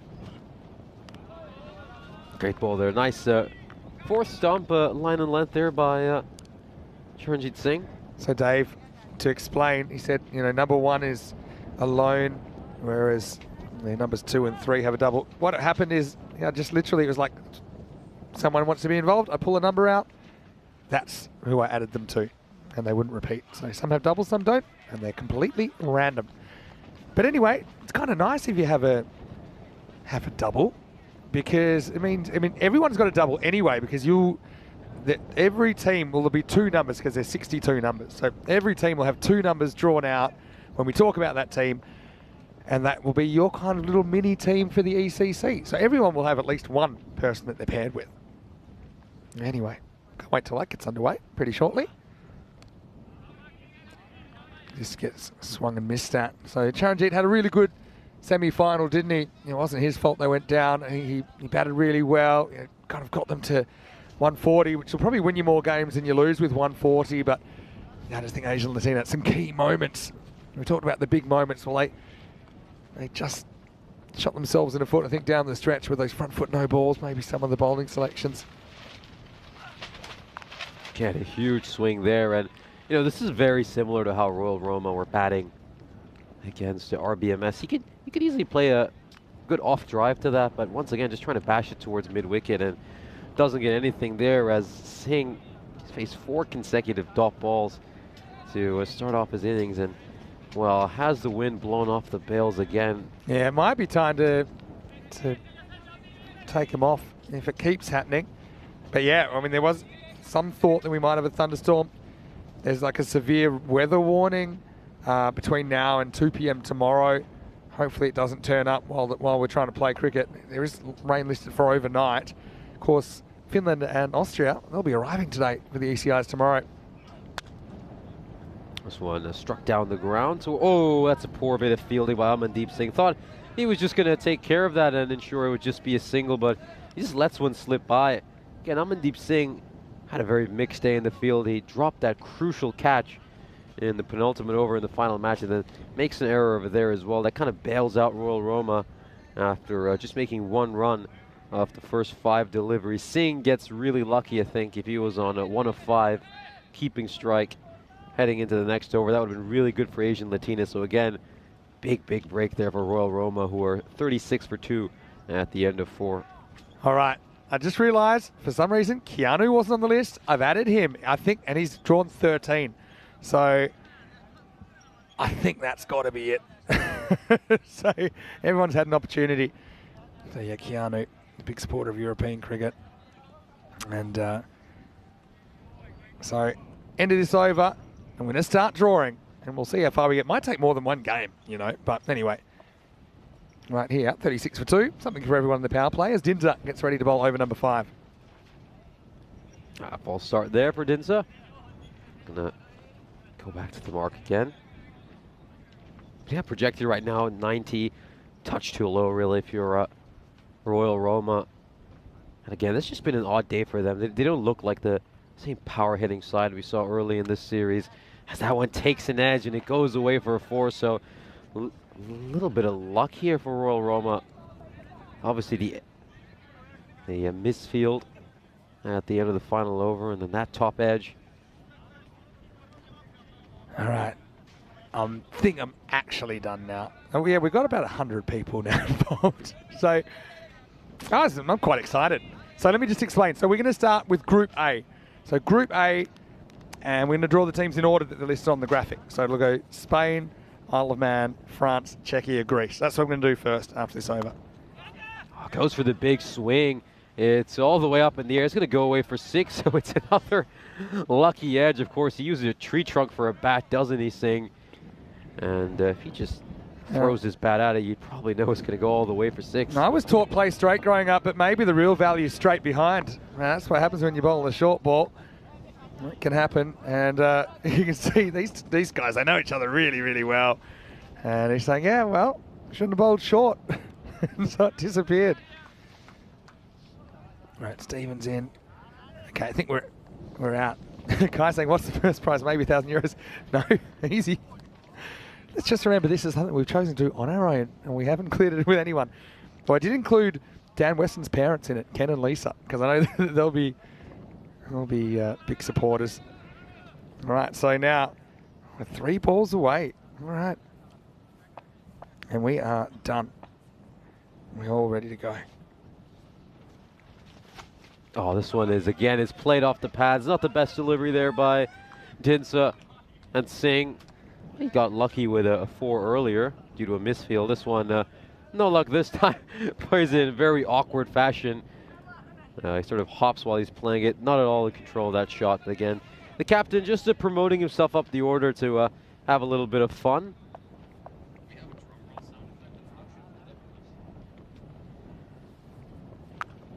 And this one is just knocked away towards point. It's going to be a dot ball. All right, so 50's up for Royal Roma. Last ball of the over coming up. Ooh. Feel a bit of tension here.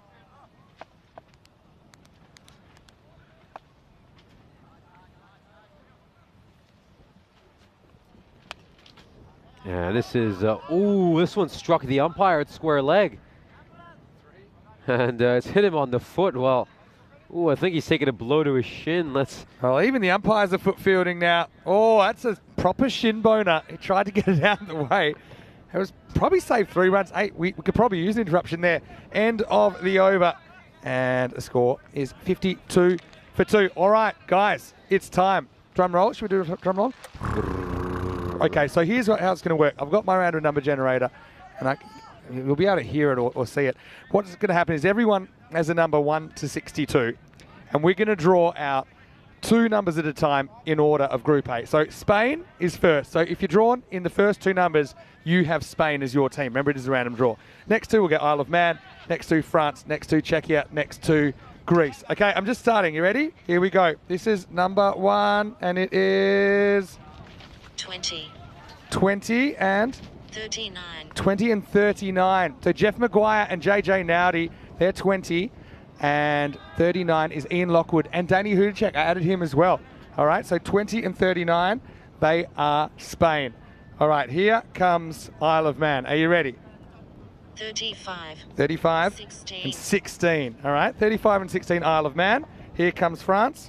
45. 45 52. and 52. Don't worry, these are all listed. Next is Czechia. As we get back to the action, and it's going to start with a wicket. Onkar Singh, where have you been all my life?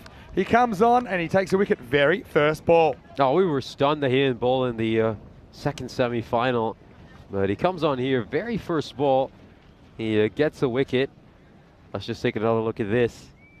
Yeah, just plays all around that one, across the line. He never looked particularly comfortable, Rajwinder Singh. And he has to depart having made a run of ball 9. A lot of those runs a little bit lucky as well. All right, so we got 52. It was 45 and 52 for France. Here comes Czechia. 51. 51 40. and 40. Okay, last one of Group A.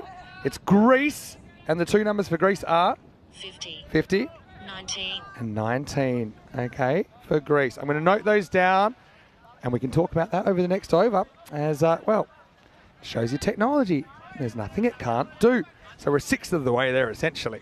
Yeah, for those of you, of course, who have been listening along at home and have received your team, did you get the team you wanted, or did you miss out on the team in Group A that you really wanted for the draw? Of course, if you get Spain, Isle of Man, or France, or a lot of the teams in that group, again, it's a very strong group. You know, you've probably got a terrific chance of going on to win it all. So 20 and 39 are Spain. Just repeating those numbers again. I feel like I'm doing the lottery now. And then we've got Isle of Man, 35 and 16. Right. Then we had France.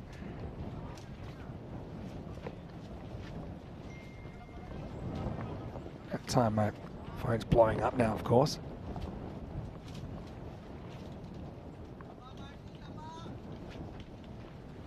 Just continuing with the live play. That one is pitched up, fuller delivery, and it's going to be played away. Mohsin, another player who didn't really cover himself with glory with his performance this morning.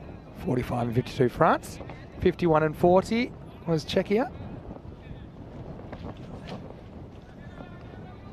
My brain hurts, but we're getting there. And 50 and 19 was Greece.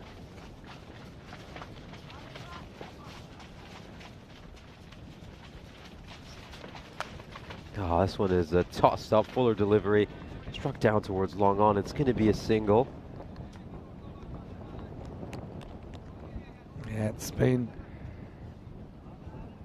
an interesting game, but yeah, these conditions I think probably having a bit of an effect on their ball striking, but there's no problem with this one as Mohsin launched it out of the ground. Maximo, 6 runs. Yeah, he just pulled his length a little too short there, Okar Singh. It gives Mohsin the time to just rock back and wallop that one.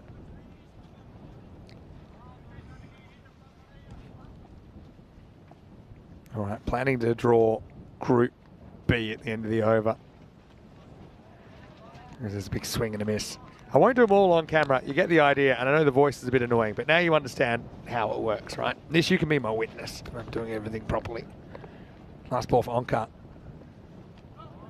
Hard to believe he didn't get a bowl in that semi-final. His over goes for 8, and the score is 60 for 3 after 6. Okay, Group B. So we're doing Jersey, Guernsey, Belgium, Croatia, and Bulgaria in that order, okay? So here's Jersey. I'll do it one at a time. Jersey is 38 and 10, all right? So Jersey, 38 and 10. So Pravin F getting Jersey, and also number 10 is Rob Thompson and Marnus getting Jersey in Group B.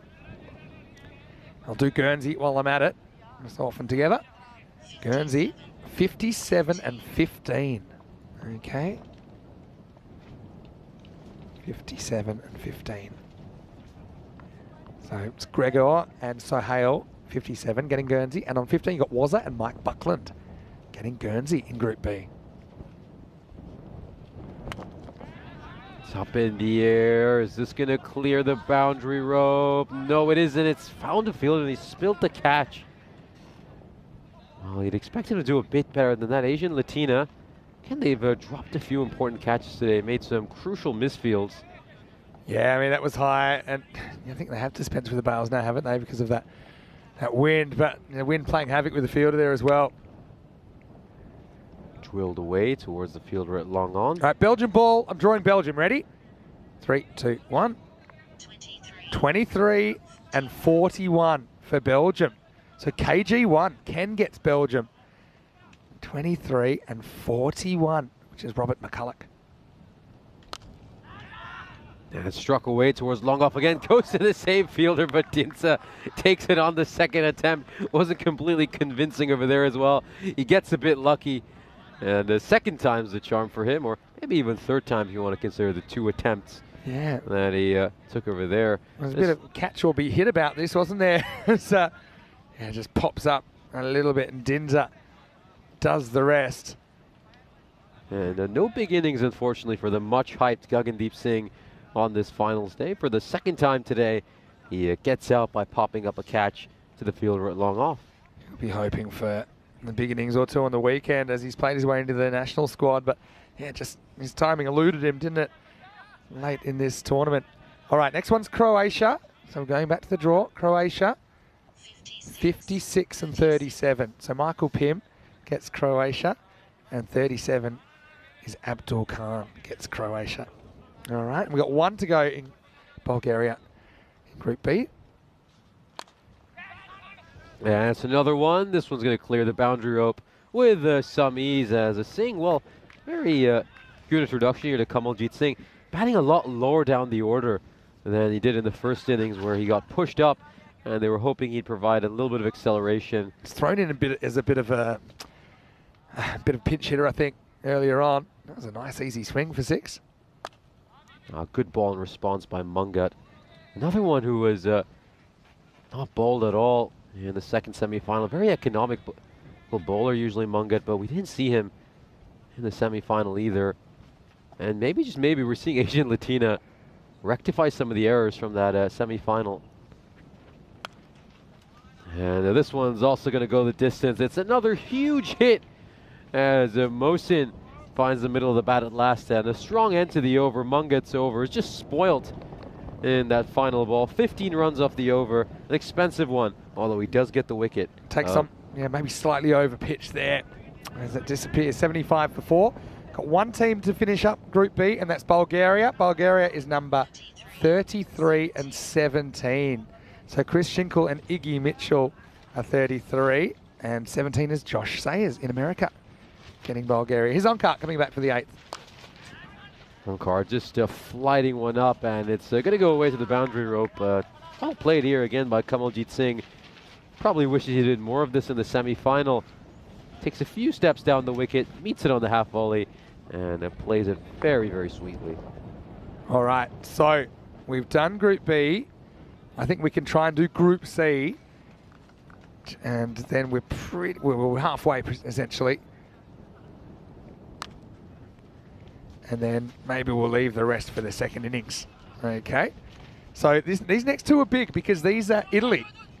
Oh, I get a little overthrow here, bit cheeky. So if you get Italy here, you can have a good look at them over the weekend. Of course, they'll be playing Group C at the start of week 2. So the Italian numbers in the sweep come up with after this ball from Onkar,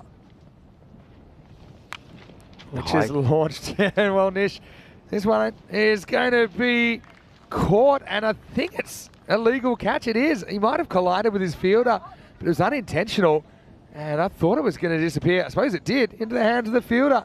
Dramatic catch. And it's perfectly legal as well, at least on the initial look. Can't Salim. I mean, there's no evidence that he jumps from the rope either. Let's just have a look. Yeah, it takes off inside. Wow, it's a dramatic catch. Robs him of 6 and comes up with a wicket. And so, I don't think anyone was expecting that. Kamaljit's going to have to go for 13. It's 81 for 5. What a catch. Kamaljit would be considering himself really unlucky over there. He was batting very nicely early in his innings, and then he's dismissed by a near wonder catch. All right, here we go. I'm going to do Group C now. This is Italy. Numbers are 36 and 49. Okay, Somnath Som is 36, and 49 is Saif Ansari and Nat D. There, that's Italy done. Okay, while I'm here, and while we get a dot ball, I'm going to do Denmark. We're in Group C as well. 55 and 4. All right. Big swing there by Saif as well. And he was just contemplating whether it's a run off the bye, but obviously no run over there.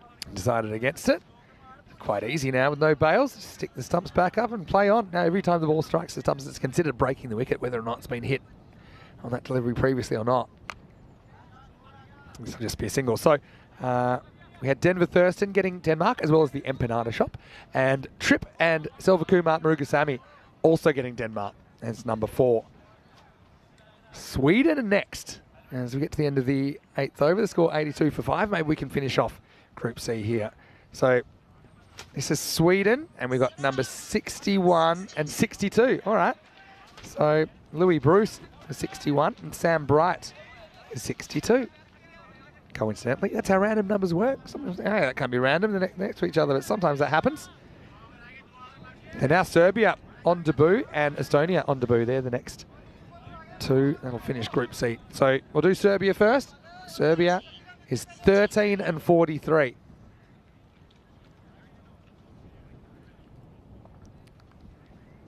As we get ready for the 9th, it all happens in the 9th. Here's Sukbir. Digs this one in a lot shorter, and has he found the boundary? Looks like he has. Sukbir Singh's the first ball going for 6 again. Saif has played that one really well, considering He's taking a few steps out of his wicket. He just gets enough bat on it to elevate it over the boundary rope. Yeah, Saif. He puts everything behind that. Went the charging cut. Don't see that often. Oh, it went the journey. The wind really playing havoc, I think, with the players at the moment. Yeah, so 13 was John Gray and Keanu Nolan. They've drawn Serbia.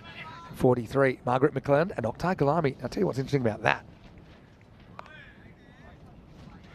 Is that, as we see one called a wide for height, is Oktay Galami is from Sweden, but he's drawn Serbia, who are against Sweden in their group. Good call by the officials, by the way. I think the umpire's been outstanding here on finals day, but it's finals day, but obviously umpires put under a lot of pressure. Okay, I've just got Estonia to finish off Group C, and then we might give it a break for now. Okay, as we get to the end of this innings. So we're going to miss. All right, here's Estonia, 34 and 42. All right. So we've got Max O'Dowd as well as Christina and Honza as 34. They get Estonia. Shrug and Lee Tuck, they also have Estonia, number 42.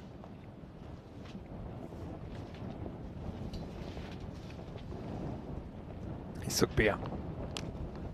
Oh, inside edge went onto his pads. All right, now I said I'd leave it, but I reckon we can do one more group and then we can do a big build-up to the second innings, because then that means England will be first on the rack. Okay, so we're going to go into Group D. It's Ireland 11, Austria, Hungary, Finland and Turkey. I also like the fact that we'll get to Austria and Finland before the break, because they'll be here on the weekend, and they'll be here later on today, I think, in Italy. As wait for this ball from Sukbir before we get stuck into Group D. This one is elevated well over long off. That is an enormous hit by Mohsin. Big six, thing going a little bit too short again. And a good afternoon to you as well, John. I think you came just in time to listen to the team you drew, just taking a peek at some of the names. Where have we got these numbers? Yeah, John, who did he get? He just got Serbia, that's right. So John, you've drawn Serbia in the sweep. And we're going to do one more group before the break. Oh, is that one taking an edge? Yup, it just takes an edge through to the keeper. Good ball there by Singh. Second time he's bowled at this over, the old leg cutter. Yeah, it's basically a fast leggy, isn't it? And you can tell Mohsin, he got done by that one. About an easier keeper catch as the 11, hope for. And so Royal Roma loses 6 wicket is 96 for 6. All right, so we do one more group and then we'll bench it and we'll come back in the second innings with groups E and F. And of course, whoever's left, they'll get the Netherlands 11, the defending champions. All right, so this is for Ireland 11, the next two numbers. And don't worry, they will be posted at the end. Cream will give you the link. But right now, we're going to go 54 and 47. So this is Ireland 11. And it's Glenn Linarden who messaged me on social media. 54. Oh, another inside edge that's going to go away for 4. Just trickles over the boundary rope as Saeed gets a very lucky start to his innings. Yeah. Sometimes it's better to be lucky than good. That'll do. 4 runs as we reach the 100 mark at the end of the ninth over, 100 for 6. Liam Zammit was 47. Watching from Australia, who also responded to my social media post, and they've drawn Ireland 11, Glenn and Liam. All right, so next we have Austria. Austria are on tomorrow. You ready? Austria numbers are 11 and 12. Okay, drawn together as well. And that's Colin in the chat and Mandrate in the chat have drawn Austria. It's interesting, another pair of numbers drawn together. 2 very great sporting numbers as well, yeah. 11 and 12. 11 and 12, of course. 12 often, they say, is the crowd in a lot of sports. 11 aside sports. Okay, so I'm going too fast. I'll get straight into it. Next one is Hungary. All right, with the deploys in the squad. Hungary could be a force in Group D, and those numbers are 46 and 22. And that's Hornchurch Cricket Club as a collective. This one is belted away. Is it going to find its way to the boundary rope? Good chase here by Onkar Singh. Used a little bit of foot fielding, but a couple of runs for Royal Roma. All's well that ends well. Makes the stop. So yeah, and 22 also getting Hungary is Nick and Maya Patel. Okay.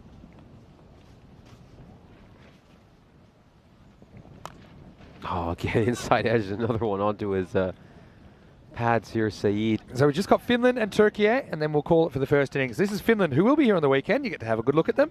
And that is 48 and 6. All right. So this is Finland. 48 is Aftab and Little M as well. He was in the chat a little while ago. And then number 6 is James Stewart. So, yeah, almost like a neighbour. James Stewart living in Estonia gets Finland. Two northern countries. And then we'll wrap it up with the first innings here with Turkey, and aren't they an exciting side? 14 and 59. All right, so they will get Turkey out.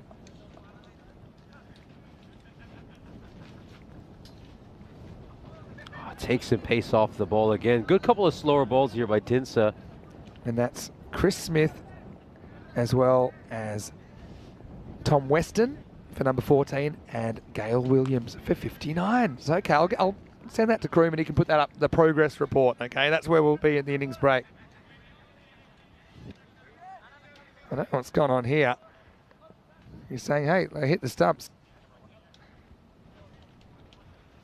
To wait a long time to get this decision. In fact, yeah, he's gone. He's saying, yeah, hit the stumps. Let's see what happens here.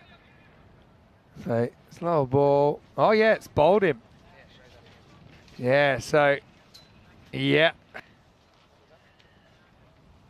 I think you could, yeah, I think you got to give that. And, yeah, the right decisions are made. Now, that probably would have knocked off the bails, but that's kind of irrelevant when the stumps are being used without bails, any touch on the stumps. So, yeah, I think that's a very good decision. Not often a bowled is a tough call to make, but I think the umpires get it spot on there. Yeah, you could just see a slight deviation in the off stump as the ball's going past. So, good decision there by the umpire, Saeed. Got a little bit lucky at times, but his innings comes to an end. And of course, yeah, give us your thoughts on the chat. If you've already drawn a team, what do you think about your team? How do you feel about their chances of going all the way? If you still haven't drawn a number, is there a potential team that you're looking at that you really want to get? As another slower ball here by Dinsa as the innings comes to an end in rather anticlimactic fashion. Dinsa giving up just 3 runs off the final over, and Royal Roma will end up with just 103. A rather underwhelming day for them with the bat. And, well, they seem to be very happy for a team that ended up second in the group stages and are looking like they won't even end up with the bronze medal. Yeah, I mean, we'll have to see. In the second half, we'll determine who gets the bronze. But, yeah, great over from Dinsa. But still runs on the board in a final as we go back and look at their first 10 overs of this bronze final. Both these teams obviously not really wishing to be playing this game. It's always the case, but I'd love to finish with a win. Charanjit had a good finals date, took a good catch there. I think this was an excellent decision by Ian Ramage. It wasn't plump, but it was LBW. He got that spot on. Umpires making good decisions, but sometimes under attack as well. Great fielding there by the umpire as well. This was a good ball by Onkar Singh. We were rather surprised he didn't bowl during the semi-final.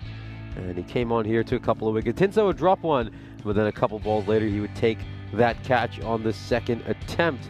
Of course, Royal Roma, they've always got the ability to clear the boundary, but they just couldn't do enough of that throughout this innings, and also played out a few too many dot balls. It was just a very odd performance of Royal Roma, sort of similar to the one we saw them have against RBMS. This was a terrific catch by Salim. We thought that was destined to go for 6, and incredibly unfortunate for Kamaljeet Singh, the way he was taken. That was probably the most difficult bold decision you'll ever see. Hashmat Dinsa cleaned up Saeed, but it really took the third umpire's review to just see that it brushed the outside of the off stump. A slight deviation on the off stump as the ball was going through. We'll, of course, take a look at the highlights. Looking part of the scorecard of this first innings, Mohammad Arif making 19 runs of 9 deliveries. Lakhanwal, a pair for him today on finals day. That's going to be a big story. Highest run getter for Royal Roma, not turning up on the most important day of this series. Gagandeep Singh made 24 of 14. I think he survived a few as well, just like in the first match. And the other big scores, of course, Mohsin with 20 of 8. Very good bowling performance by Asian Latina. Fairly impressive performance by all their bowlers. A couple of bowlers who were a little bit expensive, but outside of that, they were pretty good. Onkar Singh with figures of 2 for 15. And again, we're just wondering why he didn't bowl in that first semi-final. Yeah, it's a question that I'll be asking when my head hits the pillow tonight. But right now, Royal Roma, they do have a ton plus on the board. Will it be enough? Find out when we return. Also, we'll do the final two groups of the sweep. And with England, Scotland and Netherlands 11 still in play, that should be pretty interesting as well. Vinny Sander here with Maximo for ECN with Nishay Butt. We'll see you around the corner for more European Cricket Series.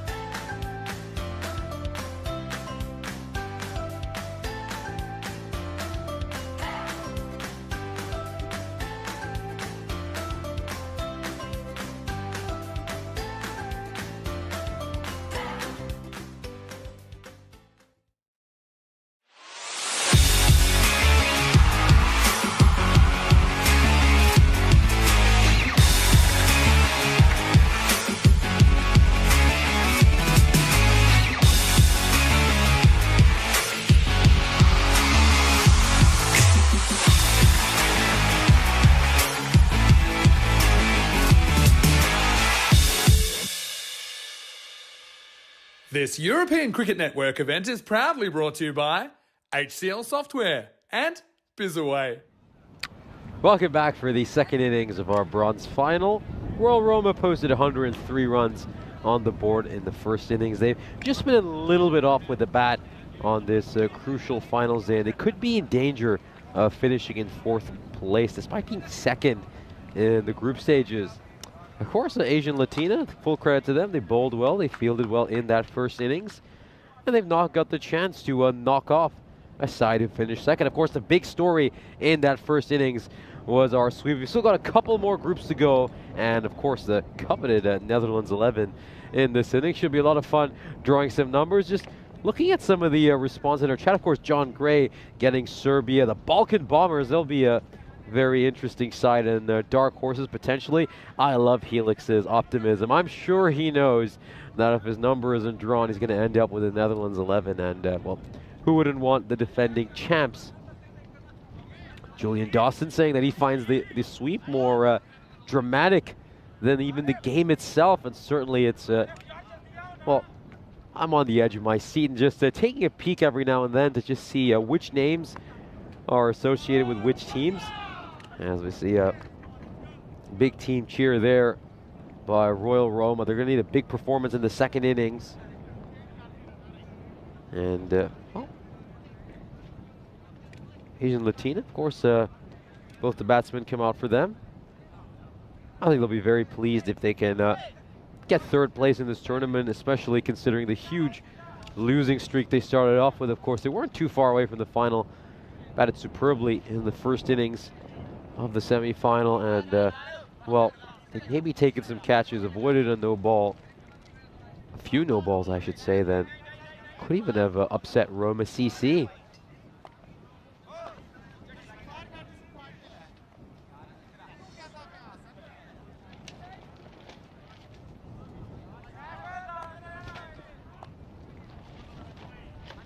Tim Reedman commenting on how good this draw is. Certainly, it has been very interesting just to see who ends up with which team. And of course, yeah, as I said at the end of the previous innings, just if you've been drawn, you know, just give us your thoughts on what you think about your team's chances, any particular players you're looking out for as this inning starts off with a wide.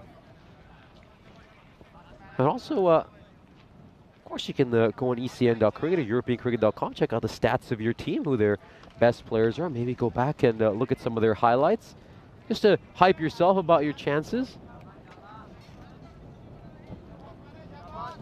Oh, an immediate change of angle after the wide. Not a fan of this tactic, in all honesty.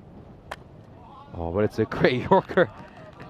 I mean, if he can keep nailing those, going round the wicket, then yeah, he might as well bowl round the wicket. But in general, I'm not a fan of going round the wicket this early in the innings. I think you're taking away some methods of dismissal, especially when you're defending a fairly low target. You want to bowl over the wicket, play attacking cricket, as this one's going to pop up in the air, and it's taken. It's a good catch. So it does seem like Rashid does quite well around the wicket. Of course, well, modern cricket has come with its innovations. And, well, right arm around the wicket to a right-hander seems to be one of them. Has a little bit of width on offer there. Just doesn't quite get a hold of it. He's trying to bash it towards mid-wicket. It's, I think Asian Latina, Royal Roma, I think in terms of their batting are stylistically very similar. I think that's probably the wrong shot selection. You probably want to cut that or play that on the offside. And it's a duck. It's a Derek for Sukhbir Singh. And of course, Derek taking his little afternoon siesta. It is just about 3:15 here in Rome, so you can't fault him. Oh, he's woken up. There's Derek. Well, Derek's just waddled out in time to greet Sukhbir Singh. Obviously, a rough way to end his ECS. You don't want to get out with a duck, but I think he's done quite well for his side. Been a very handy player in all the different facets of the game. And it's going to be Hashmi Dinsa up at number 3. Oh, that one is very, very wide down the leg side. Not too many issues with that call. Yeah, it's actually wide both down the leg side and for height, so gets that all wrong.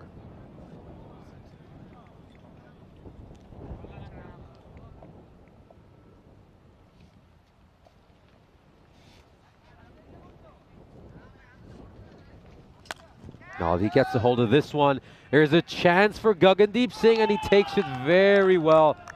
Very good there by Gagandeep Singh. He just hung back as far back as he could, waiting for the ball to come to him, and takes that catch. We had the perfect view of that in the commentary box. It was very cool as well, taking that catch. A couple of early wickets here for Asian Latina, and, well, you thought this chase would have favored them. It's a slightly below par score by Royal Roma, but Asian Latina off to a very rough start.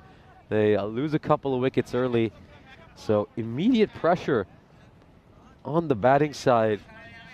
And, you know, they've been in 2 games so far this year. They've had 2 good first innings, in all honesty, but can they string this one together and get a strong second innings?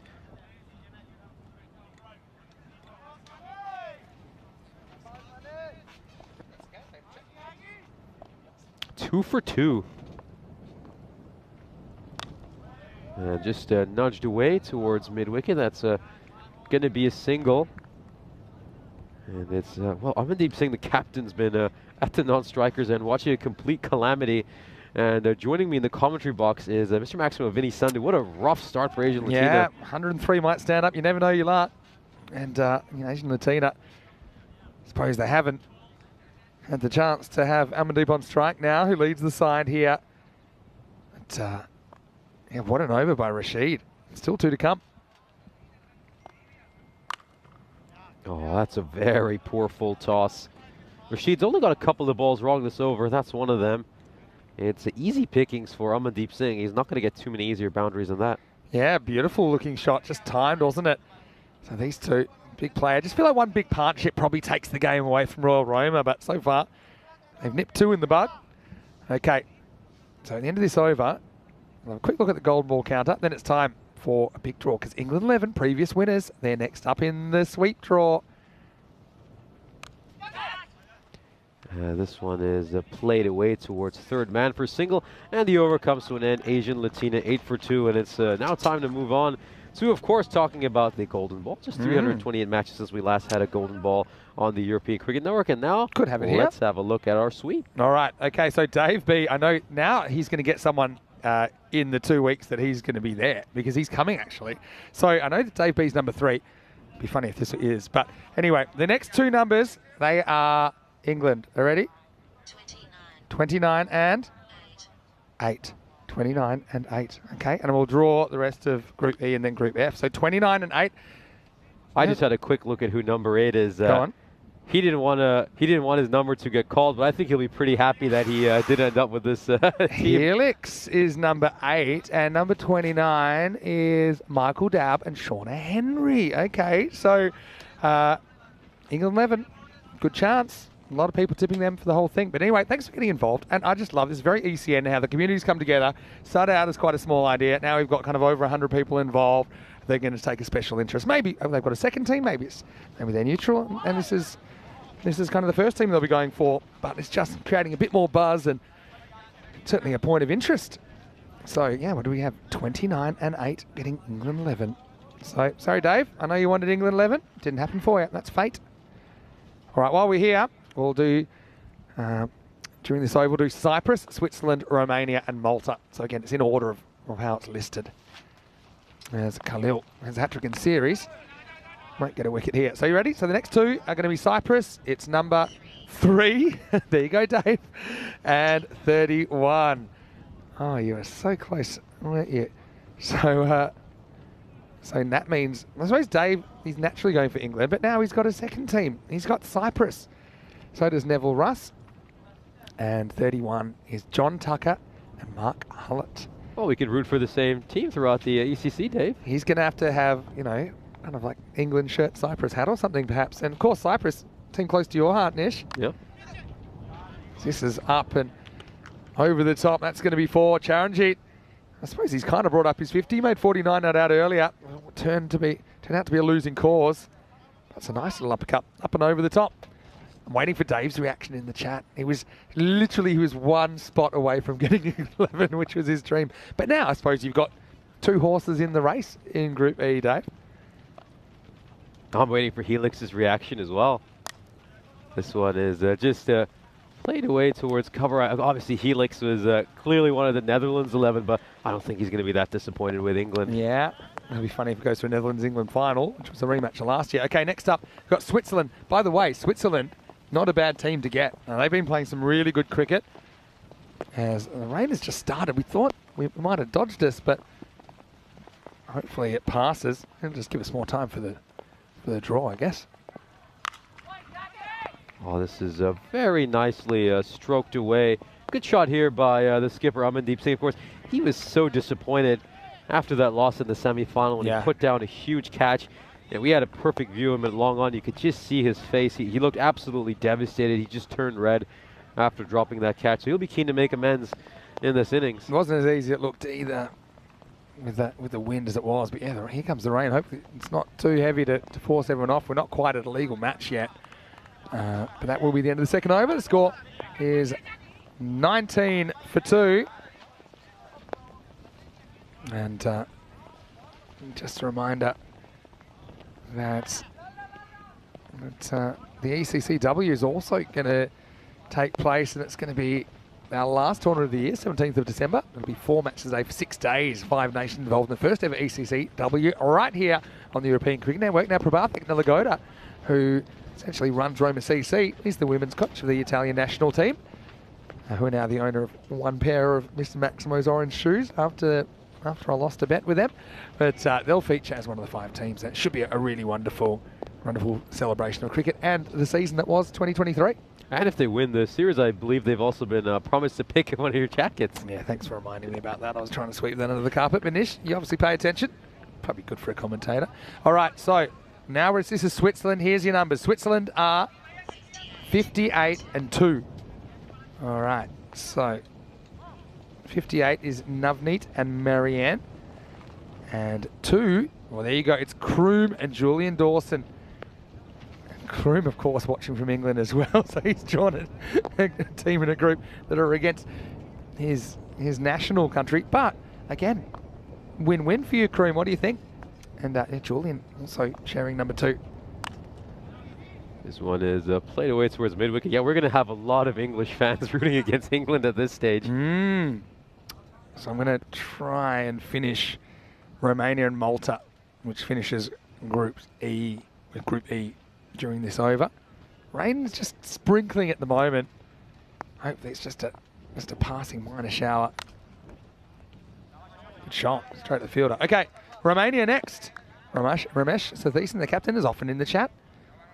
7 and 44. So it's Wayne and Sujit Yadav, who are number 7.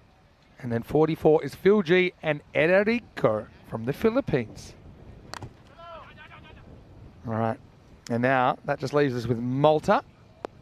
And the 2 numbers for Malta are 28 and 53. So Matt Aravides watching from Australia, and 53 is John Woodward.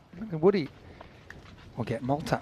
At least he doesn't get something against Spain, which is where he lives. That's a Yorker length delivery. Is just looking at that surname, Arividis, are you of Greek heritage by any chance, Matt? Are you a little bit disappointed you missed out on Greece or Cyprus? True. Yeah, I suppose he probably would be going for Greece in Group A, and it gives him another team to go for. I kind of like this, but I also find it quite interesting that a lot of English people have been drawn against England in Group E. Oh, it goes a little bit too short here, and he's going to be punished for that one, Rashid. Nicely played there by the captain, Amandeep. Goes all the way for 6 and into the little archaeological site in the parking lot. Yeah, that'll do. And yeah, last year that was a huge hole. Now it's a filled-up hole. Amandeep, he's a very likeable cricketer. I've got to say big thank you to Asian Latina. They're very kind, and they presented me a little bit of a gift. A couple of bottles of genuine Italian wine, which I'll enjoy. A big thank you to all the Asian Latina guys. It's great to see them back in the European Cricket Series. Last ball of the 3rd. Oh, it's a good Yorker length delivery. I know it's a direct hit. Is there a chance here? I think he's just made it back on time there, Singh, but it's worth taking another look at. Yeah, it's close.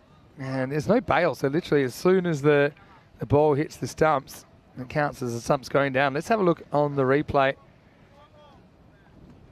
I feel like he was in. just in. And that's the way to run your bat in. End of the third over, end of the power play. 28 for 2. Pretty interesting game here. Okay. So now let me just see who still hasn't got a team. Now, Nico Fernando, who was number 1, he doesn't have one yet. Kitty Hundley doesn't have one yet. Kai Bay and Ken Weston, who are number 9, they don't have one yet. Tim Reedman doesn't have one yet. Jeff Maguire, N.I. Nick and Gyan Kirby don't have one yet. Simon, the medic from Germany, as well as Maya Golam Mustafa, Lily Panda, Liam Day in New Zealand don't. Sam Downs, Lisa Weston don't. Stephen Kelk and Shyam don't. And Sam Maximpato watching from Australia, as well as Martin Partridge. They don't have a team either. So we have 12 numbers left. We have 6 teams left. Group F will go pretty shortly. And we'll start with Scotland 11 as we see Rajvinder Singh, the skipper, coming on to bowl.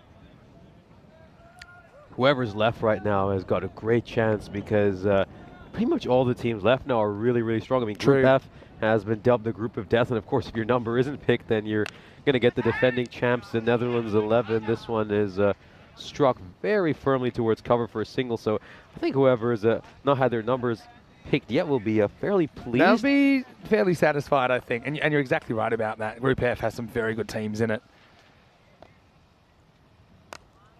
Yeah, this is nicely worked off the pad. Should we get into it then? Should we do Scotland? Okay, we'll draw these out a little bit because after 5, I want to basically do the last 2, which will be, so the last 4 that are left, 2 will get Norway, and then 2 will be left with the Netherlands 11. Yeah, and he's cleaned him up there. That's a good ball by Rajvinder Singh. A little bit of skipper v skipper action, and Royal Roma's captain comes out on top. As Amandeep Singh was looking quite good for Asian Latina in this innings. You'd have liked to see him just anchor this innings and guide his side through, just plays across the line. And the ball crashes into his leg stump. Another wicket falls. And a little bit of concern here for Asian Latina. Again, they don't have the same batting depth as Royal Roma, so losing all these wickets is a huge concern for them. That required still isn't enormously high, just 11.4 at the moment, so it's still within reach, but yeah, it's just a wicket save lot that's going to be a big concern. Yeah, I think you're right. Hopefully we can get the bails on for the final. There is a bit of a weather warning until lunchtime tomorrow, so expecting a storm. Hopefully it comes overnight. This pitch will be well covered, the ground drains well, but you don't really need it coming within playing hours, do we? It's Rajvinder coming up with that wicket. One captain getting the other as Onkar Singh gets to go, and he's actually showing quite a lot of power. As Ishan is watching from Malta, well, he's asking about the numbers on Facebook, and it's to do with just allocating random teams to some ECN super fans and some chatters. As Ishan, because you'll be playing for Malta, I've left you out of it. I did have some of the players, Harpal from Luxembourg as well. I did say, look, you guys are playing. Well, you guys concentrate on that. Concentrate on getting your team through. I thought I don't want them to pick another team in their group they're playing against. So this one slides through. Okay, next 2 numbers of Scotland. Ready, steady, let's go. 18, Tim Reedman gets Scotland. 21, N.I. Nick and Gyan Kirby get Scotland. This is hit to the leg side and should be handled. It is, so there we go. Scotland 11. Tim Reedman will be going for them. But don't know if young Gyan has any Scottish heritage, so that might be quite interesting. No, I don't know. And N.I. Nick, of course, now quite funny, he's in Northern Ireland, but he's going to go for Scotland. So nearby, but not quite. The Ireland 11 for you, N.I. Nick. As we have a look, and for some reason, the worm seems to have just packed it in. Maybe some dust got in the supercomputer there, but not giving us a lot. All right, so 4 overs down, and it's going to be Islam Ul-Haq to bowl over number 5.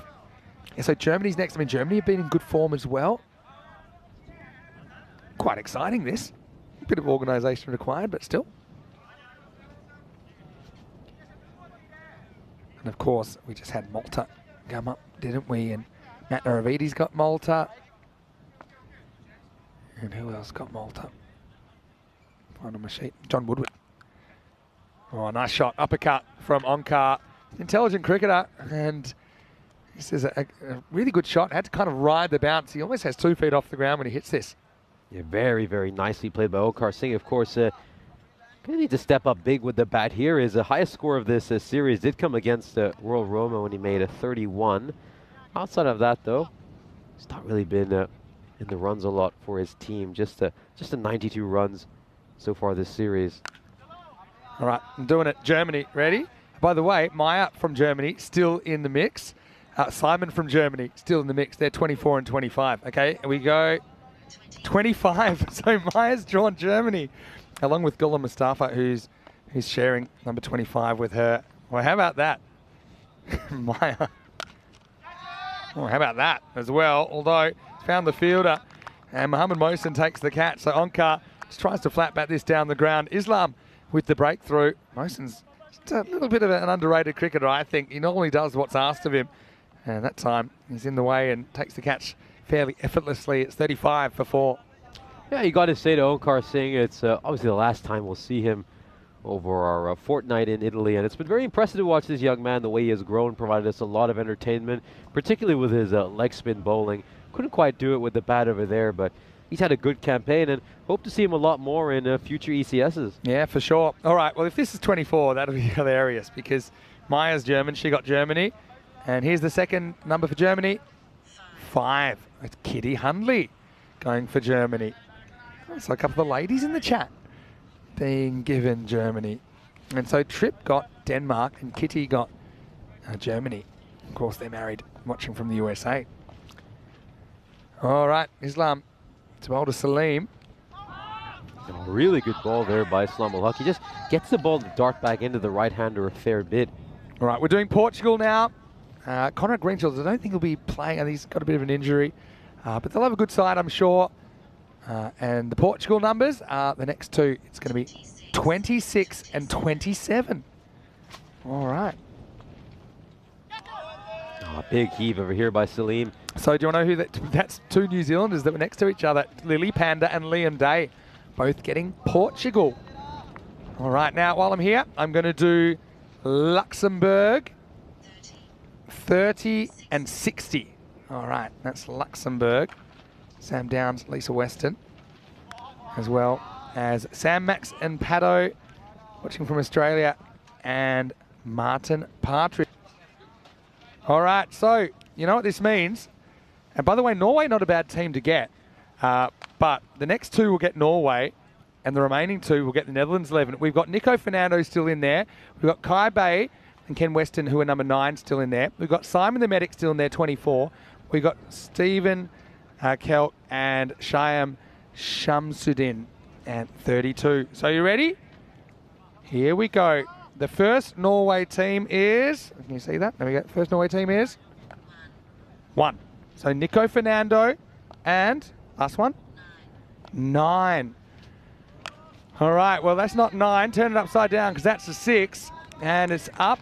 And by the way, by 6, I mean out, because this holds up in the breeze and Islam Al Haq guards the boundary. And so Chanjit's going to have to go. Thought he had enough on that, Nish, but obviously not. Asian Latina loses another wicket. It's 35 for 5. Yeah, initially looked like he was going to go the distance, and that's a really well taken catch by Islam Al Haq. He just leaps off the ground and takes a really good one, but you've not heard your name. You know what that means. Yeah, I'm just going to confirm. 24 and 32, so the system works. And you know what that means? Simon the Medic, he gets Netherlands 11. And you know what that also means? It means Stephen Kelk in the Netherlands draws the Netherlands.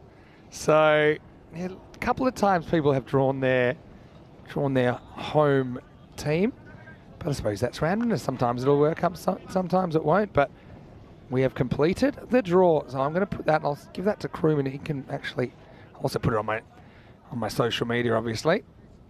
But yeah, thanks everyone for getting involved. It's been a lot of fun, and it's another layer of interest to the ECC. Oh, this one is knocked away towards a long off. And again, if you got a team that you don't know as much about, it's a good chance to just learn about cricket in a different country in Europe. Yeah, definitely.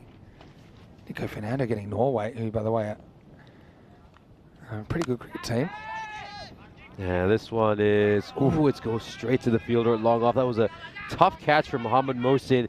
You still expect him to take it. They're coming back for the second run, and they'll just about make it back on time. Huge responsibility here for Salim and Mungat. You feel if there's any partnership left that can try to salvage a result for Asian Latina, it's going to be this one, although that required is almost just starting to get to 15.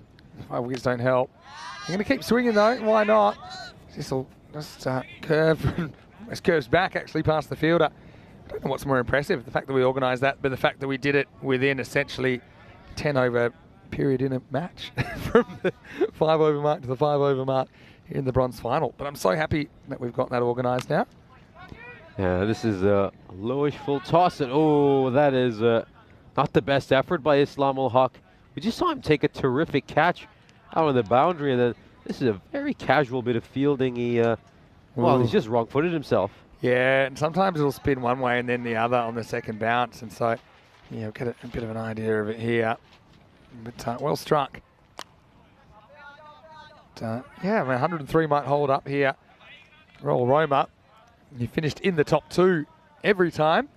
We've been here to the Roma Cricket Ground, although this time they won't finish in the top 2. Looking like they might finish top 3 as we get to the end of the 6th over. It's 43 for 5.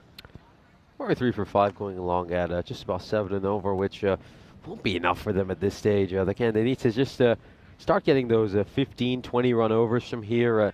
Asian Latina, we just take a look at that scorecard again. Other than the skipper, no real scores of note. Also, full credit to Royal Roma. They've been very tight with their bowling, keeping extras to a minimum. Struggled a lot with extras this morning against Roma Bangla Morning Sun. But they've come out here. They're bowling and fielding a lot better, although they have made a couple of errors. I'm getting lots of messages as well coming through. People just talking about their picks, and I'm just really happy to see everyone getting so excited about it. This is going to go away for a run towards mid-wicket. Yeah, it's just a... So what's coming up, of course, we're pretty excited. It's all going to get going on Monday as the Euros of Cricket get underway. Group A, Day 1, Spain versus France, cracking game to start. Also got the Isle of Man, Czechia and Greece in that group. Join us. Slightly later start time, 9:30 a.m. GMT, 11:30 in Central Europe, 3 p.m. in India. Euros of Cricket starts Monday. This is a good length delivery. Isle of Man versus Greece under the lights to end the day. That's going to be a lot of fun. Isle of Man, their first ever 10 over internationals. Not too many teams haven't played any. Isle of Man's one that sticks out. Jersey and Guernsey likewise. Probably Serbia, I think, as well. Should be a wonderful viewing experience as well, as Islam loses this one down the leg side. Tim Reedman saying that he was hoping to get England, but he gets Scotland instead. Well, you've got your northern neighbours, and well, it's not often you see an England fan cheering for Scotland in an international tournament. Can I ask a question? You know, make peace with it now, but who hates who they got? Anyone? This is going to be hit down to deep third for a single. I love the little bit of trolling we do on ECN. I mean, how many people would draw an Englishman to support Scotland in the European Championship? You might hate it because you don't like that team, or you might just hate it because they're against a team you like. And he just pitches this on a hard length, Islam, and the game's just really slipping away from Asian Latina now. They're going out without a whimper at the moment. It's rather underwhelming, especially because we know the firepower and explosiveness this Asian Latina side has. You thought maybe we would see that in this bronze final, but yeah, they just haven't recovered from that loss in the semi-final against Roma CC. Again, poor shot selection there by Salim, trying to swing out of his shoes, nowhere near the ball. Julian Dawson comparing our draw to the Eurovision. Now this is the opposite of the Eurovision. We don't let you vote for the team you like. As this one is struck behind square leg for a 4. Nicely played there by Salim. Just got a bit too straight, Islam ul Haq, and he gets punished for that one. Yeah, so I guess we're all gearing up then for the finals, not too far away. And we're going to see Roma Bangla Morning Sun, who are going to take on Roma CC. That is this game right now. So I'm not sure if we got the lineups yet, but yeah. It's going to be Roma Bangla Morning Sun versus Roma CC. The final is coming in 35 minutes. We wouldn't have the lineups too far away, so keep an eye out for that.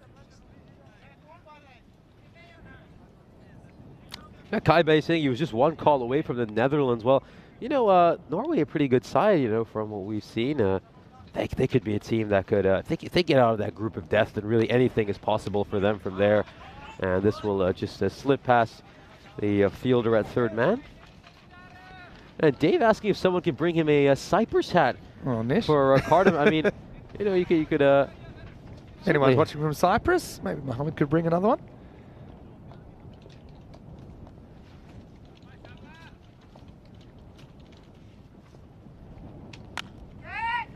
And this one is struck away, and it's going to go underneath the fielder. Yeah, just a lapse of concentration there by Kamaljit Singh. Not watching the ball closely enough.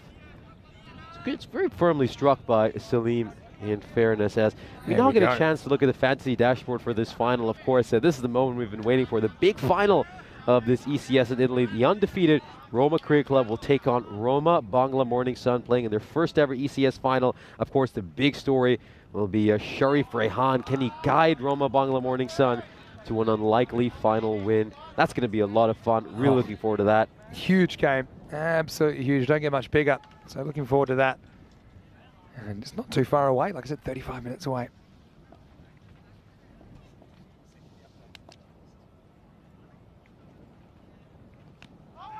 And that one just going down the leg side. Maybe Salim could have just stepped towards the inside, taken a couple of steps towards the off stump and just let that go down for a wide. But yeah, now it's a minor miracle needed here for Asian Latina. Couple of sixes or a couple of boundaries at least needed at the end of the over to keep them alive. And he just inside edges it onto his own pads. Salim. Yeah, Tim pointing out that you really never know, I mean, who could win this whole thing. So even if you're disappointed with your team right now, they might be the ones that go all the way. Again, true. Especially with this format, you know, a couple days for the group stages, one finals day. I think it just makes upsets all the more likely. Well, you know how Gyan got Scotland 11 as we get to the end of the 8th over the score, 56 for 5. Dane actually messaged me and he said there is actually some family heritage there from the McGregor clan on the mother's side. So there you go, a little bit of a connection. That's what I love about randomness. It doesn't have any emotions. It's just completely, it's completely arbitrary. And I'm just really excited to see who ends up scooping the pool in the ECC sweep, just for fun. Like I said, when it gets closer to the time, maybe in Championship Week, we'll see who's left and see what we can organise.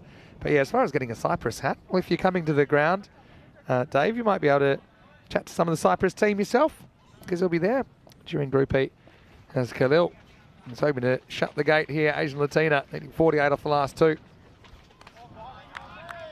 And again, it's a little bit wide. Could have really just, if he just looks to cut that one, it's probably going to go away for a boundary because there's no protection on that part of the field. I think Salim's missed out on a few boundaries just through his shot selection. Again, he's batting on just 13, 15 deliveries.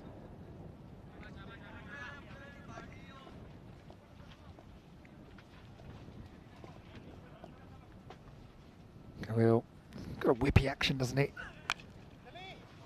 And played away. Is this going to go for 4? It certainly will.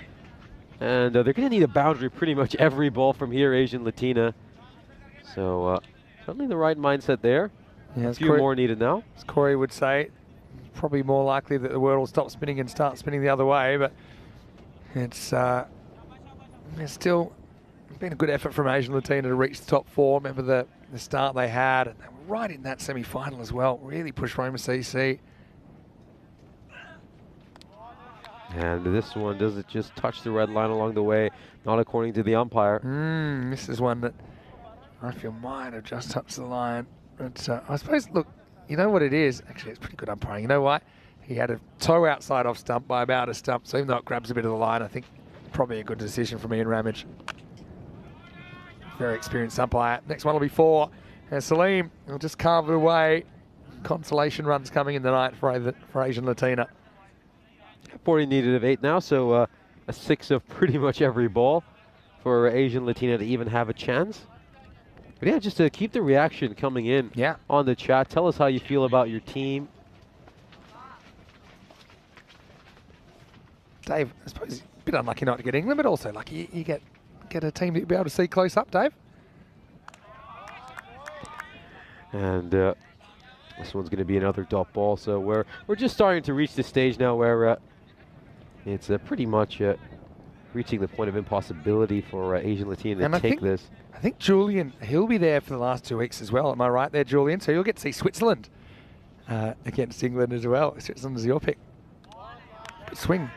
But no contact from Salim as he'll remain on 21. And over to go on this one. It's going to be 64 for 5 as we head into the last. So 6 legal deliveries should do the trick here for Royal Roma, as of course we take a look at the bowling figures. Noman Khalil, as of course just bowled the previous over, 0 for 19 were his figures. The pick of the bowlers, of course, Rajwinder Singh, bowled terrifically well, the captain, picking up 2 wickets, going at an economy rate of 5.5. So maybe we'll just see a new bowler bowl this over. Doesn't look like that's the case. I think they're just going to keep it simple, go in Mohsin, and he just needs to bowl 6 legal deliveries, and Royal Roma will pick up 3rd place. Again, they'll be bitterly disappointed they didn't make it to a final. They would have wanted to face Roma CC again just to get revenge for what happened last year. Yeah, that's true. So Mohsin to Salim. He's hungry for more. And he gets tied up here. And oh, he almost gets bowled.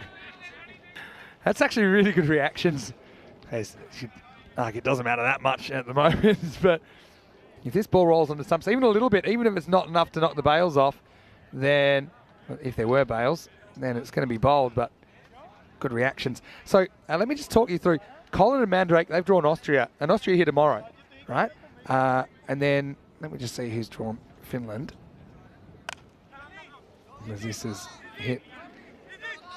And almost bounces off the field. I'll just walk a single. So Aftab and Little M have Finland, and so does James Stewart. And of course, Finland will be here on the weekend.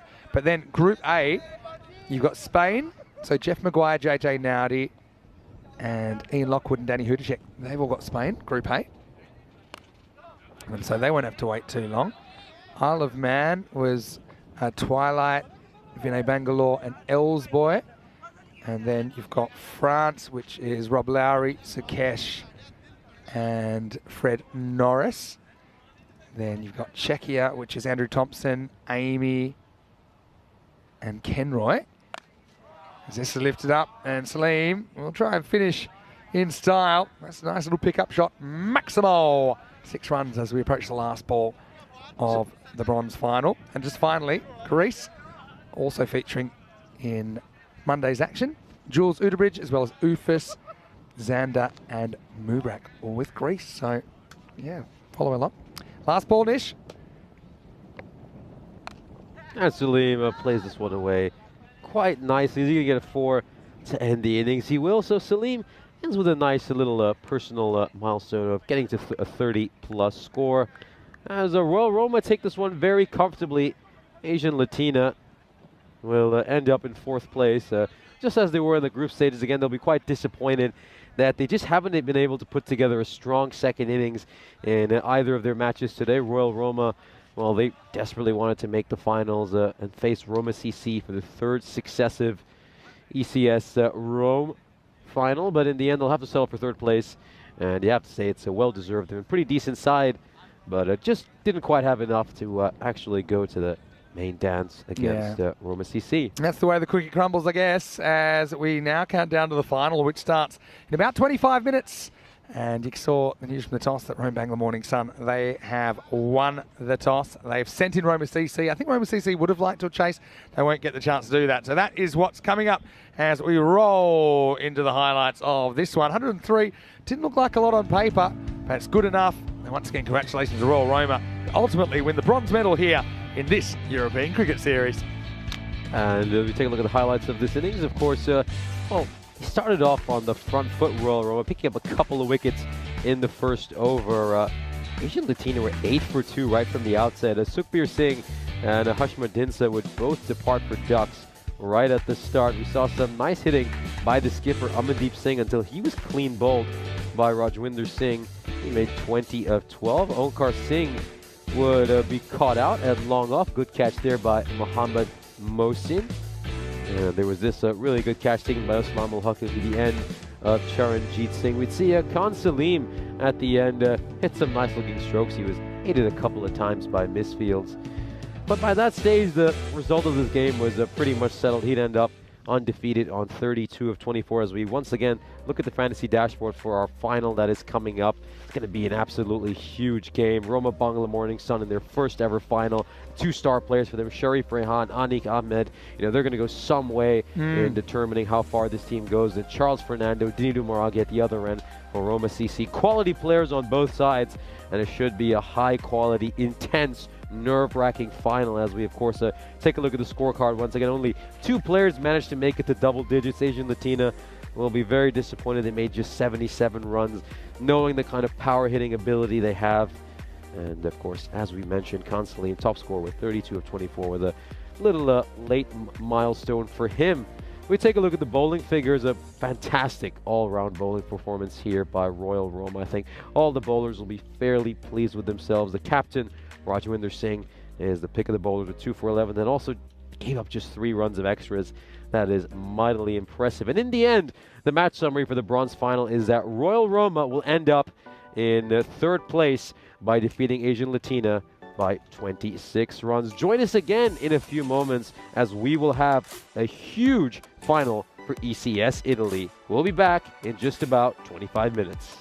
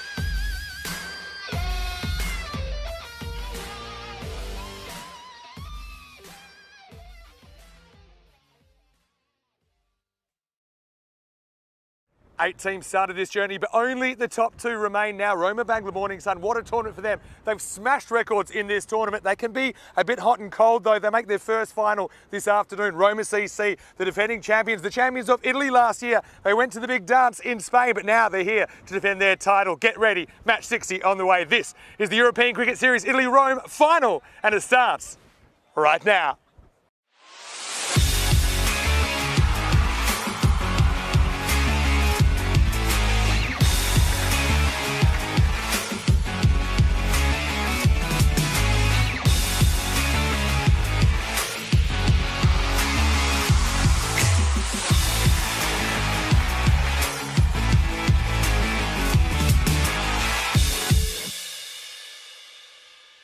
This European Cricket Network event is proudly brought to you by HCL Software and Bizaway. Hello to you wherever you're watching from around the world. It is time for the big one. It is match 60, the final here in Rome. And what a Roma derby we have to finish things off. We have Roma Bangla Morning Sun. They finished in 3rd position. They got here after taking care of business in the first game of the day against Royal Roma. We've got Roma CC, the defending champions and Super Series reigning champions of Italy. Their opponent should be a big one. They're playing for this wonderful trophy thanks to our partners at Local Lifestyle. Let's see what happens at the coin toss. It's a big one. Ian Ramage at the other end with the 2 captains. Roma Bangla, you're the home team, you will toss the coin. Okay, Roma CC, you're the away team, you will call. There you go. Tail is called. Tails has been called. It's come down heads, so you've won the toss. Will be ball first. Okay, so toss has been won by Roma Bangla and they will bowl first. So it is Roma Bangla Morning Sun. They win the toss and they elect to bowl. Now, I do think that part of that is they have chased pretty well in this series, so they're doing, I suppose, what they're most comfortable doing. Remember, they set a record chase of 175 earlier in this series. And it also means that Roma CC don't get to chase, which I suppose they like to do in the big games. So Roma CC, though, they will be batting first. Dinadu Maragi is super important, I think. Wadua Walagi is a bit of a wild card, isn't he, with the bat and the ball. You've got Charles Fernando, who's been making a mountain of runs in there. Just a really long order for Roma Bangla Morning Sun to encounter. But Roma Bangla, they've been interesting. They have kind of been a bit off with the ball sometimes in the series, but they certainly got it together in the first semi-final. Let's see if they can deliver against the hosts in this one. And like I said, Roma Bangla Morning Sun, it's their first ever ECS final. Roma CC, though, they were finalists in 21 and 22 and the Super Series in 22 as well, and now here as well. So it's kind of their 5th ECN final, if you include the final in the ECL of their group earlier this year. And look, they're a very proud club. I just think it's going to be a great game. Can't wait to see who walks away with this. And of course, after this game, we'll have a little bit of a break overnight, but back with 2 days of internationals right here from Rome as well in the morning. Nishay Butt, it's been a great journey. It's been great to share it with you. Let's get ready for match number 60, the final. And it's Roma Bangla Morning Sun winning the toss, sending in Roma CC. Let's get ready for the first ball. Well, talk about getting hyped for a final. That was a brilliant intro, and we're ready. We're excited.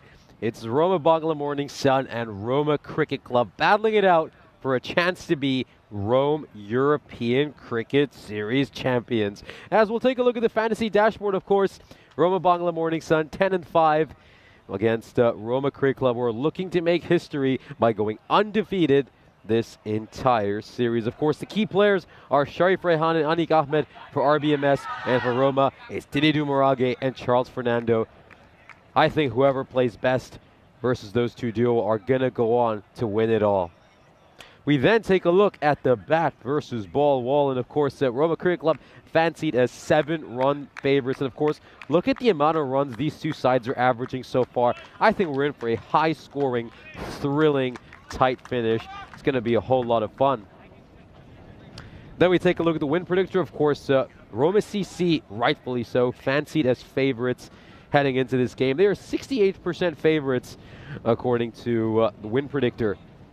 But don't count out this RMBS side. They are so good. And they, of course, started off this morning with a terrific performance, absolutely easily handling Royal Roma. And they were electric in the field. They were great with the ball in hand. And you just wonder whether they've saved their best day for the most important day of this series. Of course, they're playing in their first ever final. But they're going to enjoy it. They're going to play freely. They're going to look to attack with a lot of positivity.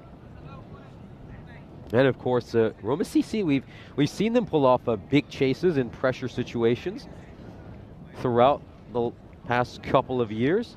And now that it's the other way around, they get to bat first, post a big total, and try to put some pressure on this RBMS side, who of course, they don't mind chasing themselves, do they?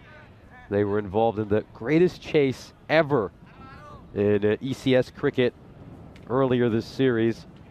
And they pulled off a remarkable chase against Royal Roma, chasing down 175. So Roma CC won't rest easy until they have a really, really formidable target on the board. It just looks set up to be an absolute classic, doesn't it? Everything about it. We're in the Eternal City, a city steeped in history. And I think we're going to witness some European cricketing history over these next 90 minutes. The umpires for this big final are umpire Nirmal, who is currently behind the stumps, and umpire Suleiman Saeed out at square leg. The third umpire is umpire Hassan, and of course you had a chance to see our match referee Ian Ramage in the toss video.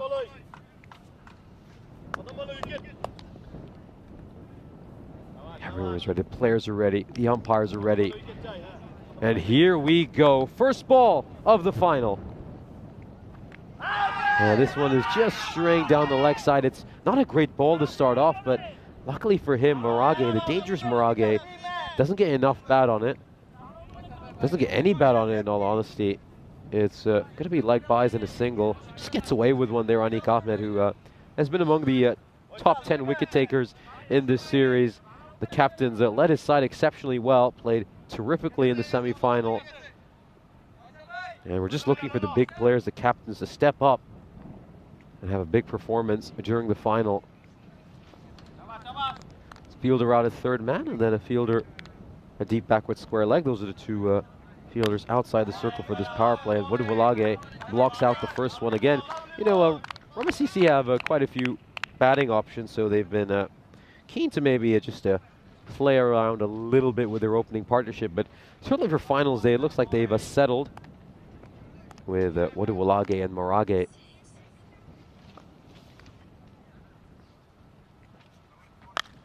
This one is played wonderfully. It just goes over the fielder, and it's gone for a boundary. There was a half a chance for Shoel Chowdhury.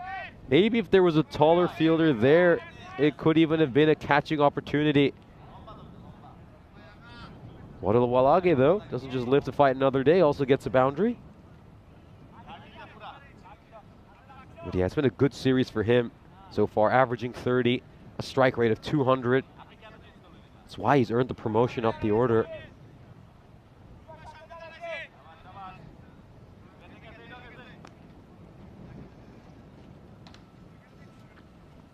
This one is very, very wide by Anik Ahmed. I think he knows he just went a touch too straight in the previous ball, so tries to correct his length and ends up overcompensating.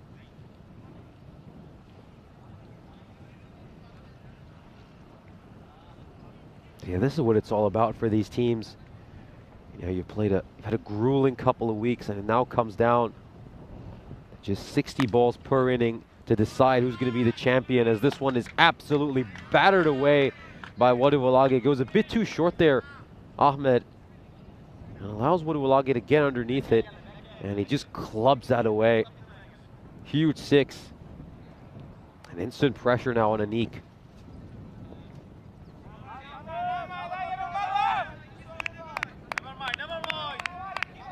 Yeah, just calls him, never mind, never mind. 2 more balls to come. I think this is just going to be one of those games where you're going to see a lot of acceleration from both sides, and then it's going to be about who can pick up wickets in opportune moments. As once again, Wodewalage goes for that ram shot behind the wicketkeeper, tries to scoop it up, but it fails to come off this time. Last time he was almost perfect with it. Hit a gorgeous shot against Asian Latina. Looks to come down the wicket, and he plays that well. This is going to take a good fielding effort, and the fielder is equal to the task. Just the 1 run But we'll take another look at that. Just check his back foot to see if this was legal or not. Is he touching the rope? Ooh, well, it's hard to tell. Let's keep going forward. Yeah, he may have. He just may have. Let's just see. I think this is the crucial angle. Ooh, can we really tell from here? It's hard to tell. It's inconclusive. And I think maybe, I mean, I just see a bit of a gap between the rope and his foot. Again, each to their own. I'm sure everyone's going to have a different view of that. Of course, 3 days to go until the Euros of cricket. It's the European Cricket Championship. 31 nations will battle it out for a right to be European champions. And of course, a lot of our viewers have a lot at stake as well. We spent the bronze final doing our sweep.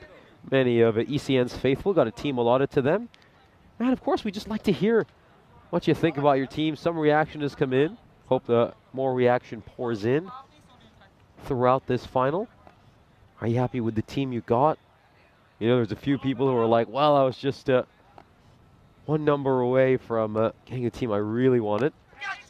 But hey, that's just the beauty of randomness, you know. Some people will be happy, some won't, as it takes one bounce and goes over the rope for four. Diridu Morage gets off the mark. Doesn't quite go in the direction he intended. Morage, though, he's been very, very good throughout the series. Performed exceptionally well with both bat and ball. Star performer for this Roma CC side. And of course, he'll be taking part in the ECIs for the Italian national cricket team too, as this takes an inside edge. It's going to be quite a chase for the fielder. He'll get to the ball, and it's just the one run. Yeah, Bilal Hussein, he's very successful bowling for RBMS throughout this series. He was very good in the semi-final this morning as well. Bowled superbly.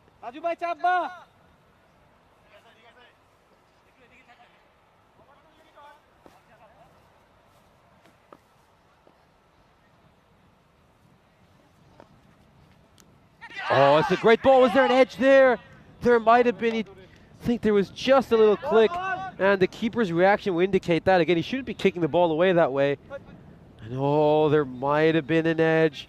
I think he was gone if the keeper takes the catch, and keeper thinks so too. He knows that. He knows there was an edge.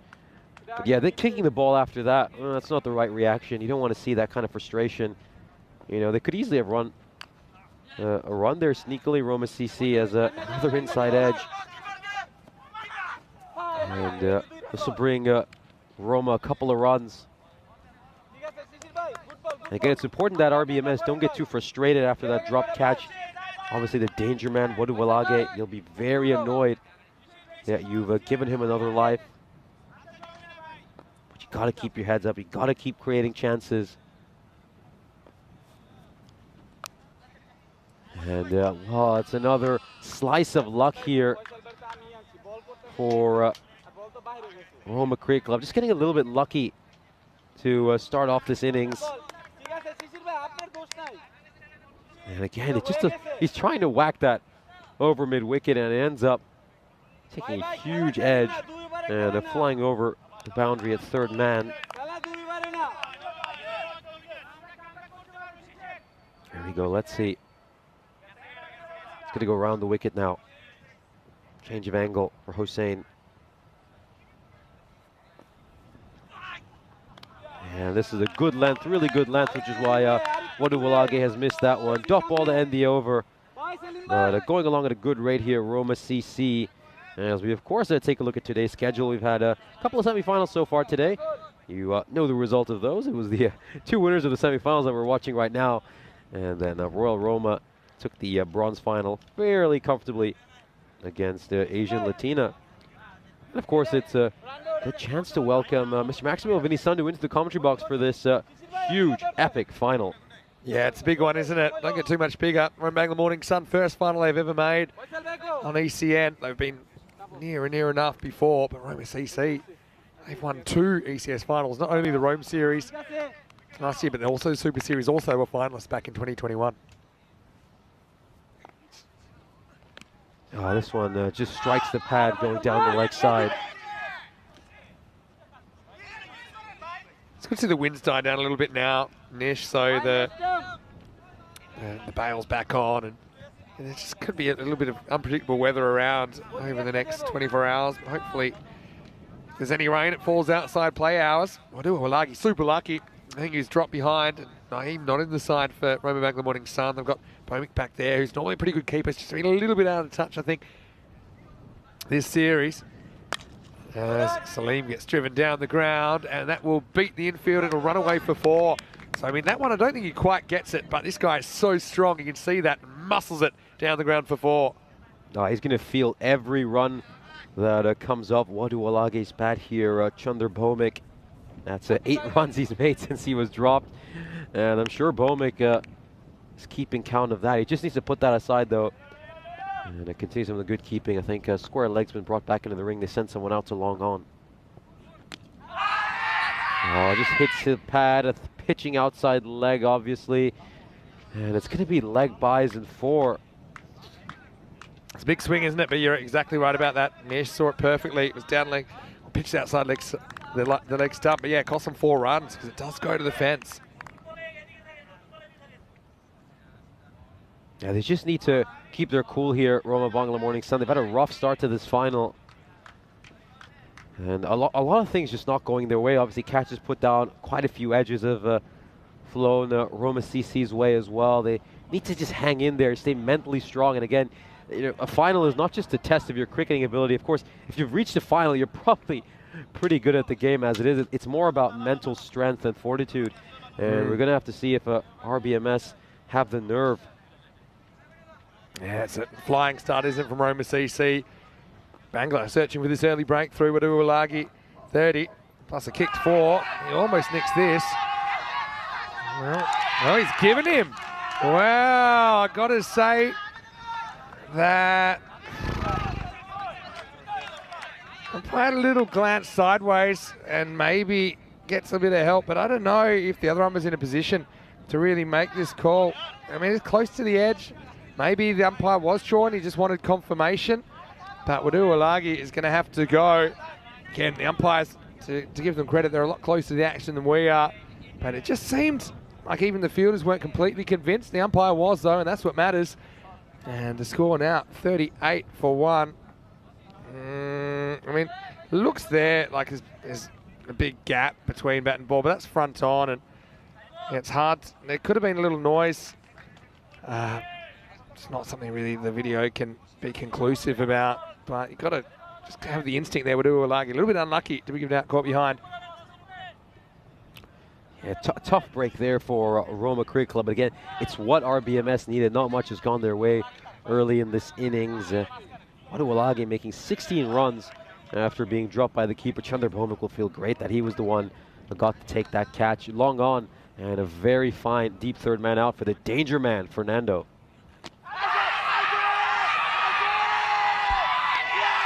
Out. Now really, it seemed like an eternity, but Charles is going to go first ball, and if there's no bat in this is an easy decision for the umpire. Hits him dead in front. Roma CC lose 2 in 2. And just like that, Salim's on a hat-trick. It's 38 for 2. We've seen 3 hat-tricks so far this series. Are we going to see one in the final? You can just see it straightens ever so slightly. And that's what means it's a plum for Fernando. Fernando has been incredible throughout this series. He's been making runs for fun, averaging well over 50. But here he's going to get a golden derrick in the most important game of the series. That's just how cricket is sometimes. We've seen some very good players getting ducks on finals day as well. Luckenwell collecting a pair here on Friday finals day. And, oh, well, their first one, still trying to come to terms with that one, I think. Not the only one, but the second one, there was no doubt at all. We've had 3 hat-tricks to this point in Rome. Khalil, the last man to perform the feat. Could Salim do it here? What a game-changing over this is. And it's going to be Prithuvi Samarage who's coming out left-hander to face the hat-trick ball and the last ball of the power play. Again, we were just saying this game was maybe slipping away from RBMS after that start. And now this has swung the momentum back in their favor. Third man brought back into the ring. Hat-trick ball. Oh, pretty good hat-trick ball as well. Almost causes a run out. As Rome Bangla, they needed something, they get something. What an over from Salim. Goes back-to-back boundaries, but then comes back with back-to-back wickets. And that takes us to the end of 3. The score is 38 for 2. And that's what we were talking about, the mental fortitude when you're playing in a final. He doesn't drop his head after getting struck for a couple of boundaries. Stays in there and bowls 3 excellent deliveries to round out the over.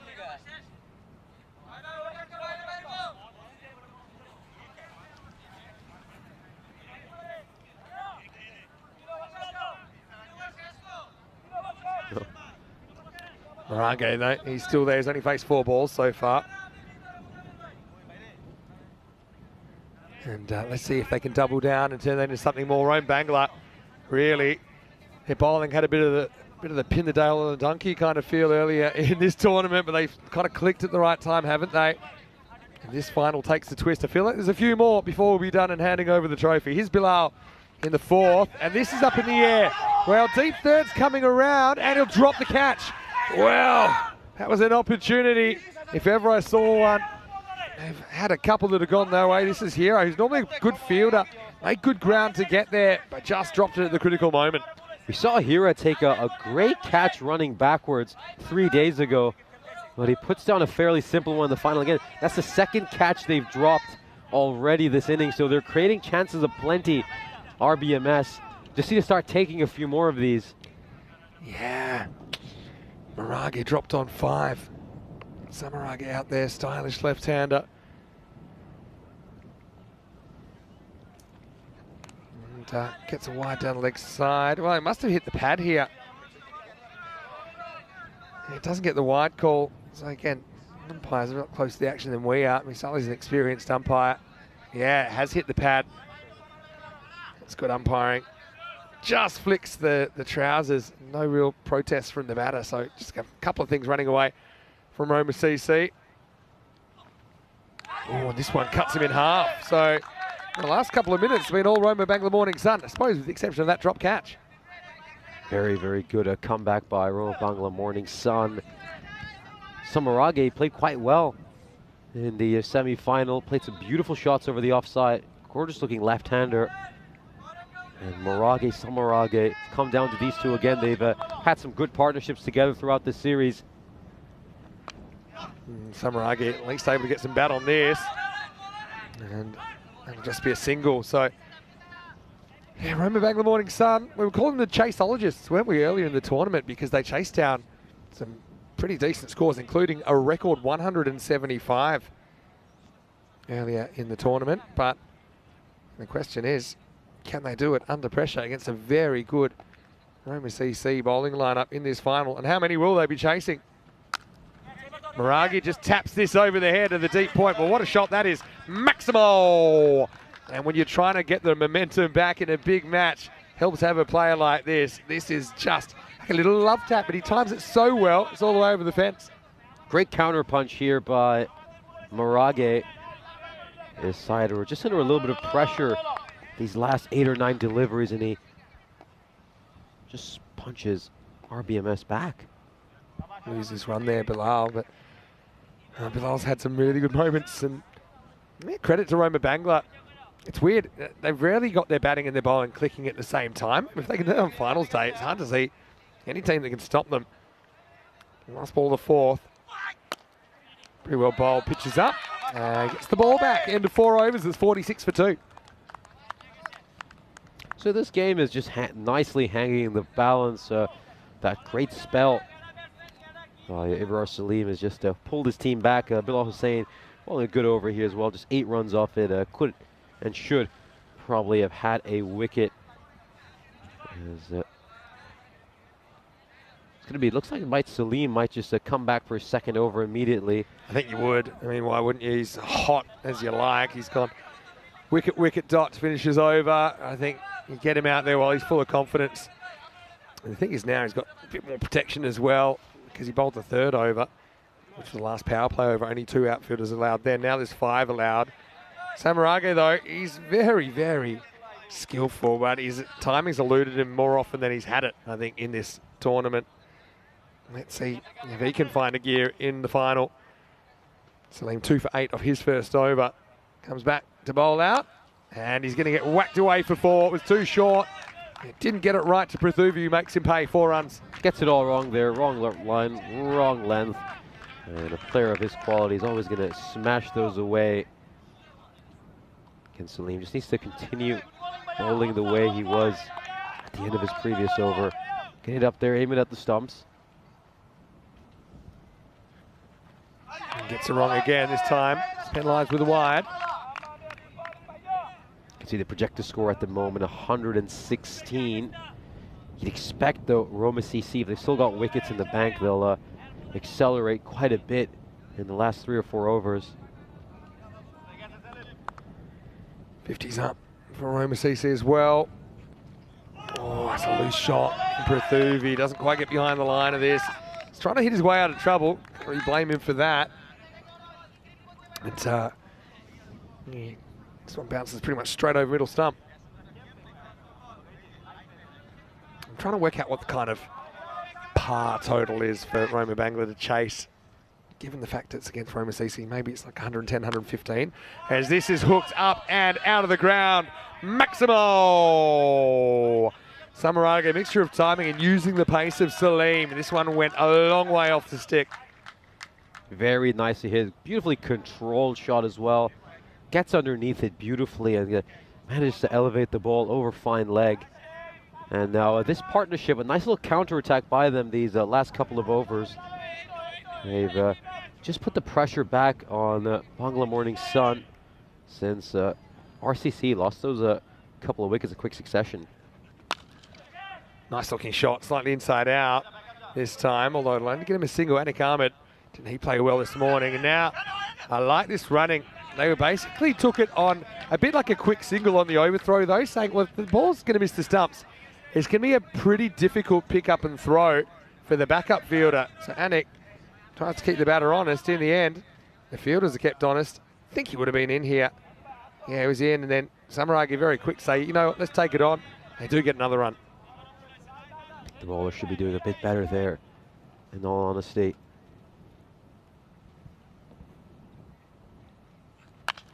Oh, it doesn't quite get this. Should be gone. Raihan doesn't drop too many. Doesn't drop this one. An unlucky 13 for Samaragi as Salim breaks through with a 3rd wicket in the final. Roma CC hit another speed hump at 59 for 3. Raihan, not a fan of stretching, but he has no problem taking catches, just stays on the spot, allows the ball to come to him, and takes it very comfortably.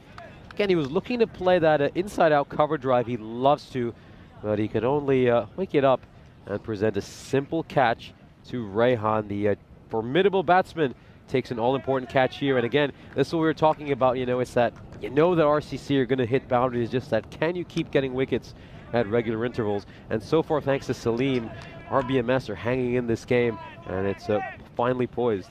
Yeah, I suppose, yeah, Sharif, not a huge fan of a warm-up, but some people are born warm. And Sharif might be one of those. Just had to skate back a little bit, tracked it back, and Samarage, again, his timing escapes him at the critical moment.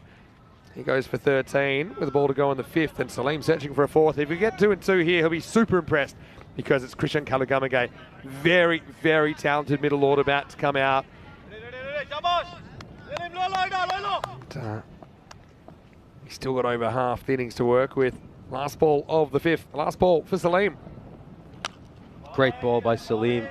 Terrific delivery, aimed at the stumps. 59 for 3. Once again, I want to welcome you into the commentary cube. Vinny Sandu here, Mr. Maximo, alongside Nishay Bhatt. And I just want to say, put it here, buddy. You've done a great job. I know it's our first time working together in week 2. Hopefully you've enjoyed the experience. And of course, we're always excited to have a European Cricket Series final. I know it's not your first, but it is your first outside Cyprus, right? No, absolutely. It's been a great pleasure working alongside you. I've really enjoyed this past week. The cricket's also been terrific, so it's certainly been a memorable experience. Yeah, and so we're making memories all the time. Also, of course, in the bronze final, we did the full draw for our ECC sweep, which is an idea we had probably about this time last night.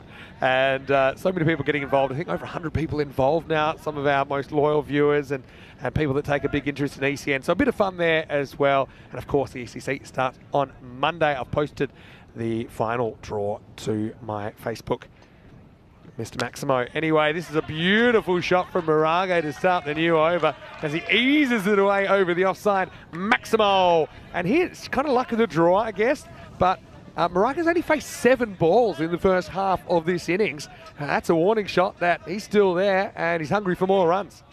As long as Marage is there, RCC still have a chance to post something really, really strong on the board. So again, aggression is going to be the only option for RBMS, especially when you're going up against one of the deepest batting lineups in Italy. Full, slightly slow ball, I think, that time. Most of them rolled his fingers on it. Anek may have given away another overthrow here. This time they decide against it. It's, yeah, it's not a bad first half at all for Roma CC, despite a couple of troubles, you might call it. But 59 off the first half, probably par for the course, maybe a handful under in a final with the 2 top teams in the tournament going head to head. Sometimes get high scoring finals, sometimes low scoring finals. I just think Rome finals days are always highly unpredictable. Moson's an important player as well. He'll give you an honest 2 overs with the ball and he's likely to bat 3 for Roma Bangla Morning Sun. This is going to be a very important matchup. As you said, Mosin against Marage. Both of them quite important all-rounders for their side. Oh, Nick's a full toss into the turf, and Marage, he'd like that one back, I think. Well, he's got too many options. I think he was trying to work out where to hit it. Forgot to play down the right line. He's taking about a wicket in innings so far, Mosin, in this series.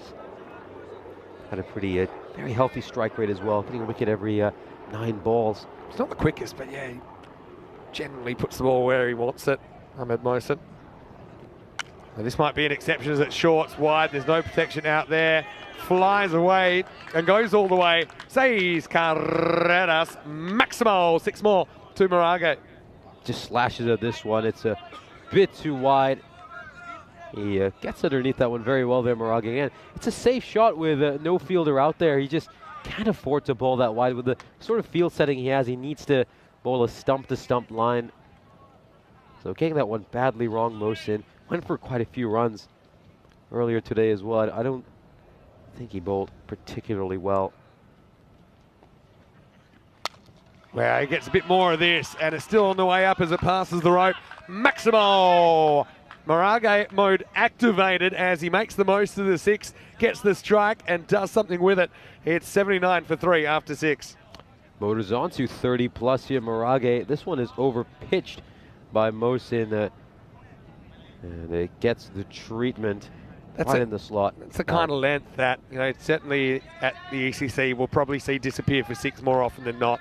And the batters with good techniques, driving, keeping their shape, lifting it up and over. Fernando went for a golden here, but Marage and Wadawilagi, the 2 openers passing 30. Wadawilagi still a bit of conjecture about his dismissal, but the umpire made up his mind, and I suppose it doesn't hurt him too much if their other batters can get the job done. Kalagamage, though, he's a stylish stroke maker. He's only faced 2 balls so far. Faces Buyan, and he bangs him down the ground. He goes Buyan as Kalu gets his first Maximo to start the 7th over.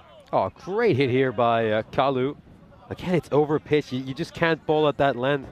And Kalagamage, who's been battering it at a strike rate of 202 throughout this series, shows some of his power there as well. Again, he comes lower down the order, yet he's still managed to score 164 runs in his appearances so far this series.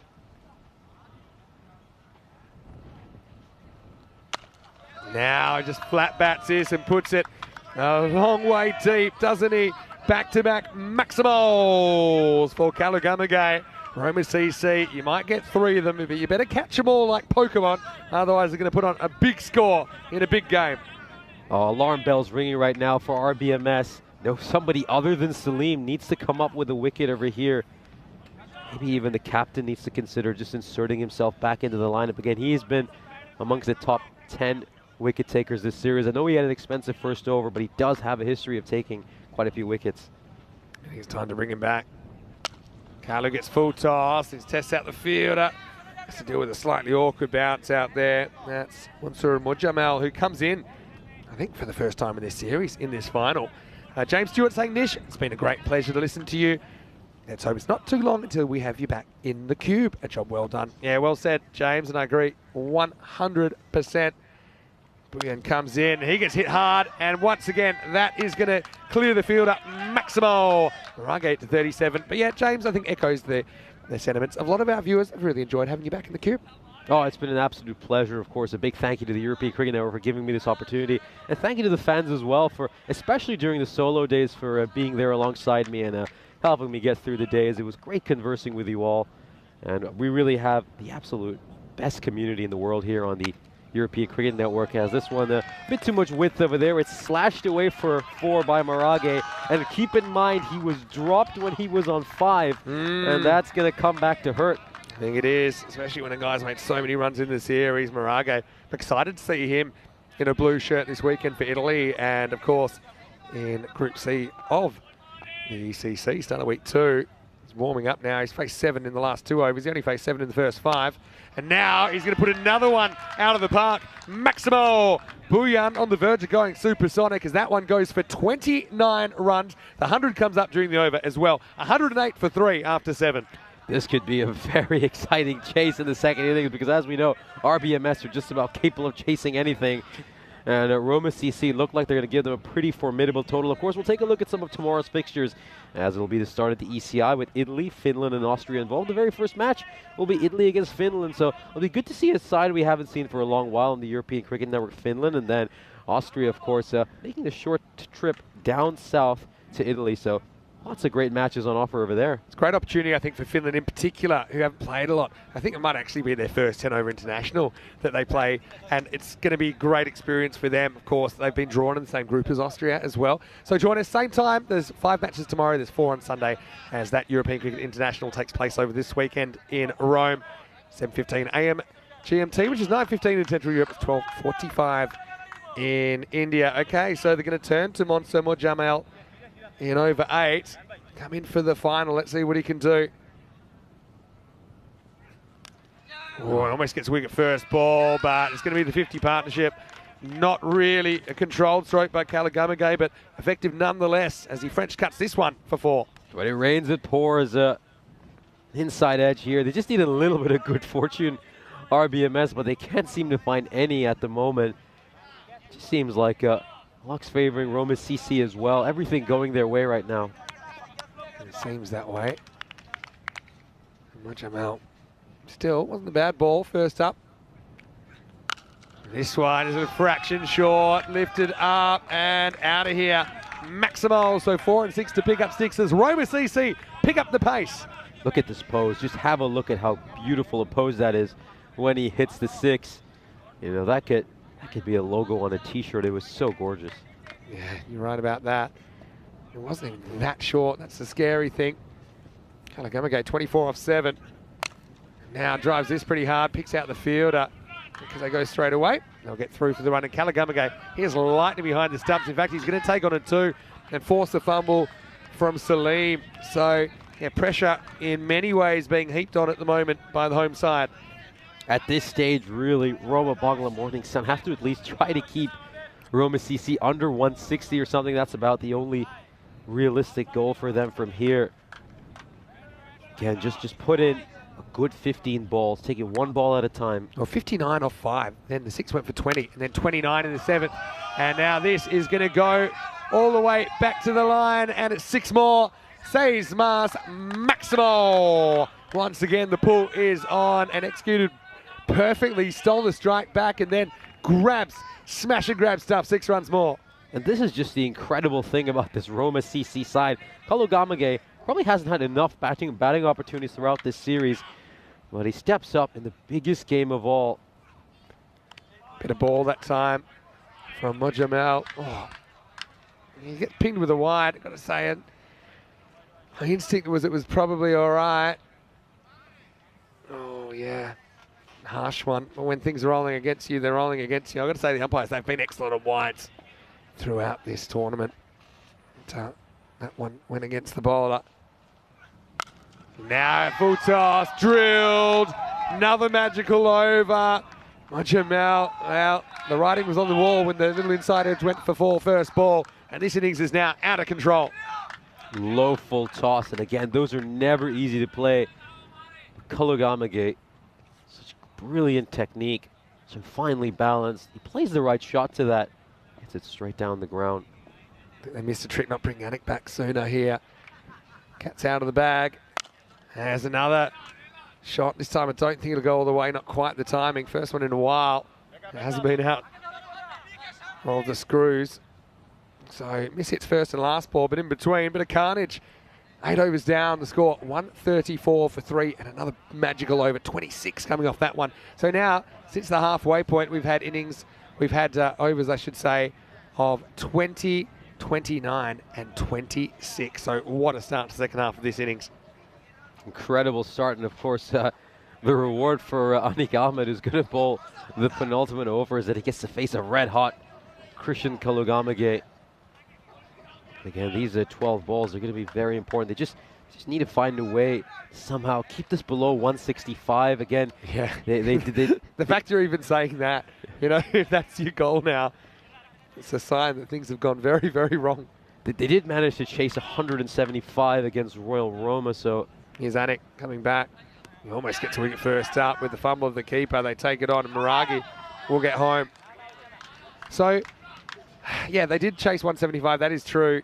But they, to be fair, and they did bat well, but there was a lot of help there in the form of extras as well. I just don't see Roma CC giving you that many. And Roma CC, in one of the games yesterday, Roma CC didn't even concede a single extra. It was a clean innings, which you don't see very often in the European Cricket Series. Andy in the chat saying how quickly things change. It's 10 over cricket at its best, yeah, no doubt. Because they seem to be in control, didn't they? 46 for 2 after 4 overs. Restricting the team pretty well back then, but that's ancient history now. Now a little whip away, and it beats the fielder as well.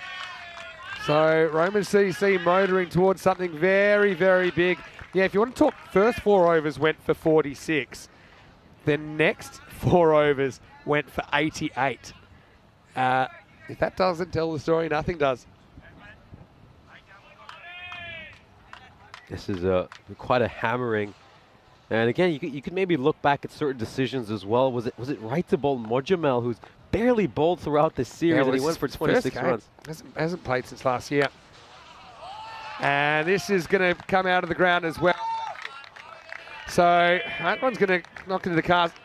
Oh, yeah, that's actually pretty close to a no ball as well. And yeah, it's been seen. So things going from bad to worse. Anik just gets a bit too wide, touches the line. And 7 up with a free hit to come. I'm sure the umpire will say to Anik, listen, it's for the sideline. You're going to have to bring your foot back in a little bit. So things have gone right off the rails now for Rome Bangla. I'm a little bit surprised that Saiful Hira hasn't bowled at any point in this final again. We saw him with his ambidextrous bowling a couple of days ago. He would have been very handy. Free hit, cracked 4 as the 150 comes up for Roma CC. There's still an over and a half remaining. It's been carnage from over 5 onwards. And Roma Bangla, despite their early enthusiasm and a couple of early victories, things have gone right to mud for them here in the final. They're going to have to break a record, I think, the way things are going, if they're going to do this. 91 the partnership in only 23 balls. It's roughly 400 strike rate as this is lifted up, and it's going to be 6 more. Maximo! As Dinadu, by the way, somewhere in here, he's reached his 50, and he's going to keep on keeping on. And he reaches 67 now. Good call by the umpire on the field as well, just clearing the rope. Yeah, you can see it lands a couple of inches in front of the boundary rope. And Maragi, probably the quietest 350 strike rate half century you're ever going to see, as that's another wide again. Ahmed just feeling the pressure. That's a wide Maragi has earned through just battering the bowler. It's a pretty tough one, but Anik doesn't do himself any favours by running straight in front of the umpire. The umpire might have had some doubt, but he says, look, if you're going to run in front of me, I'm going to give the wide. I want to say a big thank you to Tim Reedman, very generous. He's donated £5, and he's also donated a membership in the chat. Oh, there goes the ball, there goes the bat, and even though he drops the bat, he still gets the boundary. That brings up the 100 partnership, and I think that says it all, as Carlo literally watches on as Miragi throws the bat at the ball and gets 4 more runs. He doesn't even need a firm grip on his bat to hit a boundary. I think that just shows you how good a player Mirage is. As, of course, they bring up the 100 partnership. What a partnership, though. What a partnership. You've got to think that when he came in, they're at a bit of a crossroads. Kalakamaga's played his role, and now he's going to watch Dinadu whip another one off his hip, and that's another 6, end of the over. As, well, Anik, he has a bit of a shocker. That no ball creates an extra ball in the over. He's going to end up going into the naughty 40s. 47 his figures at the end of 9 overs. The score is 167 for 3. Well, we know that they set a record earlier in the tournament, chasing 175 for victory against Royal Roma. Like I said, they had some help. And you just can't see a team like Roma CC giving them a look in. But as we know, Nish, ECN is very unpredictable. There's a list of some of the highest chasers on the network. Certainly is, and of course, Italy always delivers on finals day, and we could be in for a classic final again. I've been saying this since I got here, that I just feel like we're set up to have our first ever Golden Ball final, and this long wait is going to be worth it. I think a high chasing game, which comes down to a Golden Ball, is just what we're going to deserve for waiting 320 odd games for a Golden Ball. This will be all time if we get a Golden Ball here. We did once have a 167 Golden Ball in Cyprus, and right now that's the score, as Chowdhury is the man they turn to. I suppose maybe there has been a bit of a sameness to the attack. Mentioned they didn't use Hira, which I suppose is questionable. But take nothing away from the batting performance from the hosts. And now it's going to be plundered down the ground. Kalu, well, maybe he wants a 50 as well. Maximo, as Krishan moves to 45. Too short, too wide, and this is a tennis forehand that's just battered down the ground for 6. 167 becomes 173. Well, this one, to be honest, I think it might have just grabbed a bit of the line, but probably a square up for a couple of others. He does move, actually, just before the ball. In fact, I think it's in anyway. Good call by Suleiman Saeed. Could the 180 be on the cards? Huge score in the final. As this is lifted up and over as well, or is it? Wow, he's done very well there, Raihan. I actually think he's made the stop.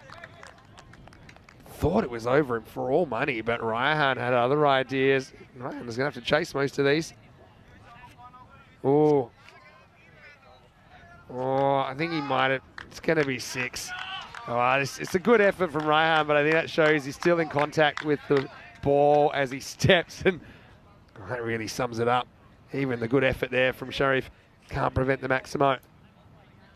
And that'll actually bring up the 50 for Kalu Gamage as the 1 becomes a 6. Roma CC now up to 179. We're talking 180s chase here. I think the bad omen is that he's changed his cap. He's wearing a different one. Well, now another full toss. This time it will be out. Anik has room to spare. But you can see from that direction that they've just struggled in the last few overs. Reaction from Anik said it all, but what a good innings that is. Kalu does get his 50 in the end. Finishes with a cameo of 51 off 17, so striking at 300. He was a massive part of this innings turning around. The score now 179 for 4. That partnership making 120 runs with just 31 deliveries. It's pretty much been a knockout punch to RBMS. And 1 ball to go, and we're going to see it's Rahat, I think, coming out. And he'll try and lift them up into the 180s. Any score will do that. Didn't do Moraga, though. Looks like he'll finish on walking stick, 77 off just 21 balls. But we only faced 7 in the first half. And now he is going to watch as Rahat brings up the 180. So it's quite amazing. Dinadu only faces 21 balls in the innings. Imagine if he'd faced, half. He was on target for 100 and maybe a big 100. But yeah, Marna's called it. Said 65 off the 14 balls that Mirage faces in the second half of that innings. And that's quite incredible striking. It's kind of like 4.5 a ball. And Roman CC, for all intents and purposes, they've battered Rome Bangla out of this game. Having said that, should be interesting to see how the Banglers go about it. They might as well swing the bat. And they've got some players capable, as at scoring that kind of a rate, but can they do it under pressure? It's Waduwalagi. I mean, we go back to the highlights, and you see there was a time when you felt that Rome Bangla were ahead in this innings. Yes, Ibrahim Salim managed to get 2 wickets and 2 balls, and he really just swung the momentum back in favor of RBMS. Once we got that 3rd wicket partnership, really things started to go away. That was a well-taken catch by Sharif Rehan. It would be the end of Prithvi Samarage, but then Kalugamage, Waduwalage were absolutely superb. Of course, Waduwalage, the opener, made 30 of 21, but Marage and Kalugamage, I should say, were incredible, making 120 of 31 deliveries. You take a look at some of these strokes. That one, perfect pose, just beautiful, clean hitting. How about that one? He throws the bat literally at the ball. The thing is, Roma CC, they've been put under pressure many, many times, and they know their game plan. Marage, that only happened once, but yeah, we'll show it a few times because it's so unusual. That Kalugamage ended up bringing up his 50 off a ball that was caught, but Rehan just stepped over the line. In the end, he would go with the ball remaining, but Roma CC, they've really done the damage here. 180 off the 10 overs, and several good contributors. Marage with 77, but yeah, he didn't have a lot of strike, but I suppose he had players around him that were doing the job. Waduwalagi with 30 before he was the judge caught behind. Fernando goes for a duck, but if you're going to make a duck, make it a quick one. Give other players a chance to perform, and that's exactly what they did. Samaragi with 13, and then Kalugamage, he was involved in the key partnership with Maragi, which saw them get moving through the middle of the innings. 7 Maximos in his 50. Some pretty ugly figures there. 3 for 21 though, Salim. I think he fought really, really hard, and he certainly put his team in the frame, but apart from that, Chowdhury with a wicket in the last, but the horse was bolted by then. And plenty of very expensive figures in there as well. A quick turnaround here. Quick break, and 181 will be the target. Rome Bangla will have to beat their own record if they're to steal the trophy here at the Roma Cricket Ground. Vinny Sandy, Mr. Maximo with Nishay Butt. We'll see you after this with the second half of the final in this European Cricket Series.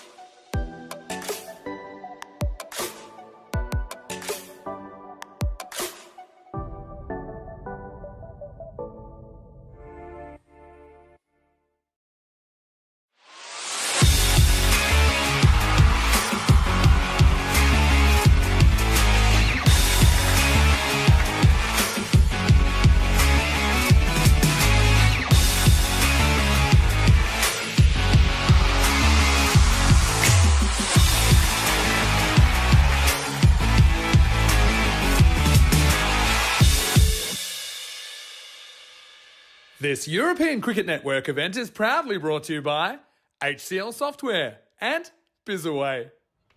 Hello and welcome back to the final here in Rome. Great to get you back with us. And wow, what a start we have here in this final.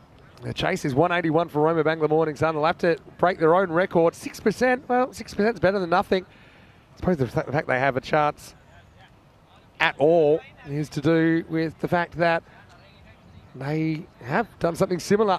They've got some very good players in their lineup. Vinny Sanderhu, Mr. Maximo for ECN, Nish Butt with me. And, well, Nish, it's quite the mountain to climb, but one step at a time. 18 and over. They already start past the point of no return. And the other thing we know, Roma CC, they are fired up. They want to defend their trophy. And their opening bowlers are going to be bringing some heat in the power play. Absolutely. And, you know, Rehan usually takes a bit of time settling into his innings. That's not going to be the case here. He's going to have to start going from the get-go. We've seen them chase down 175. They've got to go 5 runs better. I think one maybe sort of a note of hope would be that they chased down 175 with about 7 balls to spare, if I recall correctly. So, you know, 180 on their day with a lot of help from Roma CC might be on the cards, but if they can get anywhere near this target, we're going to be in for a thrilling final. And it's Ahmed, Rehan. You'd expect that this partnership would need to be at least 50 to 75. Let's get them off to a good start, have a big power play. Go at about 18 to 20 and over to start off. Immediately put the pressure on Roma CC. If there is one note of optimism for RBMS, is that of Fernando. You know, he is prone to going for a few runs on the odd occasion. Again, his bowling style, he likes to bang it in short. You can always have some top edges flying away for 6. If you can connect on a few, you know they're going to stay hit. So just need to look for some positives here, RBMS. And hey, big total on the board. They can just play freely, look to hit big shots.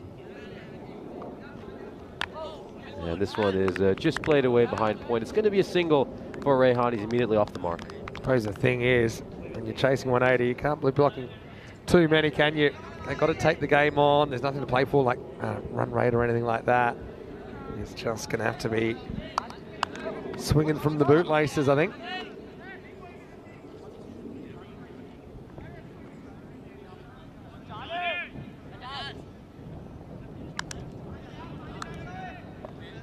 Anik Ahmed again, great opening partnership. Both of these two are among the top run getters of this series. And he goes, it might have gone a bit too short there for now. And, let's just take a look at this. That's quite a bit wide. Very, very wide delivery. And that's where the window of opportunity opens up for RBMS. Got to attack Fernando. He probably bowls a bit too short sometimes. He gets a bit carried away with the short ball. He's so good at it. Again, they just have to hope that fortune favors them as well.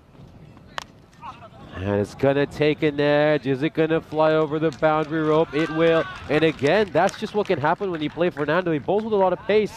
So you know your edges are going to fly. 6 here, early Maximo. Yeah, and so, yeah, you never know if you don't try it. So these are the kind of shots you might as well take on. Probably need a bit of luck to go your way, more than a bit of luck. But that's the idea. Just trying to use the pace against Fernando.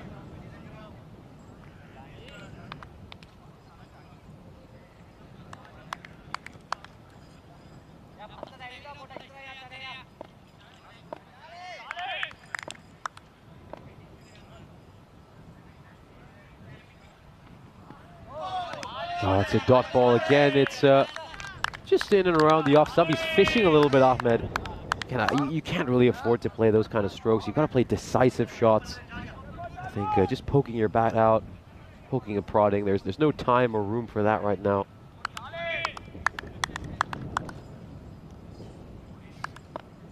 Charles, he likes to breathe fire, doesn't he? Continuing around the wicket, he likes to bowl that way. Poking out though, it kind of takes that OEW away, something you mentioned earlier, Nish. I think he's just got away with one there. This was probably straying down the leg side. And I think he should be clipping that one away. Anik Ahmed again, when you're in a chase of this magnitude, even anything that isn't a perfect delivery has to disappear.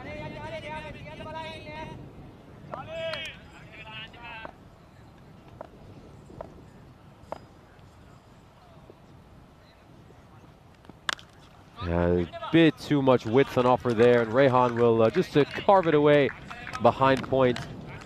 Just uses the pace of the bowler, and he strikes it away for a 4. 13 off this over so far. Again, one more big hit here, and they'll be going along at the rate they need.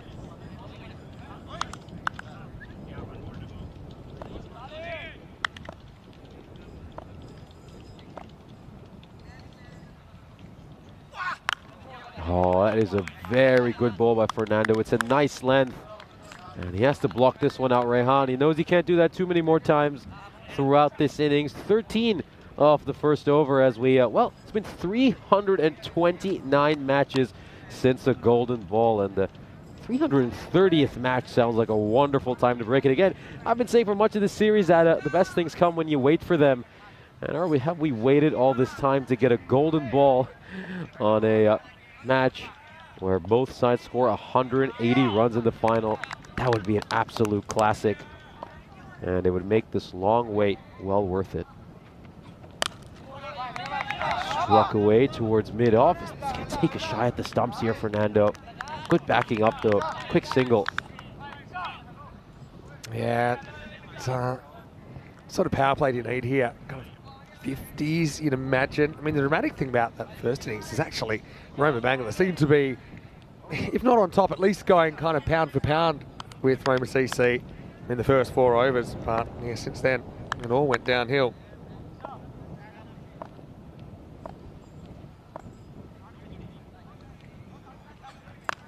Oh, this one's popped up in the air. What sort of a shot was that? And this is going to be an easy catch. Rehan with some really poor shot selection. What was he thinking over there? And the biggest match of the series, when they needed a mammoth performance from Rehan, he's played a shot that he's instantly going to regret.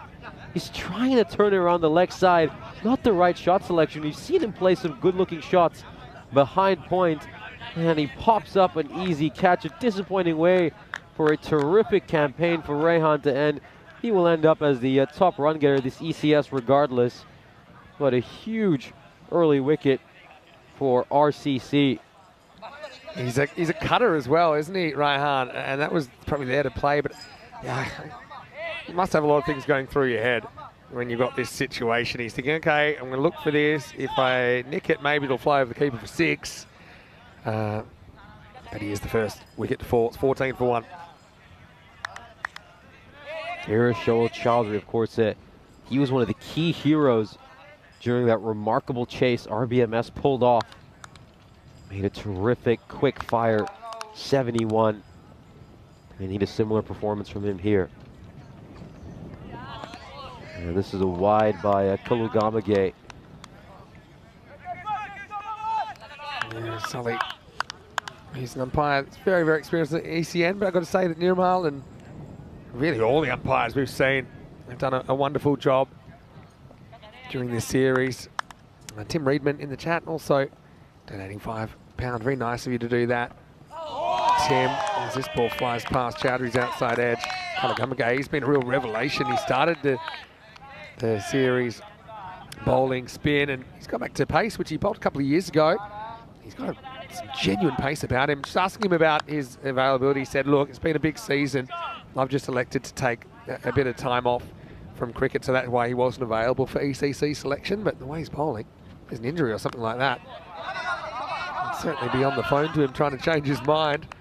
I suppose it gives someone else an opportunity. And actually, I would say it's exactly like for like, but his Roma CC teammate, Dinadu Maragi, makes an appearance for Italy in the first time in quite a while. And yeah, Krishan, just such a talented player. Chowdhury, though, he's going to have a go here. Let's see if he can get off the mark at the 3rd attempt. Oh, this is nicked, and he might have got a bit of his shoulder on the way through, but it's going to go through the fence, and it's going to be 4 runs. It was also rather close to a back foot no ball. Yeah, it really was. But here's the thing. you can actually see this is a good angle that he doesn't actually touch the line. You see, that one looks like it might, but if you go to the reverse angle here, you can see he almost does, but I think his heel's in the air. It's a tough one for the umpire to call. This one is just played behind the square leg, and again, he's just pushing it a bit there. Kalugamage going bowling very, very wide of the crease. But it's a good start here for Roma CC. Again, RBMS digging themselves in a bit of a hole early, as we, of course, see the big action coming up this Monday in the ECC, the Euros of Cricket. Of course, the biggest festival in European cricket. It starts off with some stellar matches. The opening game, Spain versus France. That is going to be such a mouth-watering clash. Isle of Man against Czechia follows that up. Then we've got Greece against Spain, a big Mediterranean rivalry. Czechia then take on France, and then under the lights, Isle of Man against Greece. That is going to be a lot of fun. So again, a mouth-watering first day, a lot of great fixtures. And it's going to be a real privilege to watch them all. A little bit of a later start. Starts at 11:30 Central European time.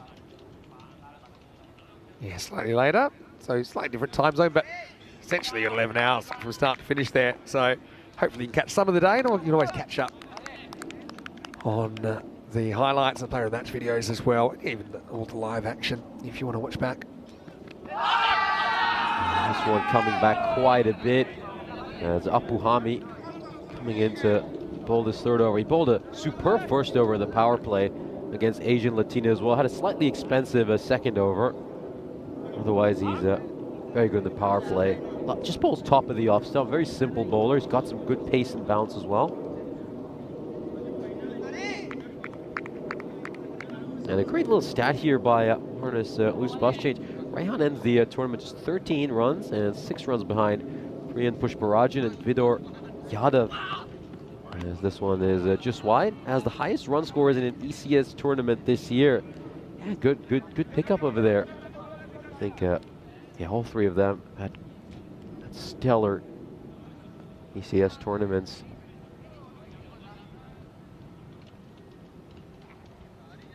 This power play, the RBMS just haven't been able to capitalize on it. Not only did they lose their most important player, again, they're going at under 10 and over. They need to pick things up.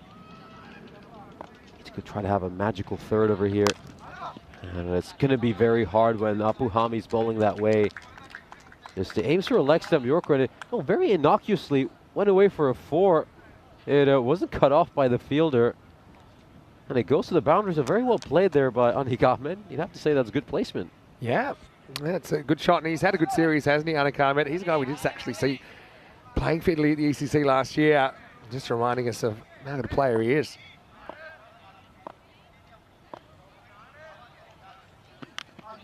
Inside edge. And it's going to go away for a 4, so they're going to need a lot of luck. RBMS, and they get some of it there.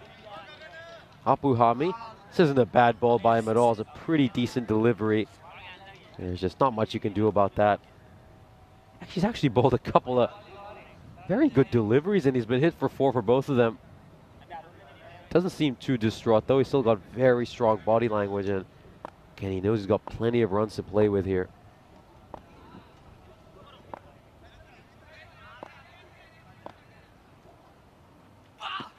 Oh, great ball.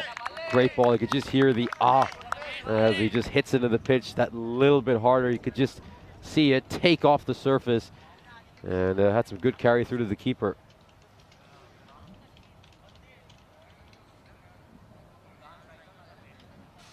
Yeah, Puhami, it's been a good series for his development as well. I mean, he hasn't always got it right, but you can see the building blocks are there to be quite a dangerous bowler. Swings it around.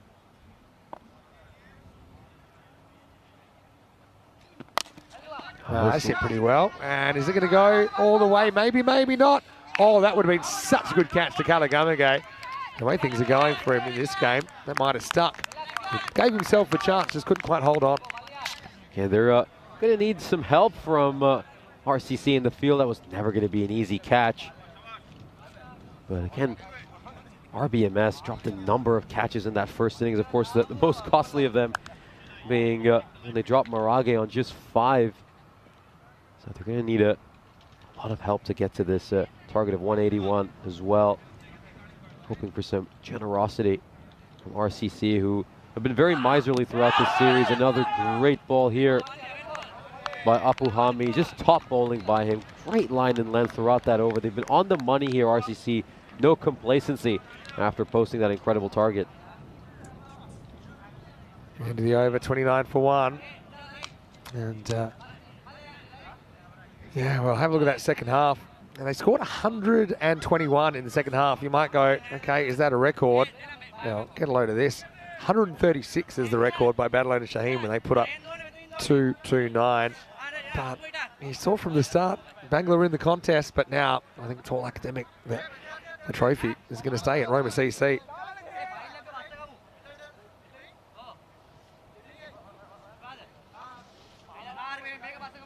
Kalugamage coming back to bowl a second over. Good move here. Have him bowling early. Just keep this pressure on RBMS. Just put them in a position where that required is way too high right from the outset. Going for the kill here. That's another good ball. He's just trying to make some room here, Ahmed, but his shot selection wasn't at all right. I think he should have been looking to play it on the offside again. You can just see on the shot rehearsal, he senses that. Getting beaten for pace here as well a lot. Roma Bangla Morning Sun, they've got a very quick attack, RCC. Tries to get leg side here, Nick. And yeah, it's going to be a tough run home. It's yeah, still probably start turning our attention now to the internationals, not only the ECC, but of course the ECI tomorrow. Austria and Finland not too far away.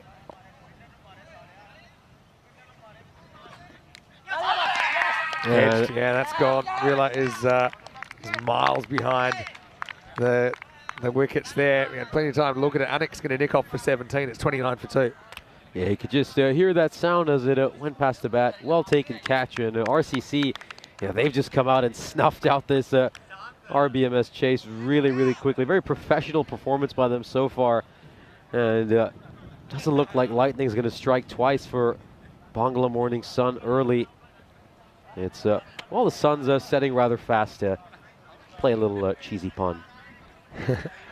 Well, most of them will get another opportunity to show us what he can do with the bat. Now it is kind of, I suppose, playing for personal pride. And Rome Bangla can be very proud of how they've gone in this tournament to beat out 6 other teams, to make their first ever ECS final. Okay, hasn't gone the way they wanted, but they've played some very good cricket along the way. I suppose, in the end, this result reflects the consistency of Roma CC and the depth in their squad. They're going to do this by quite a big margin.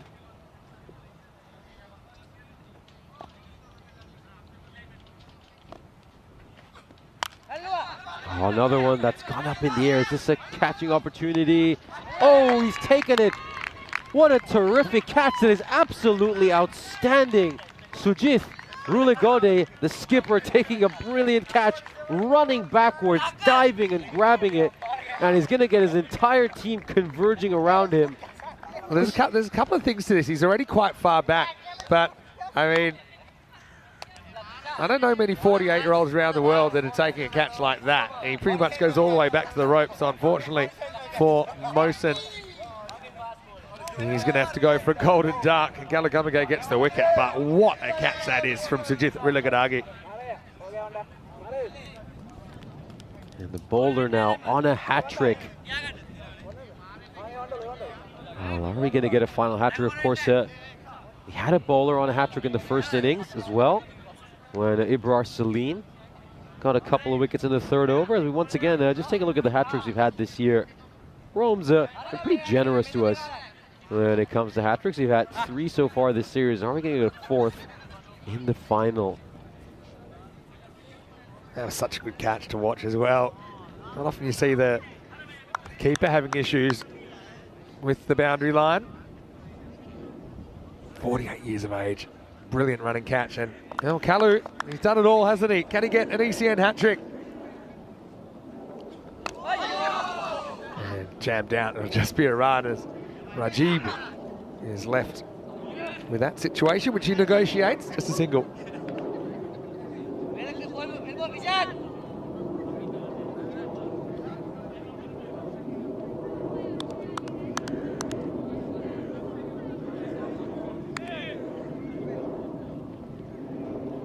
3 wickets for Kalu. Can he get a fourth? Well, this is going to fly. Again, it's just a habit with his pace bowling. I think he just has to watch he doesn't jump too wide. This is another one that's pretty close. Maybe the heels raised, so he's all right, but yeah, probably no need to get that close to the line. I think that's what Sullivan Saeed is saying as well. In the end, it's a wide, I think, for height, but Kalu gets one more chance in the fourth. And, well, he almost gets it. Sandra Kun, who, by the way, has a broken wrist that he's decided not to treat until the end of this tournament. So it shows you how much it means to him. He'll pick up a gold medal for his involvement with this champion team. 4 overs down now. It's 32 for 3. What does it say when a side has batted just 4 overs and the required already requires them to strike a boundary on every single ball? Real testament to how well Roma CC have played the first 14 overs of this final. Just take a look at that graph right now. It's certainly going in the wrong direction, and at this rate, that worm will probably be approaching the Earth's core. And they're just going to continue with Apuhami here. I really like this tactic by RCC. They want to snuff the RBMS Hope out early. They're bowling their best bowlers out. Ooh, this one is close, and it's going to be given. And Apuhami, well-deserved for him. He bowled really well in that first over. Was actually quite unlucky to give up 10 runs. Poor Chowdhury, he's worn this. Looked out to me, to be honest. It's only the height, I think, which is a potential issue. But Chowdhury might need to be stretched off here. And yeah, we'll probably check it out in the replay thanks to Spring Productions. But it did nip back, didn't it? So he gets a long way in front of the stumps. For me, it's out. It's just climbed over the pad, though. Maybe we'll be able to see from side on if there's any chance it's going to climb over. But I mean, Chowdhury's not the tallest guy either. He's going to be assisted off the field. He's done some good things in the series though. Very versatile cricketer, can bat, can bowl, can even wicket keep if necessary. But here in the final, he's going to have to go for 5. LBW 2-3 to Apuhami. The score is 32 for 4. Unfortunately, not able to produce the heroics in this chase. Shoel Chowdhury, and now, well, entire top 4 has been sent back for Bangla Morning Sun. That's all their best batsmen, so yeah, you just feel like the next 5.5 overs are pretty much going to be RCC's victory party. They can just sit back, relax, and enjoy the remainder of this innings and reflect on what a wonderful series it's been for them. Apuhami enjoying himself out there. Gets driven this time. And 2 feet used in the fielding from Dindaru Maragi, but that's fine. Just a single. What an exciting series, though. We haven't had our golden ball, though. Perhaps the weekend will bring it. Maybe we are going to head into the ECC with, if the golden ball count, 300 plus, spiralling towards 400.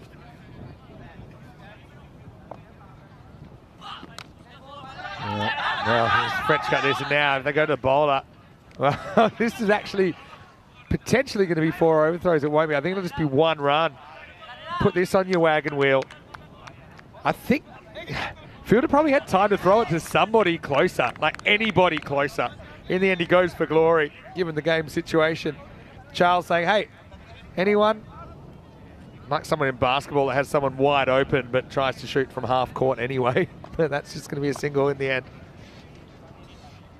Maybe someone must have got a touch on that, I think, that was trying to back it up, and that's why it didn't go for 4. Oh, Rilla, he'll only get a finger on this. It's going to be 5 wide. So Apuhami, yes, we've seen the best and the worst of him, really, even in this over. It's just the occasional one gets away from him. That's something he's going to have to try and work on if he's going to become a next-level bowler. You can see he's just aiming for that leg stump Yorker. It's something he loves bowling, but he misses it by quite a bit. And that's why you get the 4 wides.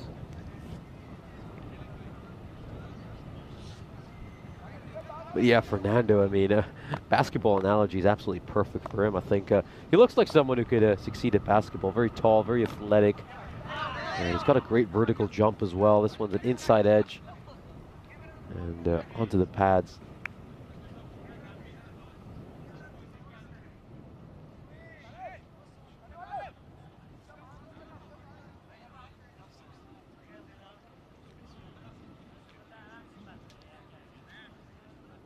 Good spell so far by Apuhami. I've been very impressed with him throughout this series. I It's got a beautiful technique, nice run up. This one is smashed away straight to a fielder.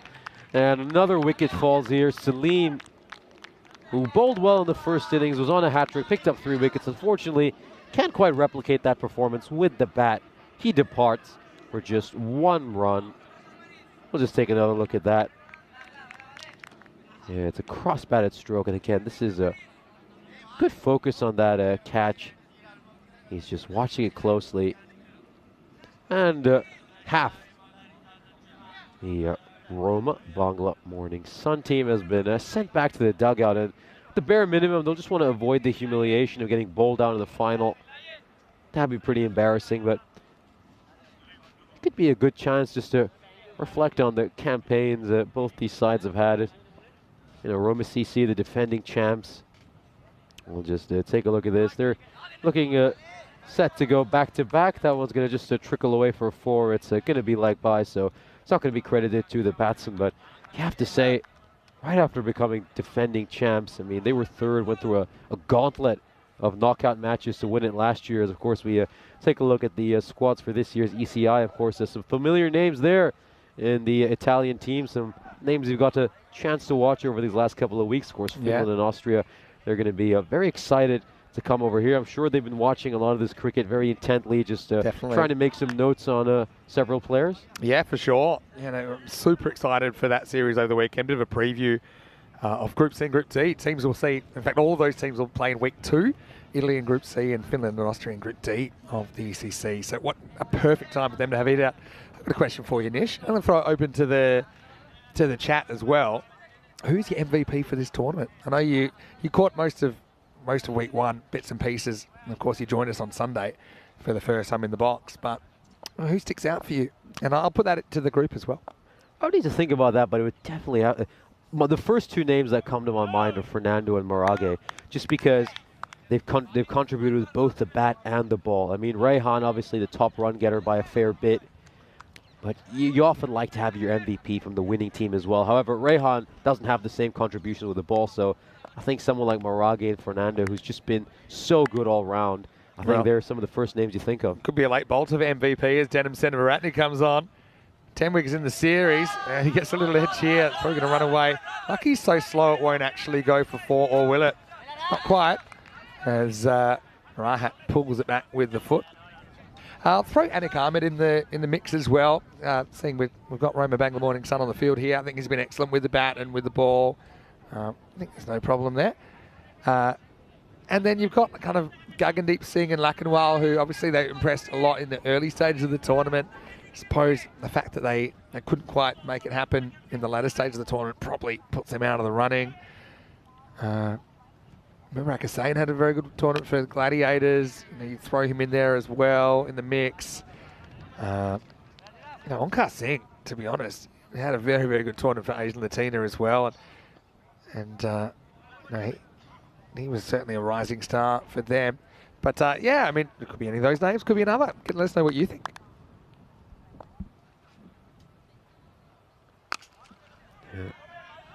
Denim gets whacked, I should say.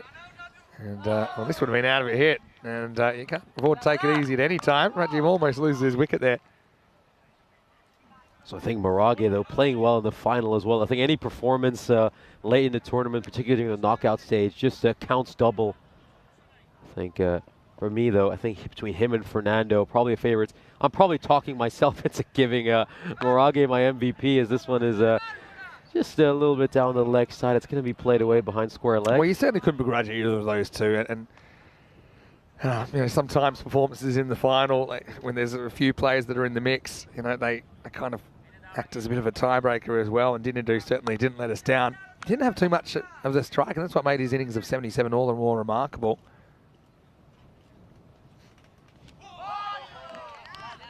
Sujith waits for the foot to be raised, never comes. Denham, he'd never even bowled an ECN cricket before, but I really enjoyed watching him. And look, a lot of these guys, we know them personally. They're really passionate cricketers. They've got cricketers of all levels, I think, that we've seen in this tournament as well, from some players that have very limited hard ball experience to those that have played first-class cricket. This is hit straight. Just the single though. But I think the main thing is everyone's enjoyed the experience, and that's what it's all about. It's been a very successful return. Our fourth series here at the Roma Cricket Ground. And Roma CC, for the second consecutive year, they're going to walk away with the trophy. 48 for 5, Rome Bangla after 6.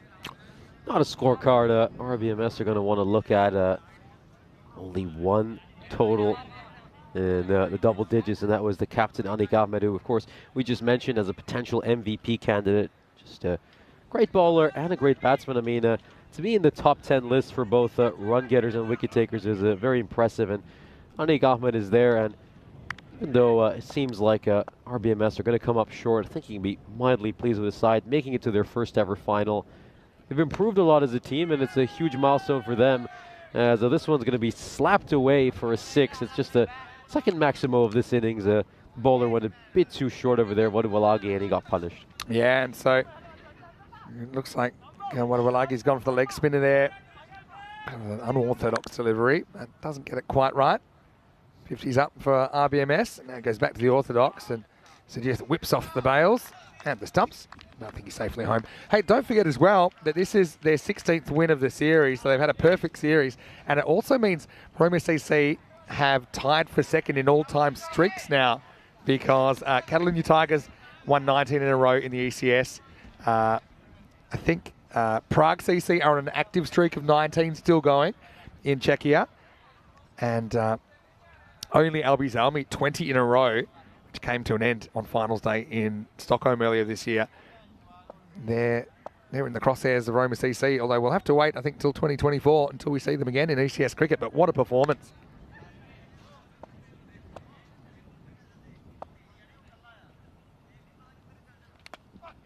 Now this will get knocked over as Wadawalagi hits the target, and the score is 54 for 6.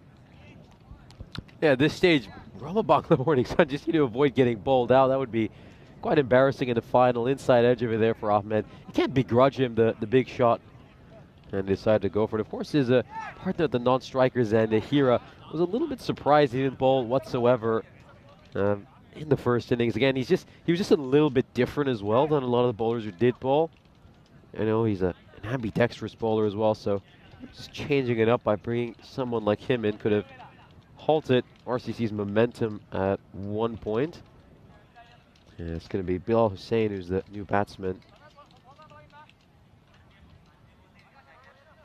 Yeah, so I suppose Roma Bangla Morning Sun kind of dined out in the semi-final, but yeah, really just blown away in a cyclone in the second half of that first innings in this game. Wadawalagi, that's a good one. He's such a talented cricketer, Wadawalagi. I know we've only really seen him for a couple of days. He's spent the summer playing in England. And, we did see him also performing pretty well in the ECL. But he can bowl over the wrist, he can bowl finger spin. Obviously, he's a very talented batter as well. It's just such a weird arm action, though. It's going to work away for 4, but I mean, he's almost bordering on it not being an overarm delivery. The hand has to be above. The hand's got to be above the elbow. So look at this. It's only just. See? So that, look at that when he lets go of the ball. It's only just overarm, but it is overarm. Now he grunts, which means slower. Yeah, it's interesting. It's something that he's worked into his game as well. I often think those round arms, they do create an angle, but also they don't bounce as much. So I think as a batter, I'd be saying, yeah, serve those up to me all day. But it's almost like you never know quite what to expect. And that's part of the charm of that delivery as well. You see it creeping into the international game as well. Right now, the score after 7 is 59 for 6. Coming up tomorrow, we talked about it already, but Italy have a big day. And I suppose one thing is home teams with the 4 matches in the one day, often they struggle a bit for fatigue on day one. But you've got to realise there's only 3 or 4 guys from this series that are playing in that, because most of their squad comes from the north. So I think there's a few people that are raring to get going in the Azzurri shirt. Finland and Austria make up that tri-series starting tomorrow. Same time, 5 matches on the way as Denham gets a second over. And this is going to go through everyone. In fact, bounces over middle stump. Don't know how he hasn't managed to get a wicket over there. That just looked destined to me to be a classic Seneviratne clean bowled. We saw him get a 4 for just pitching the ball up at the stumps. And he got 3 clean bowls and 1 LBW, so Just seemed like that was going to be the case over there as well, but somehow it managed to bounce over the stumps. Driven down the ground. It'll top it off, I think, for Roma CC if Denham can get another wicket in the series. He's, I'm going to say joke bowler. He's a part-timer, casual bowler. He's had some opportunities, had some success in this series. Also, you rarely see him batting in the top 6, although he is a good striker, has an ECN 50 to his name. But he may get one here as Samarakun will take the catch, and Denham does it again. And here is going to go for 2. So there's the sugar on the icing on the cherry on the cake for Roma CC as Denham gets the wicket. It's 80. It's at 60, I should say, for 7. Yeah, this one is just struck straight to the fielder at long on. And Seneviratne using a fielder for once to get a wicket. Normally he doesn't need anyone. He just clean bowls the opposition up. And of course, there's a celebration. You can tell they really appreciate that. Very popular figure in the team and around the ground. Yeah, you could see Denham smile from the moon then as he picked up what I think is his 11th wicket in the series. What a performance. I was a little bit surprised, in all honesty, that he didn't bowl in the semi-final when they were just being taken to the cleaners by Asian Latina in the second half of the innings. Oh, here we go. He's on a hat-trick now as Bullian's going to go for a golden. And we saw him have a hat-trick opportunity earlier in the series. Well, there's wicket number 12. It's a dozen. I think they're starting to chant MVP in the Roma CC dugout as Denham makes it 2 in 2. Well, this is why I was saying he should bowl in the semi-final. He keeps things simple. Doesn't bowl with too much pace, so he doesn't give you anything to really hit. And every ball is aimed at the stumps, and this time it just clatters onto the off stump. So it's a very simple bowling, but very disciplined bowling. And he often also just brings it back a little bit into the right-hander. So a Seneviratne hat-trick to round out the series. Of course, a Golden Derrick comes out for a waddle. Would just be the perfect wrap-up to this ECS. I mean, you talked about some of the people shortlisted. You mentioned Charles Fernando, Maragi, Anik Ahmed, Sharif Raihan. We even mentioned Memrat Hussain. We mentioned a few other players as well. But you might as well just give Denham the trophy gift wrapped if he can come up with hat-trick number 36 of the season. No pressure on Denham here. He's got a hat-trick in the final. That's something he can tell his grandchildren about if he can do it. And he's bowling at Mujamel. He's facing his first ball of the series. Hat-trick ball. Oh, come on, umpire. Even though that was mostly bat. But still a pretty good hat-trick ball nonetheless. Again, it's just what Seneviratne does. He just pitches it in the right areas. I'm not even sure there was any pad there, but he can appeal for whatever he likes. We don't have any problem with that. Yeah, so Seneviratne 2 for 6. Padding the stats nicely. Denham often drives us around here. He's got the leg, gully and everything. I don't think I'd be standing there. Anyway, here's the last ball of the 8th. Oh, I think he's nicked that as well. Otherwise, it's pretty adjacent.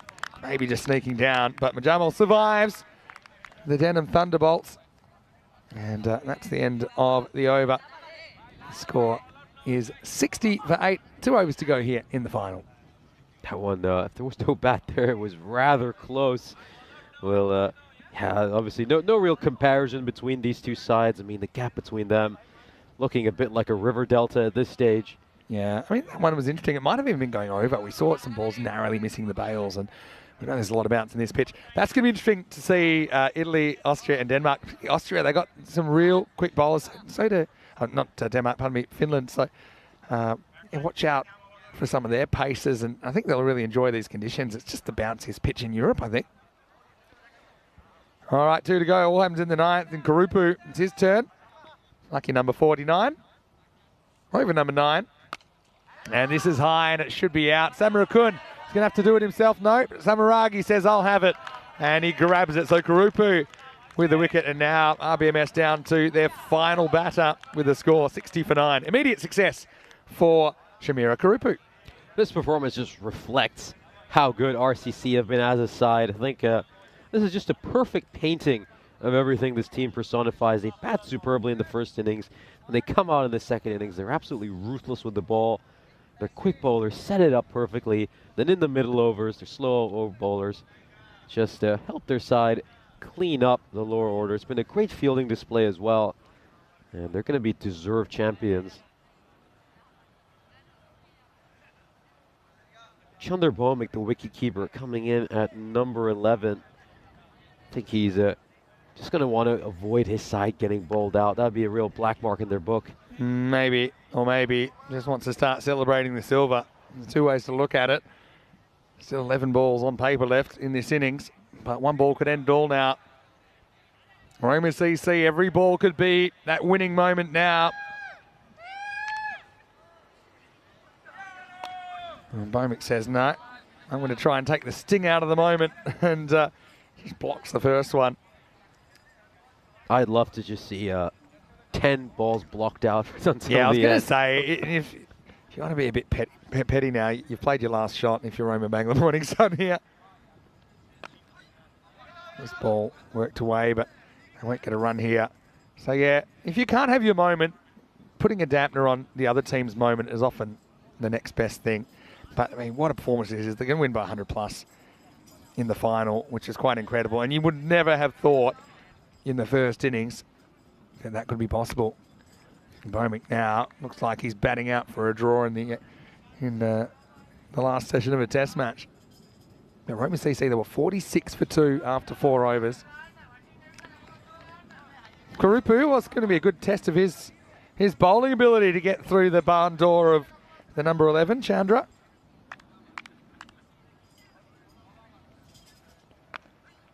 And he's just going the old one-handed turnaround shots at the moment. Fielded one-handedly by Akash. Wonder who gets the last over here. Who's your most unlikely bowler? Probably Samarakun, who's got a broken wrist. But, failing that, it could be anybody. Well, there we go. Well, I think Chandra might be bothered actually by a hand. That's why he's only using the left hand at the moment. So that's the end of the 9th over, and there's 1 over or less left in this tournament. It's 60 for 9. Well, let's see if Mojamal just approaches the final over in similar fashion again. Just play everything one-handed that over. Maybe just has an issue with his right wrist. Of course, the trophy ceremony will be coming up right after this, where Roma CC will be crowned champions of ECS Italy, alongside the fact that we'll give out the MVP trophy, the silver medal, and the bronze medal. So a chance to celebrate this wonderful fortnight we've had in Rome. Yeah, it has been a great time, hasn't it? And so we go to the last one. Say a big thank you to everyone. Okay, it's the end of the series. It's not really too much time before we start again, of course, with the ECIs. And what is Samarakun that gets the bowl? And you can see his left wrist there. It's taped up. He's actually got some bone floating around in there. He was pretty much told to go straight to hospital. He said, look, I will. He's got to finish the series first. And he's tough as old boots. Thashara. Oh, this takes off. Well, hello. Well, maybe Kalu's got a bit of competition, as this one really reared up on Mujamel. Well, maybe a little bit of late tournament scouting going on here for RCC. Maybe they've uncovered another gem. They won't get a run here, so one of the slower finishes to a final we've ever seen, but you got to give credit to Roma CC where it's due. Now, with 19 consecutive wins, as Jamal plays inside this one. And, you know, they're a team that they've got high standards, and they've certainly met them in these 2 weeks. As Mujamel goes 7 balls in a row. These two between them have played 2 maidens. Samarakun, though, will get to deliver the last ball after 60 matches in this series. This will do it. And that's it. Roma CC make it 19 in a row, one behind the all-time ECS winning streak record. They make it their 3rd consecutive ECS title as well, doing a number on Roma Bangla Morning Sun in the final. Got to say congratulations to all of them involved in their club. I know that Prabhath and Lorena, they'll be thrilled with that result. So just Rilagadagi there, captained and kept for the side in this tournament, led very, very well.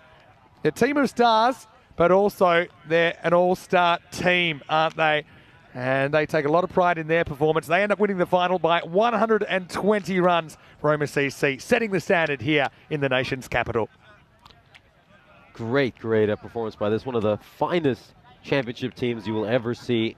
They were ruthless, they were critical, incredible in every facet of the game. Batting, bowling, fielding, just A-star in every single one of those categories. As of course, we take a look at tomorrow's fixture list. We got a great slate of games tomorrow. Of course, open up with a doubleheader for the Italian national team. They'll be playing both of the tourists, Finland and Austria.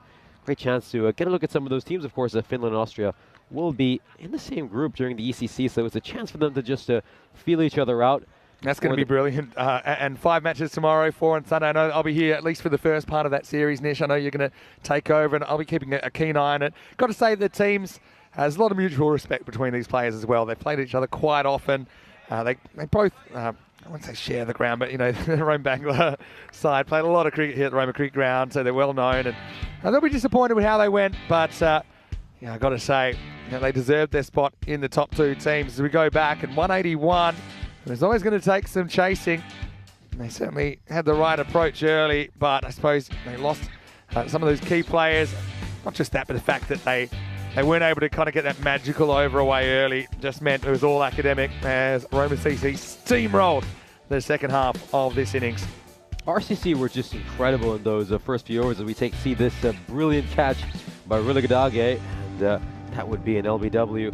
Not only did they field exceptionally, they were on the money with their bowling perfect lines and lengths, and the scoreboard pressure just seemed to be playing all sorts of tricks in RBMS's mind. Their shot selection wasn't always the best, and they would just keep plugging away throughout the innings. That was a great moment as Senavaratne would pick up the first of back-to-back wickets he would get.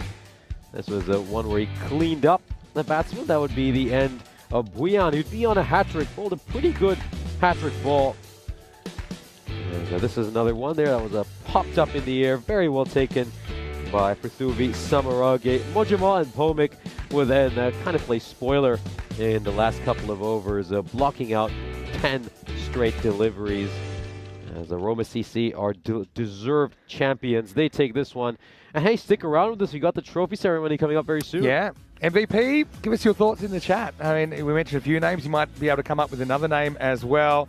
If you are leaving us, then hopefully we can catch you tomorrow for the internationals. And of course, we're not too far away from the ECC as well. So chasing 181 for victory. They end up with 60, and there was always a chance of that happening, wasn't there, with such a big chase. And so it was only really at the end they really put away the shots as Machamal and Bomik combined for 13 balls without any runs. But look, Roma CC, they won the critical stage of the game when it was kind of in the balance. They took it, they ran forward with it under pressure. That's what good teams do. Kalagamage, he was a revelation with the pace bowling, wasn't he, in this series? 3 for 9 for him, 2 for Apahami, who shows a lot of promise with the ball. Senvaratne as well with 2 wickets as he made it a dozen. And well, really, it was an entertaining series. Maybe not the close final that we might have hoped for, but still, you know, certainly a lot of memories taken away from this series in Rome. So I'm just going to say one more time, Nish, I know we're going to leave soon and I'll have to get over for the trophy ceremony. I want to say great job. I really enjoyed your commentary. I suppose I was always wondering, okay, he knows Cyprus pretty well. How's he going to go outside Cyprus? You've done a great job in Romania so far in the Continental Cup, and you've done a great job here covering this second week. So hopefully we get to see some more of you soon. So stay tuned for more of this guy. And well, in the end, it was a big margin of victory, but you can't deny it. Roma CC, they were the team here in Rome. Oh, absolutely, Roma CC were the team here in Rome, but I've been really lucky this year getting to work alongside both you and Rico in the European Cricket Series. It's just been a fantastic learning experience for me, and of course, I'm only a shadow of the commentator some of you all are. Well, I think that commentary is one of those things, everyone's got their own style. I love the fact you're finding your own style, and I really like your analysis of the game. So, you know, I know you've got a couple of engineering degrees, which may send you another direction, but I'm always happy to have you here on the European Cricket Network when we do need someone in the box, and you've done a fantastic job. So just quickly, I'm going to have to go because the trophy ceremony is coming up, but as a final reminder, if you haven't already liked this video on YouTube, subscribe on YouTube, tell your family, tell your friends. We had a lot of fun with the sweep today as well, don't forget. We had, I think, almost around 100 people involved now, of course, just for fun, like I was saying before.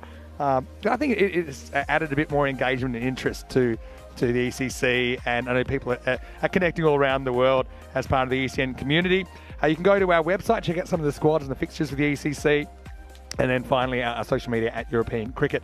And if you do want to check out this week, you can find it on my Facebook as well, and my social media at Mr. Maximo. All right, high five, because we're done, but we're not gonna break for too long, because tomorrow we do have the international starting the same time, 5 matches on Saturday, 4 matches on Sunday. We're going to have to get ready now to hand over the silverware, and on behalf of everyone here at the European Cricket Network and the European Cricket family, hope you have a happy and a safe evening. If you are leaving us, we'll see you tomorrow, but for now, here's some of the best bits of finals day here in this ECS Italy Rome.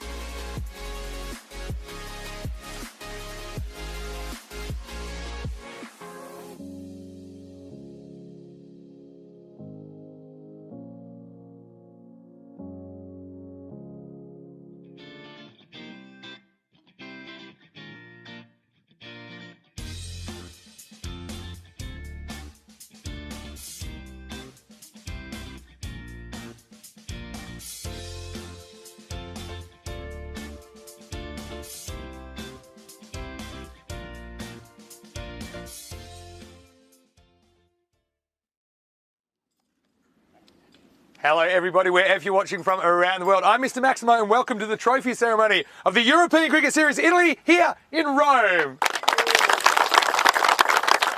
It's great to have your company once again, and what a 2 weeks of cricket we've had.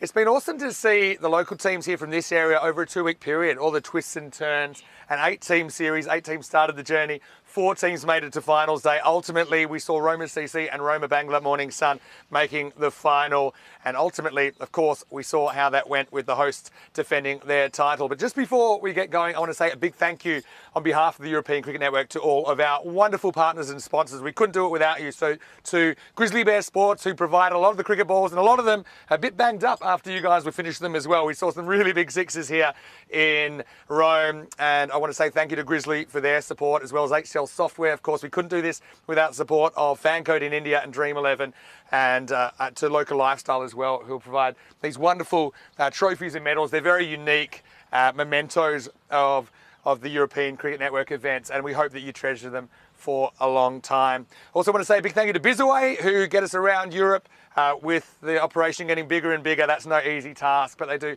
a wonderful job in just providing that logistical support for us to keep us going. And as you've probably realised from last year, it's just getting bigger and bigger and bigger. We've gone from 4 games a day to 5 games a day in the European Cricket Series. We've gone from 6 days a week to 7 days a week. And just looking at the schedule, I think the next week, cricket without cricket on ECN is never. So look, I'm really looking forward to hopefully seeing you guys again in 2024. And of course, some of you I'll be seeing at the Euros of Cricket, which start next week. And of course, some of you might even be playing tomorrow in the Italian national team. So a lot's been going on, and we invite you to become and remain part of our community. And we are building a community here, not just in Rome, not just in Italy, but across Europe and the world. So we certainly thank you very much. Give yourselves a big round of applause. I'm really, really thankful for your contribution to the European Cricket Network. I want to say a big thank you to the Roma Cricket Club, in particular to Prabhath and Lorena, but then also to Leslie, who's a workhorse. He's hiding somewhere right now. I think I know where he is. But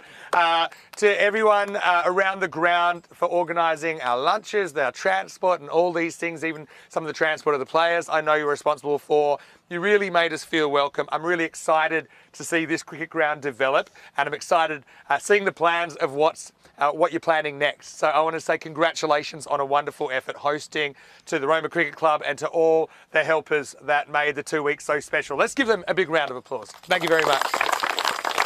Grazie. Also, I've got to mention a group of people which I think did an outstanding job, and it's one area I think is probably the most improved on the European Cricket Network, and that is the officials. So to Ian and to all the umpires here, I know that there's also 1 or 2 that can't join us today. I've got to congratulate you on a wonderful series, and a lot of the time you weren't noticed, which in my view says that you're doing a lot right. And I think that when the going went tough today, I couldn't really fault you at all. I think the way you use the technology, obviously it's very fast paced. I want to say congratulations. We want to develop local umpires as well, because we want the domestic cricket, when we're not here, to have the officiating done well and to a good standard, to match the standard of the cricket. So I want to say a big thank you to all the officials and to Ian for your work in making this series such a success. Well done. Finally, I just want to mention the Blue Crew, to Marzi, who did such a great job organising the crew. I know they're long days here. Obviously, we really enjoy being involved in cricket, but it's a big commitment, the early mornings, and you guys know probably from playing 2 or 3 matches in a day that it takes a lot out of you, especially in the heat. But to consistently knock out 5 matches, I think you can be very, very proud of yourself. To Corey, who was my commentating partner in week 1, he's preparing for the ECC right now as a Spanish coach. But I've got to say, big well done to Nish as well, who's come in week 2 and done such a great job. Congratulations, Nish.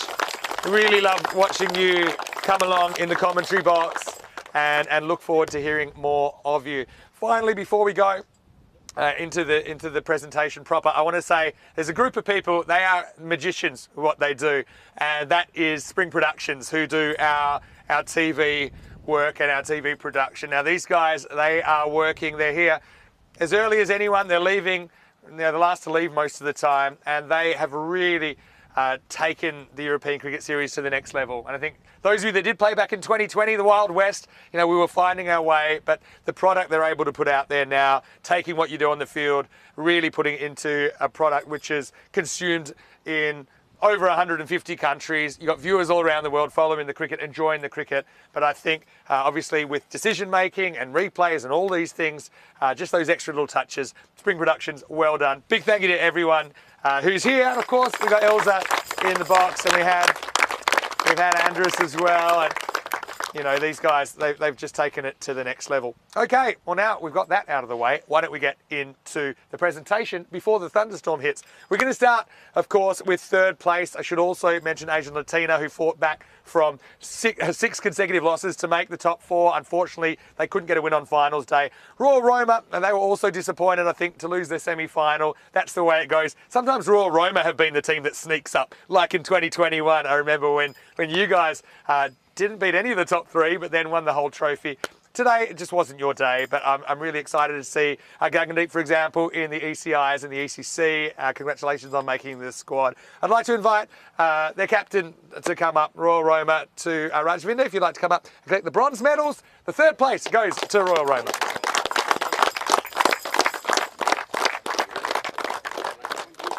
Thank you very much, and we'll see you again very, very soon. Also liking the kit, but maybe should have gone the pink one today. You never know. Anyway, let's get on to the runners-up now. And this is a team that they certainly made an impression. We know they've got some very good players. I still remember the first match I ever commentated in Italy. It was a big 100 from Sharif Raihan from Roma Bangla Morning Sun. That was way back in 2021. But I'm so happy to see you guys. Sometimes it feels like you've got about 100 players on the bench, and I love your enthusiasm. It's great to see the youngsters down here. You're obviously a very tight-knit community. You have a family club kind of a feel. So I know I've been talking to a lot of people around, especially a lot of people here with a Bangladeshi background. They've been following your progress. A lot of people, including quite a few at our hotel, who are following you on today. I want to say congratulations making your first final.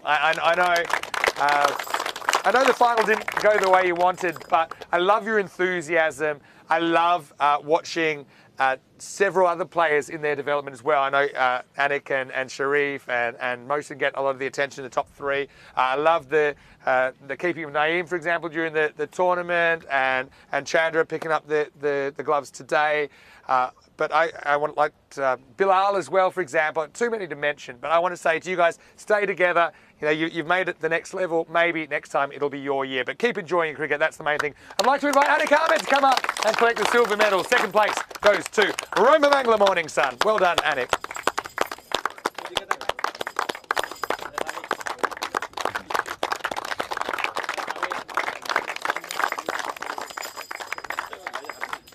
Pretty heavy, be careful. Okay, so now we're going to get into the first place, and before we get to this, I've just got a couple of other things. Number one is I'm so happy to see so many of the Italian women's team here. I want to congratulate you on your season as well, making it to the next round of the World Cup qualifiers. Obviously, we met properly, probably for the first time a couple of years ago, but as a national team in Gibraltar earlier in the year. I'm so glad you finally got my shoes. And of course, one of the big announcements during this 2 weeks was that we'll have the first ever Euros of Cricket for women, the ECCW, 5 nations competing in that first ever event in December. So let's give the girls a big round of applause. Best of luck in your preparations. I'm sure you'll do Team Italia proud. Got to get my shoes back. Anyway, let's get on to the MVP. And this is never easy, especially with so many quality players on show. And, you know, quite a few entered the conversation. Obviously, Charles Fernando had a very, very good series for Roma Bangla Morning Sun. There were lots in the conversation, like Anik Ahmed, like Sharif Raihan. We know that Gagandeep and Kwani Lakumal with centuries in there. We had hat-tricks taken as well. Mubarak Hussain from Gladiators, I think, had a very good series as well. A lot of players coming through. But in the end, we looked at a player we thought probably had the biggest impact on a lot of results. And he was great with the bat. He was a game winner, also very useful with the ball. And it's great to see him back in an Italian shirt tomorrow. Congratulations, the MVP of this series from Roma CC is Dinadu Marage.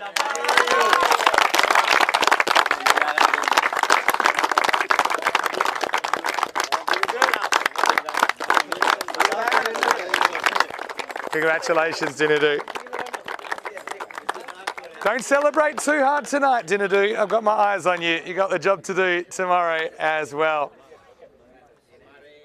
So why don't we get now to the presentation of the trophy and the winners' medals. Now, this is a club, they came from the clouds last year to not only win the Rome Series, but to be the All-Italy 10-over champions, to represent Italy in the Champions League of Cricket, the ECL, earlier this year. And it was really only one innings that really stopped you going further.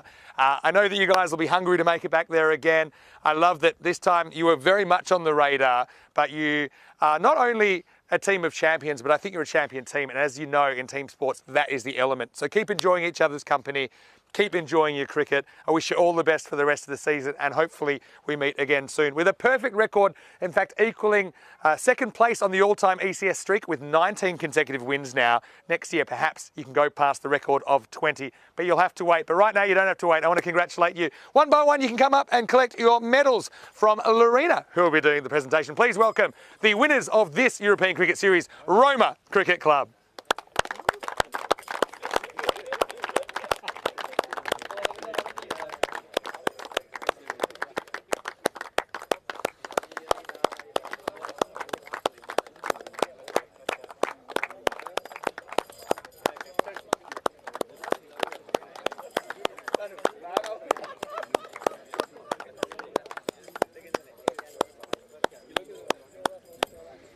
So guys, once you've collected your medals, maybe you can just gather at the front here and we'll get ready for the major presentation, which is still to come.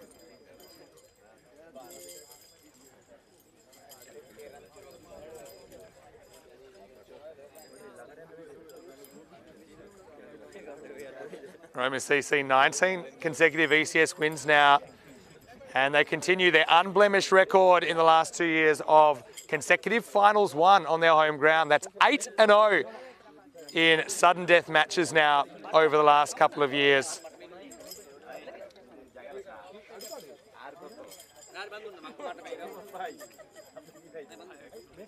All right, why don't we get you guys in here now? Ladies and gentlemen, we've got Kellen Pereira here from the Federazione Cricket Italia. And also, of course, we've got a couple of other representatives here. Guys, come in, get nice and tight, because we want to get you all in the shot here. And I'd like to invite Kellen now to hand over the trophy, the winners of this European Cricket Series in Italy, Rome 2023. Sajith Rilagadagi can receive the trophy here as we crown the champions of this ECS. It's Roma Cricket Club.